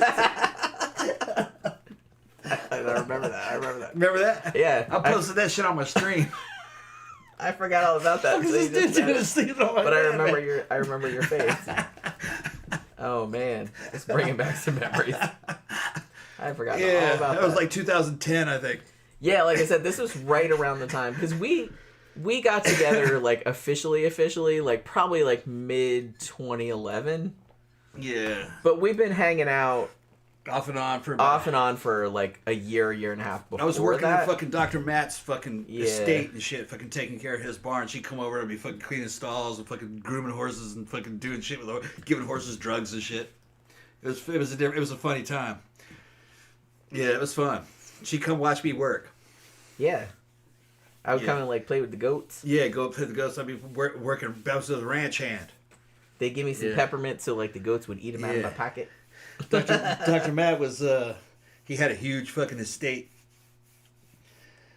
He was a doctor. His mother made Orlando General Hospital. He was like the top fucking doctor at Altamont Hospital, though. And he went off to Egypt for a while. I took care of his shit regularly. Yeah, because they were out of town a lot. Yeah, he was always gone a lot of time. But fucking, he went to Egypt one time for like a month and a half, him and his whole family. And I had to run that whole fucking place, cut all the fucking grass and everything. Fucking do the security. It was a huge fucking piece of property. And I think Jen would come down. Yeah, I would come down and like see. During the time they were gone, and I'd fucking had to take care of that whole fucking place. Kind of fun. It was beautiful. It looked like Disneyland. Fucking white fences everywhere. Fucking plantation house, white plantation house, big fucking trees. And he had probably about what, 8 horses, 9 horses. I think it was 8 horses. Yeah. Big barn. Yeah, so I had to give them all their meds and fucking do all the grooming and put them out and bring them back in. And it's a full-time job, man. Yeah.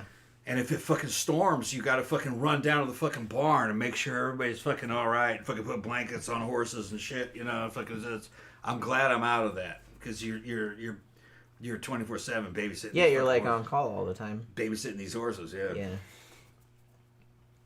Oh, the Shavy said if you guys hold off leaving for a few minutes, my slave will come on and say hello. Okay, yes. And then they did. Where's Mr. Slave? Jacques LaRue. Hey guys, Jacques LaRue. I'm Jacques. How you doing, Mr. Well, Slave? hi. How you doing? How you doing? Nice to see you. Nice to see that you're allowed to type on here. All the normies are gonna freak the fuck out, man. That's okay. We're used to doing that. It doesn't even like. It's not even a blip on the radar anymore. Yeah. I'm so far removed from what normies are up to. I don't even know. What everybody saying? Did anybody say anything about anything? Zach says, "Can you guys tell me a bedtime story?" Tell you bedtime We are story. telling you a bedtime This story. is the best time story right now. This Yeah. is a bedtime story Yeah. right now. The We're weird gonna- we're gonna shut the it weird down. shit we're telling you about the fucking Mini Me. about Mini Me. Yeah, it's been a long time since I talked about Mini Me. You know, Should I get a picture of Mini Me, show? oh, I don't know. We don't want to identify him, do we? Okay. Why not? I don't know where he's at nowadays. He's gone. He's gone. Are you sure? He's gone. I mean, I haven't seen him for. I can many talk years. about Mini Me. I I'm gonna haven't show. seen I'm him gonna for show many Mini years. Me. I mean, what are the odds that I'm he's gonna like dig it. watching this? Yeah, especially right now. We always wonder though, because it's like we don't really know. Like I don't feel like most people that we know don't watch this shit because like literally They see us all the time. They see us all the time, and we're probably boring to them. So it's just kind of like they don't want to watch it. Yeah. I know a couple of our friends do watch it occasionally, but I don't think most of our friends do. But I'm always kind of nervous because we do kind of like talk about people on here, and it's like, man, what if we said something fucked up or sideways about somebody and they got mad about it? But we've never had that happen. Like we've never had somebody said, "Hey, bitch, you said some like fucked up shit about me on the show." No, nobody's. Or don't talk about me or whatever. We've had people come and say, "Hey, I'm fans of the show. I've listened to you guys all the time. We don't even know who that dude is." You're like, oh, well, yeah, we've had that happen. Yeah. But we've never had anybody I know be like, "Hey, don't keep my name out of your mouth" or whatever. They've never done that. So, I guess they're not paying attention. Well, sometimes we wonder because a couple weeks back, I was talking about that girl that I don't like. Yeah. And out of the blue, she didn't really message you. She just sent you a little wavy emoji. Yeah. That's me in the red. That's me in the red right there. And that's Benny me right there. Yeah. That's him. And that wasn't COVID. He just wore those. Yeah, he just had that. I'll see if I can find another picture. He looks like the singer from fucking Depeche Mode. Slightly. Kinda. But not as manly. Yeah. Okay. That's him without the mask. That's me and him. I was blonde then. Yeah, that's right. That's him. Yep, that's him, all right. Yep. That was right around that time period. Yeah. Because I remember when you had the blonde hair. Yeah. Like, you had black hair when I met you, but you bleached it not too long after that. But yeah, so we thought for a minute, because she had sent him that, and they hadn't talked for like 4 years or something like that. I'm like, holy shit! Did she somehow like hear a couple weeks ago when I was like saying shit about her on the show, and she was just like trying to passive aggressively. That's Mini Me and his girlfriend. But I don't think it was. I think it was just a coincidence. That's not his Chinese girl, but that was one of the girlfriends that he had for a while. What was that girl's name? She's kind of familiar. Kitsume. That's right. I remember her. Yeah. I remember her. I remember her. Yeah. There's me and that girl. She was cool, actually. Yeah, she's very cool. She moved away too. She's got like 3 kids now. Yeah, she moved away and had kids. And Yeah. Look! I got the picture of him fucking sleeping in my bed. Let me see that. That's right. I remember that fucking picture. He sent me that picture. I got it. That's it. Holy shit! I can't believe you still have I'm like, that. look at that bitch. He sent me that. Sitting there, I'm like, look at that bitch. I posted that shit on my stream. There he is. He's fucking face down in the bed. Oh my god, that's awesome. I'm like, what the fuck is this? I had totally forgot about that. You sent me that picture. Got my pointing my finger at him. Like, what the fuck is this? What the fuck is this dude all about? That's so funny. I totally fucking forgot about that picture. I told you it's a good thing that I go back into my photos.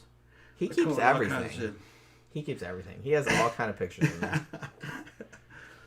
He has pictures of shit I don't even remember happening. Yeah. Oh, man.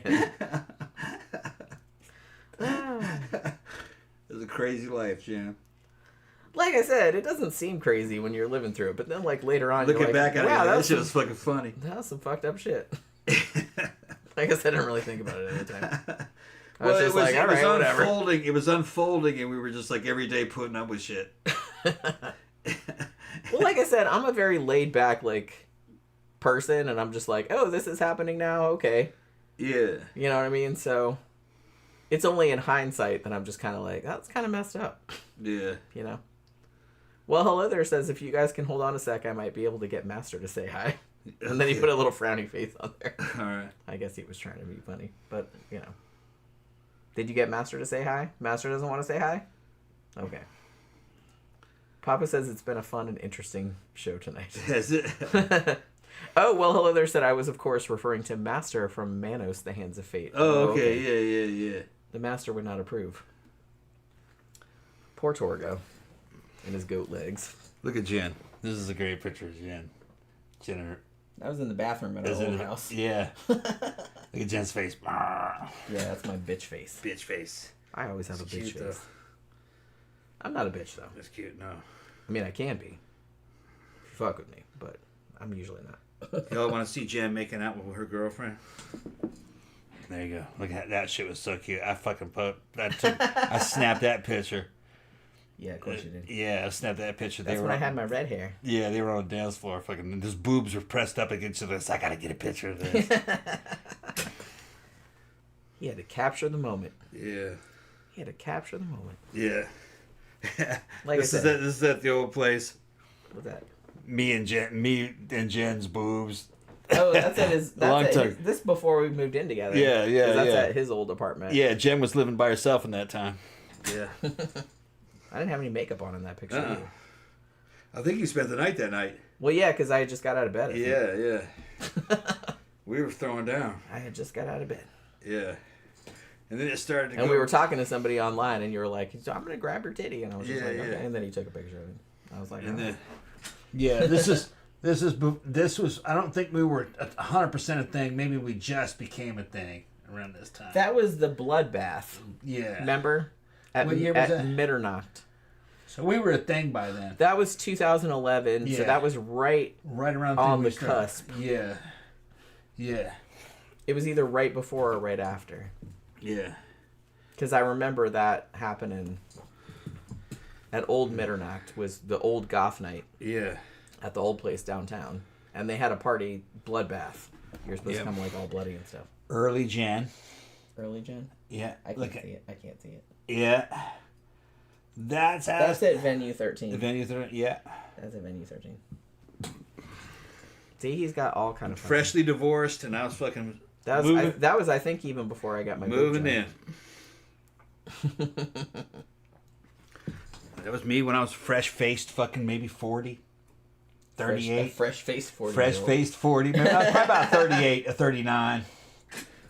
Well, like I said, I think I was 38 when I met you, so you're probably like 2 or 3 Yeah. years old. Because you're 2 or 3 years older than me. Yeah.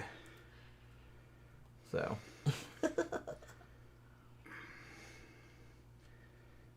Yeah, I don't think I can find any more pictures that were fucking kind of pertinent to that shit. I mean, Those are all from that era. from that era, yeah. The bygone era. Yeah. It's kind of fun to think about because I remember it was a lot of good times, a lot of shitty times too, but it was a lot of good times Yeah. around that time. Like, you know, right when we were first trying to. Me and Ari. Oh, yeah. That's a cute picture, though. Her and I ended up doing a music video together. Yeah, that was good. Yeah, she wore a bunch of my clothes because I brought a bunch of clothes. She didn't Yeah. have anything to wear. Yeah.